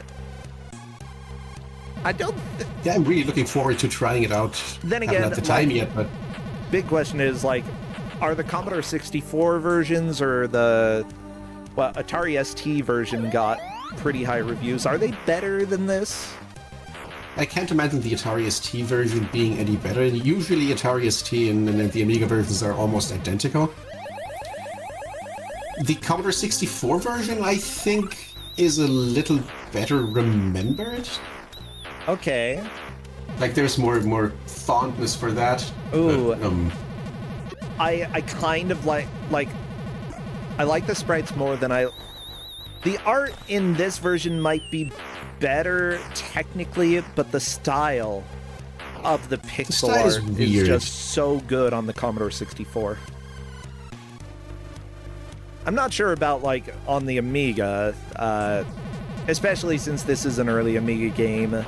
It's, you know, different companies were probably still trying to figure out what was going to be the best way to show graphics. But like, yeah, look at the Commodore 64 version. That's very refined for C64. Like, it looks really good.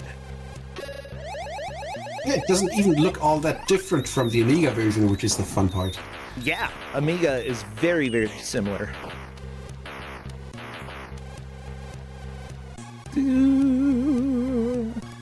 Now, Donkey Kong, you say this came out after Shadow of the Beast. Was Shadow of the Beast on Amiga as well? Oh, that's fun. That's a fun fact. Shadow of the Beast is a really good-looking game. Oh, really? I'm not saying anything else about Shadow of the Beast because I really hate Shadow of the Beast, but it's a good-looking game. That's fair. Yeah, overall, like, it just seemed like good job trying a conversion, a port to the Amiga. You had to try to make a game for the Amiga to see what was needed. This didn't work out great. That's fine.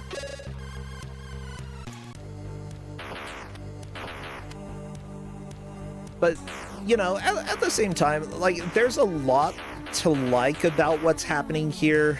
Like, because you can see they were figuring out some of the, like, more complicated enemy patterns that you were able to have. Smoother scrolling, including up-down scrolling. I don't know if the Commodore 64 version of this had scrolling on each screen or if it was a per-screen platformer, because that's what I would expect. I haven't played it, but I would imagine that if it had scrolling, it wouldn't be as smooth, at least. It's not like this scrolls super smoothly, but it's fine. Mm-hmm. By the way, Kreese and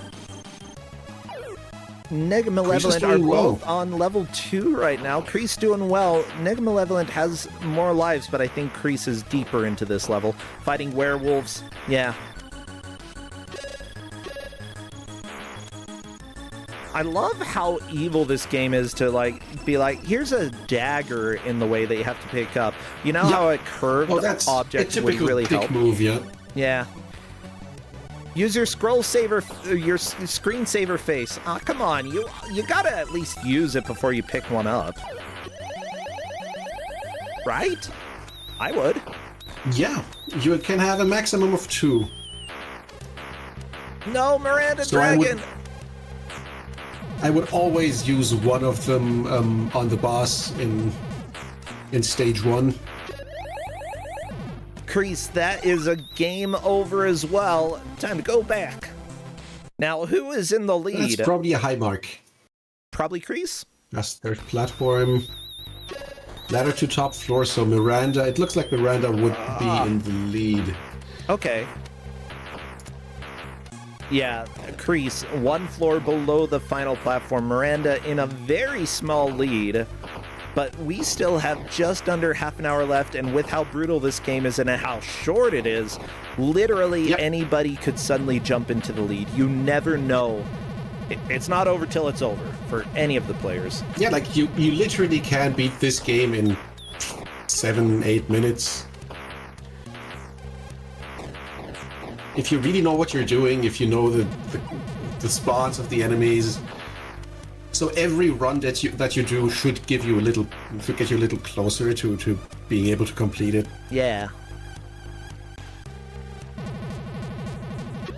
It is cruel though. Like you miss a spawn by a few pixels and suddenly those bats are in your back and they will just kill you. You don't want bats on your back. I mean, unless you want wings.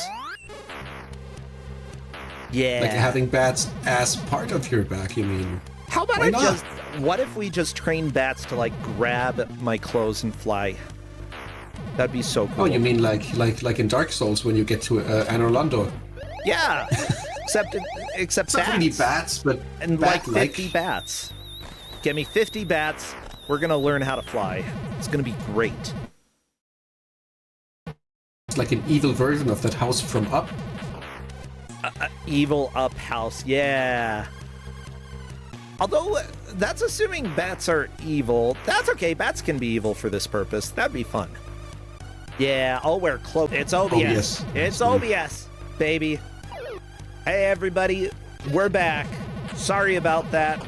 OBS is being a giant patootie, and I'm probably going to have to not reinstall it. I'm going to have to update it. And y'all know how scary that is. It is so scary.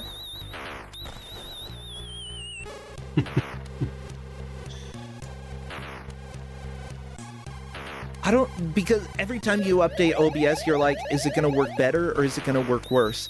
And at this point, it just has to work better, right? Okay, I will get the It just screen up has to for you. work at all right now? Yeah. Just work. Work it, baby.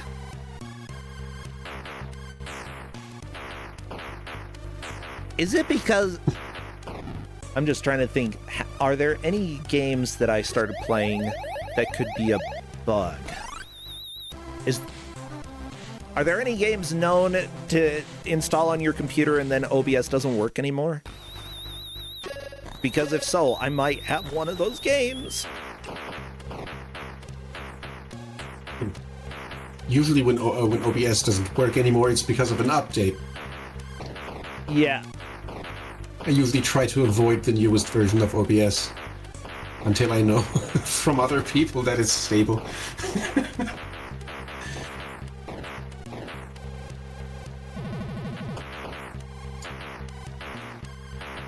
You know, oh, sorry, you're just D right now. Let me get rid of that. There. Your full name is back.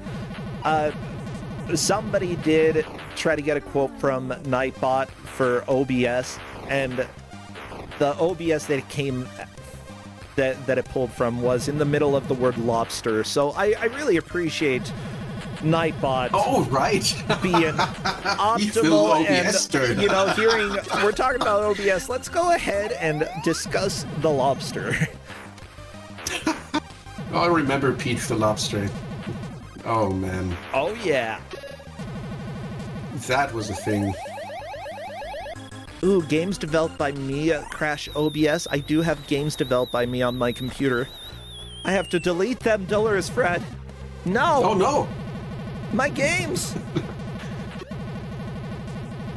All of them. How many did you make now? Well, okay. I remember the Magpie game, I mean, and you're working on the NES thing? I finished Magpie, the 10 levels. Yes, it's short, but it's a complete game that I made everything except for the font. And now I'm working on the NES game. I've made a lot of, like, little prototypes, but the NES game is going to be my second finished game, and that one, we'll see. Like, we do want to make physical cards for it. Probably when I get a demo finished, we'll discuss, like, how we'd like to do it, because as much as I would like to do it, I no have the money. I no have money. Yeah, it seems like that would not be trivial to finance. I mean, like, the thing is, depends on the amount of cards you make. Yeah, I think that even if things were sold for like $20 for a box copy, that would be doable. Oh, we've got the negative We got world. the palette thing? Yes, I love the palette thing. So, Negi Malevolent is just trying to power through it. Honestly, I like it. I would play like this. So I once, on my physical Amiga back in the day, I once had a faulty connector cable, and basically the games came out like this on my TV. Oh, yeah. This is authentic Amiga, everybody. So it's not like this couldn't happen back in the day. It was like a broken SCART cable. I mean, I like it. I'm a big fan. I love this color palette. You know, we've kind of got like trans pride colors coming through here. I like it.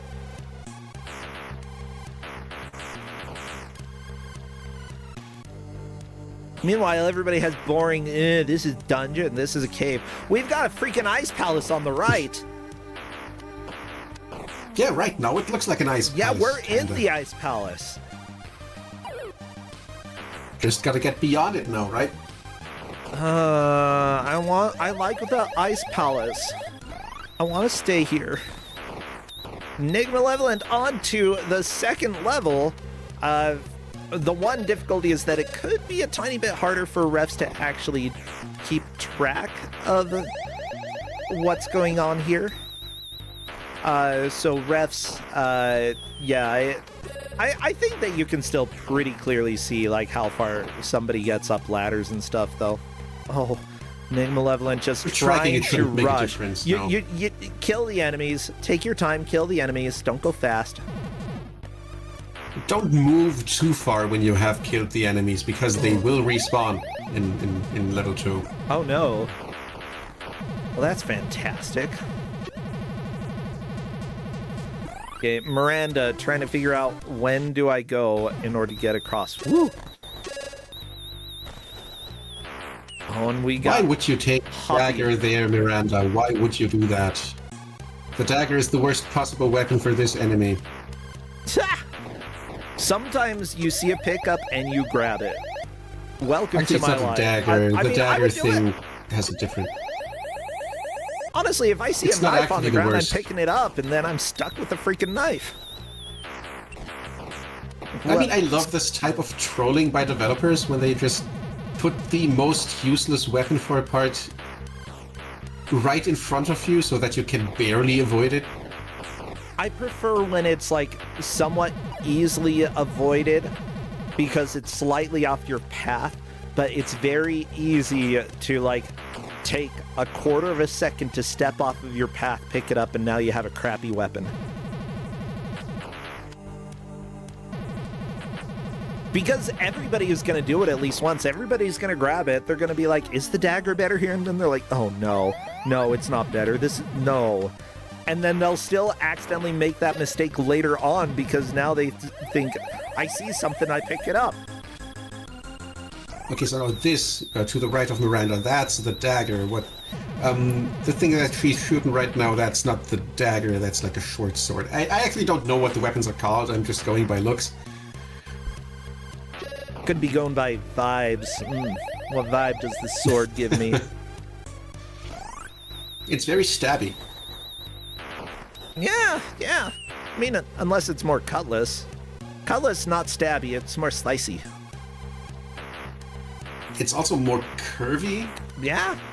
I think a cutlass is curvy, right? Yeah, cutlasses are the curvy cutlass. It's been a while since I was into pirates. Okay, well, you need to get back So into we pirates. haven't had any pirate games in a while, have we? Oh my gosh, you are so right. Everybody, we need to bring pirates back to Kusogrande. Like, who wants to see pirate games, huh? I do. I mean, there are a few really fun piratey games. There's some classic Some of them are even Kusogrande. good. Yeah. Or was that Cutthroat Island, for instance? That is a classic. That's not good, but that's a classic. I'm I trying mean, it's to a think. classic in these parts. I mean, Assassin's Creed 4, Black Flag, amazing pirate Oh yeah, game. that was good. Yeah. That And was you're an fun. assassin. Hook, people are mentioning Hook. I'd say Hook for Super Nintendo and Genesis. Classics. Lester the Unlikely apparently has pirates. It does. The pirates explode your ship. I don't know if you ever actually fight the pirates, but there are pirates.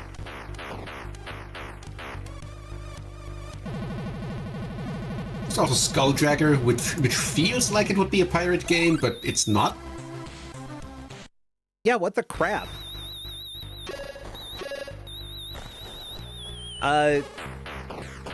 Yeah, Hook for NES. I think that it's been 8 or 9 years since we've had that. It's been a very, very long time. It might be tough to get that past some of the players. But I think by now we should have cycled through like a generation or something. I don't know. I think You it should be never know. possible to I get mean- some older classics. Everybody, past don't some go of the play newer any of the players. games that we're talking about. Don't even look them up, okay? We want to make Yeah, you please, play them. please don't. It It's, occurs to me that it's that, half a this joke, half not. discussion might be counterproductive. dang it. Yeah, what game should we give out? We say to the group of people watching. Yeah, who are probably going to suffer under our hands. Ugh. I'm trying to think. Are there other good like I need to play the Yakuza Pirates in Hawaii or whatever it is, because I do believe that it's on the Xbox Play thingy, Play Pass. I don't know what it's called. It's some stupid word, but it's on that. Yakuza Pirates in Hawaii? Did I hear that I want to correctly? play. Yes. Or Pirates. I believe That I sounds like a believe thing. there's Hawaii. But yeah, it looks amazing, and it might be better than Black Flag. I want to play Pirate Yakuza. Sure, why not?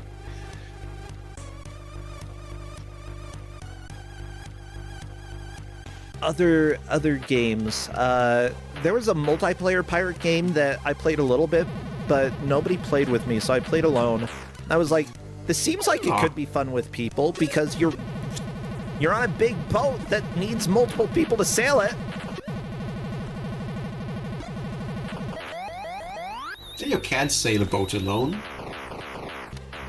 Actually, it depends on the size of the boat, but You kind of can't. Like, Valheim is one of those games where you can sail the boat alone, but, like, it's better with people.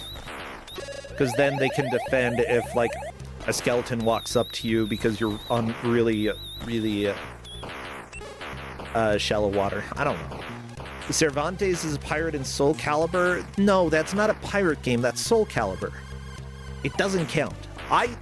Yeah, are there any specific pirate fighting games other than One Piece? like specifically fighting games. I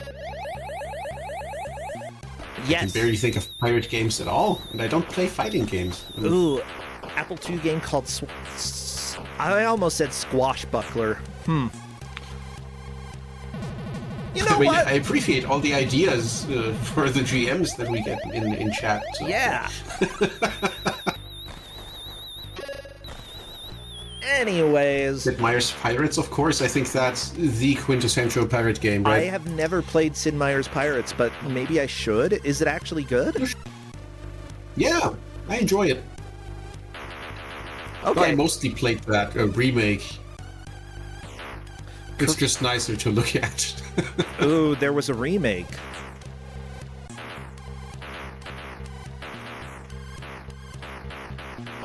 Sea of Thieves. Oh, there we go. Sea of Thieves, I think, y'all, is the multiplayer pirate game that I played a tiny bit and nobody joined me, so I was just a lonely pirate. What was that pirate game that was like quadruple A or something and bombed horribly?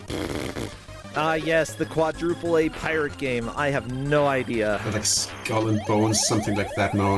That was a series, right? I think it don't was know. Skull and It was Bones, Skull yeah. and Bones, yeah. The series was Black Sails or something. Ah, man. I think there's also like a pirate roguelite kind of strategy game that came out a few years ago, Oh? which looked fun. Oh? I'm interested. Do you know what it's called? It looked Oh, like Shadow fun. Gambit. That's right. Shadow Gambit. That's one that I think I have on my wish list. Yeah, I think I have it on mine too. I mentioned that one. It's not a roguelike though. Yeah, I don't know. I only saw the Steam page like months ago, and I don't really remember much of it. It's alright. I mean, we're playing a game that has nothing to do with pirates as far as I know. No, it really doesn't. I Maybe don't- there's one in the why did we sequel, even but start I talking couldn't about tell you. pirates? I don't even remember. Oh my god, Because I'm of cutlasses. tired. Oh, that's It right. was the cutlasses. The cutlass. Y'all, cutlasses are pretty When cool. was the Talk Like a Pirate Day? That was in September or something. It's every day. Every day's Talk Like a Pirate Day. Yeah.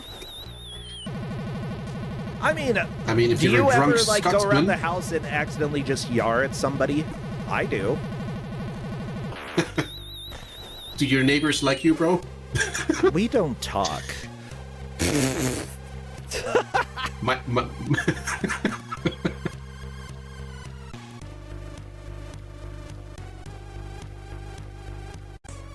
Rip the Shadow Gambit dev Oh, team. Miranda Oh no. Dragon, no. Another death. With that said, Another game over? I think that we still have Crease in the Oh, that lead, is so Miranda close. Dragon in second, Neg Malevolent in third. Mind you, this all references the same ladder and floor. Yep. So they are all within like one screen of each other. And Master Time Thief, floor 5. all you need is one push. There is still time. The long play is shorter than the amount of time that we have left. Yeah, it's entirely possible to get, like, not only a good push in, but, like, to finish the game entirely. Oh, but that's not looking good for Negi Malevolent. Yar. With one life left. The weird bughead be after me. Run. Well, the head is the spirit that they summoned, so... Oh, that was the friend. Okay. I don't like it. Someone called it, like, Shrek-looking. Yeah. I mean, Shrek is usually green, but I can't see it with the ears. I mean, it looks a little bit like it's supposed to kind of be a caterpillar head, but it's definitely more Shrek. It's a wood spirit, so, like, it could be bug-based. I don't know. I mean, yeah, bugs live in wood. Okay, Kreese, on to this stupid Hoppy Boy. There we go, stupid Hoppy Boy, dead. Ooh, and I believe Kreese had actually gotten rid of the daggers there earlier so that she could keep continuing up. Unless I'm mistaken, I don't know. Like, so much of this level looks the same. That run is going to be... That's going to be hard for Kreese. But the Morningstar weapon actually does a lot of damage. It has a stupid arc, but the damage is really good. Yeah, unfortunate.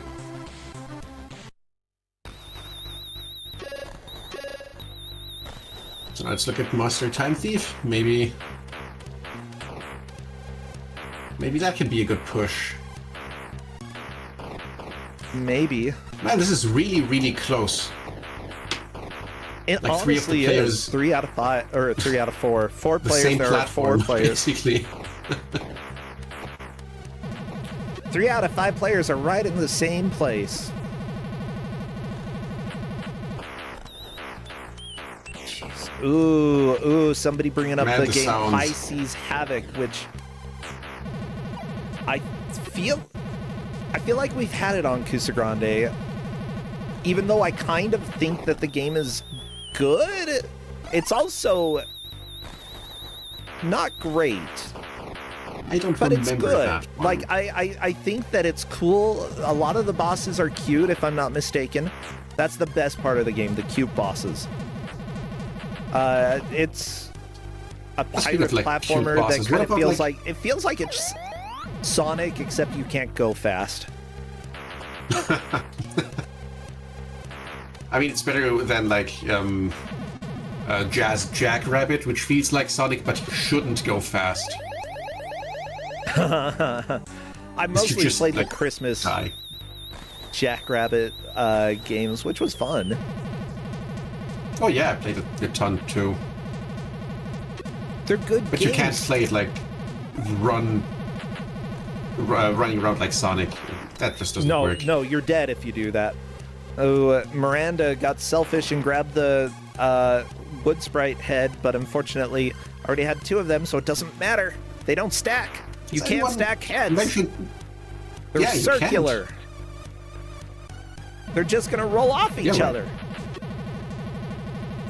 And who knows what happens if they break? Well, they're gonna be sad. They're gonna have a frowny face and X's for eyes. Obviously. Have you mentioned the Shantae series yet? That's piratey. Oh, I need to play the Shantae series. I haven't played any of them. They're really fun games. Yeah, I've heard. I've seen them. I've seen Tina Hacks do many runs of Shantae before, and it was always a good time. Always, always, always. Miranda Dragon trying to jump Pirates over Christmas, knives, very and pirate themed. that's not happening. Don't get too greedy, Miranda. That thing will shoot and you will die. Good. Ah, good Miranda, dodge. smart.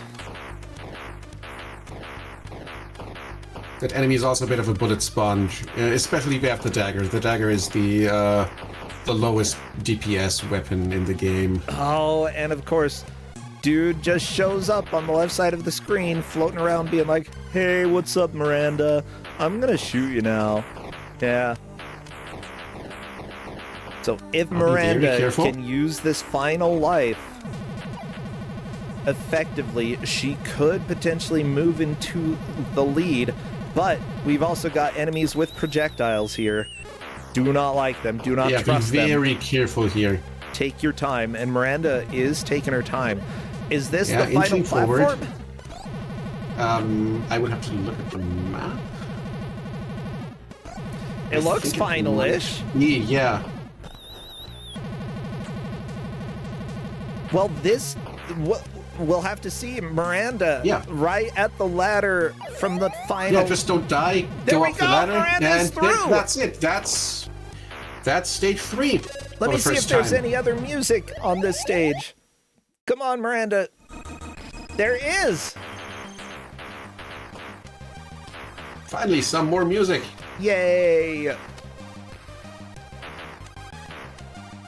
Actually, it's not really new music because it's the music from the intro screen, but still. It's new to me. Well, I don't know. I forgot the music from the title screen. It's been a long time. Okay. And look at that. That worm boss from stage 1 reappears as a regular enemy. Who could have guessed? Who could have guessed bringing bosses back as enemies? It feels very early to do that, but this is the last level, so it's not. I wonder how they will react when they find out that the long play is literally 9 minutes long. I don't think they'll be surprised, honestly. Like, anybody who's played this knows how difficult it is to do anything here. And the difficulty is really what would wall people from making progress, rather than the length. Yeah, I mean, they've been playing for an hour and most of them haven't gotten past stage 2, so yeah. Yep. They are making it into stage 2 fairly often, yeah. Fairly regularly. Like, that's consistent. Now, one thing that I do want to note is that this game could be a game that has a lot of button pushing. We do allow players to map turbo, though, for any of the games in Kusogrande. Of course, there are benefits and risks. It was a little bit of a concern. Yeah. Completely understandable. This is one that I would probably actually map turbo, just because, like, you've got a limited number of weapons that you can have on the screen, and because of that, you know, if you just hold attack while you're able to attack, having turbo on will just, you know, respawn the weapon as soon as you're able to. It might not even help all that much. Yeah, because of... I'd say, like, when you have the dagger and you're dealing with rocks, yeah, it helps. Oh yeah, that's just annoying. That's, like, my least favorite part about the game. Those piles of rocks are just there to waste your time. Yep. That's, like, a design thing that I really don't like. Yeah. Bullet sponge enemies, that's one thing, because they can actually hurt you. They're an obstacle, but, like, putting something there that you have to shoot 20 times to progress, that's like... I do have to say, huge shout-outs to Miranda Dragon for that final push into level 3. Honestly, very good job. It's a... Honestly, you know, when you make it to a new level with only 1 life left, you don't really expect to make too much progress, but she managed to conserve her lives, like, a decent amount, and that's precisely what she needed to do, because she doesn't know if anybody has made it to level 3 or will be making it to level 3 in the next minute or so, and not knowing that, you just need to make slow and steady progress. Make your personal best, you know, and if you die to a trap, that's okay, because everybody will probably die to that same trap. Yeah, everybody has had plenty of game overs. Oh, yeah. Here, This is a really tough game. as it turns out, some games are hard. This is one of those. Well, everybody, this is the end. That is time. Give it up to all of our players, Kreese, Master Time Thief, Miranda Dragon, and Nega Malevolent, but especially to Miranda for making as much progress as she did. Absolutely stellar. Yeah, Dolores Fred, I saw this game and you said, you know, we might have people complete it. I'm like, there's no way. Yeah. I know. Okay, so let me congratulate. Well, you do that. Miranda is saying, I think this is beatable, but at what cost? Kreese says, I never want to touch this again. Yep, I can understand that. Beatable is a strong word. Yep. Yeah. But the big question is, you know, Miranda took first, but the person being eliminated is the one who took last for this match. By the way... and it looks like that's... Yes. Is it Master Time Thief even? Say what now? I'm just looking at the standings. Is it Master Time Thief I who? think it's probably going to be Master Time Thief. We will see what third the floating refs platform say. level. Yeah, it looks like it. Let me bring Miranda in. Hello there, Miranda, and congratulations, you took the victory today. My yeah, I know. How are you feeling? Why are you playing RoboCop, Master Time Thief? Why? Okay, to decompress? That's fair. So, Miranda, it sounds like you didn't have the best time with this game? Apparently I did have the best time. Okay. You had the best Oh, run. geez, that was flashing. Let's go away from that. I thought that something was wrong with this game when I first started playing it because that jump is not. There's something wrong with it. There's something wrong. Well, there's a lot wrong with this game, but that jump. No. I thought something was broken, so I had to make sure. No, you're just like jumping is as just- expected. It's just not good. No. Yeah, and as I said in the match chat, there was a reviewer who said, like, don't play this game unless you want a good laugh. I wasn't laughing. You weren't laughing. Okay, so they lied and maybe gave the review too high of a score. I won't. Well, what was the score? 1 out of 5. Yeah, I can go with that. Okay, I okay. think you can. I feel like this game can be beaten, but it just relies on a bit of memorization and a bit Yep. of RNG You because were on nothing the is last level. consistent. I was Yep. on the last level. Yes. Oh gosh. Yeah, there's only 3 stages. And you know what? The long play of this game is just over 9 minutes long. It's very much beatable, and I think that you could. Yeah. Is there an RA set for this? I really doubt that. Someone Feel go look free it up. to make one. I didn't look it up because of course I didn't. But Oh, yeah. Yeah, Miranda, you're saying it's beatable, but would you beat it? Well, if there's only 3 levels, I'm thinking about it. Oh, okay. Why is it intriguing enough for you? Despite, like, you saying the RNG sucks, the jump sucks, why would it even appeal to you at all? Well, Is it spite? Maybe spite. If there's only 3 levels, then maybe I don't know. That almost feels doable. Like, it feels like how many people have beaten this game? I don't know. Probably At least not a one, whole right? lot. But yeah, at least one has. Yeah. Yeah. I just want to see what's on the other side. Probably nothing good, but That's fine. I mean, if you're interested, like last year they came out with a sequel to this game. You can get it on Steam. Apparently, last it looks a year, lot okay. better. Yeah, last year. Yeah, It's been a while. It looks good even. the graphics aren't really. I can't really complain too much about the graphics. I complained, but that's because it's early Amiga, so it's going to look ugly. Yeah, no, It's I mean, really the smooth. Game over music was great. I'm Yeah. into that. DBX Lord, thanks for resubscribing. Good to have you here. Yeah, like honestly, I'm not a hater of the game. The music was fine except for the very first of the first level, which had the high-pitched screeching, and I'm like, ugh, don't like it. Yeah. But the rest of the music, great. Like, I think that the game is unfair, partially due to the camera. It's just not a great camera. But if you can... The camera, the jump, the way the one weapon is definitely better than the others, mostly. Yep. Some of them are situational. I feel I can get through the first level without dying. That's kind of like the key at this point. I think so. But even some of that is just, you just might die. Oh my gosh, DBX Lord, thank you for the 5 gift subs. You are freaking awesome. I really appreciate that. Yeah, that's huge. Oh my gosh, Miranda, I'm just trying to think, like, yeah, you did really well, and I think that one key point is that you learned it's fine to not go fast, because there's no timer in this game.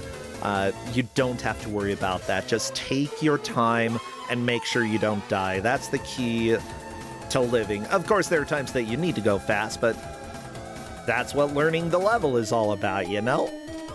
Yeah, I mean, it's all the enemies are in the same spot, mostly. At least they will start there, where if you go off screen, who knows what will happen. That's why you can't let things linger, especially those things that spawn in and are tougher.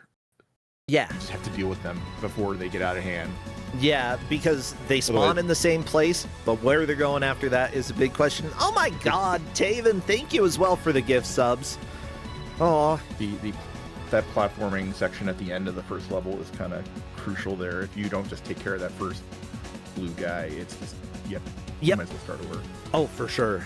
So, Miranda, what are you doing these days? Do you have your own stream going on that people should check out? Or if not, anything you want to plug? Any games that you've been loving?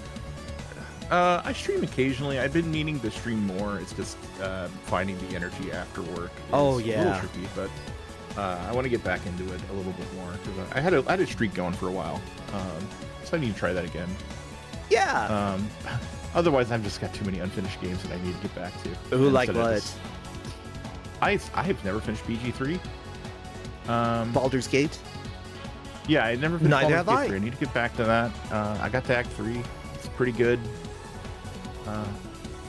Okay, I think I'm towards the end of Act 2 or beginning of Act 3. I don't remember. Yeah, it's really good, but it takes a long time. But I've also been messing around with, I got kind of a little bit into retro achievements lately, so I've been really fascinated by that community. So it's been really good. Fun. Well, good. I'm glad to hear that. If there is a retro achievement set for this game, then you'll probably find out pretty soon. And if there's not, then may we all celebrate this wonderful day. Dolores Fred, what about you? Do you have anything going on that people should know about? Yeah, I've been meaning to restart my streams soon, maybe in a week or two. Usually playing garbage. Yeah, garbage. Put it in your mouth. Garbage is the best. It's just the most fun. Well, it's not the most fun, but I like the obscure stuff. Yeah. I mean, how we ended up here, I guess, right? I mean... For sure. Well, everybody, feel free to check out both Miranda Dragon and Dolores Fred's channels. It's been a pleasure to have both of you, and it's that time for us to go and raid. We're going to raid Yagamoth unless something else has happened that people should know about. So let's go raid Yagamoth. Do we have a good raid message? There was something from the description. An adventure of fantastic importance. You find yourself... There we go. You find yourself in an adventure of fantastic importance. ... There we go. Go tell Yagamoth, because they're currently playing Chrono Cross. And honestly, that is possibly an adventure of fantastic importance. I don't even know the plot, and I've beaten the game. I don't know. All right, everybody, take care and have a great rest of your weekend. We'll be back tomorrow. See ya, Miranda. Thank you. Bye, Fred. See ya.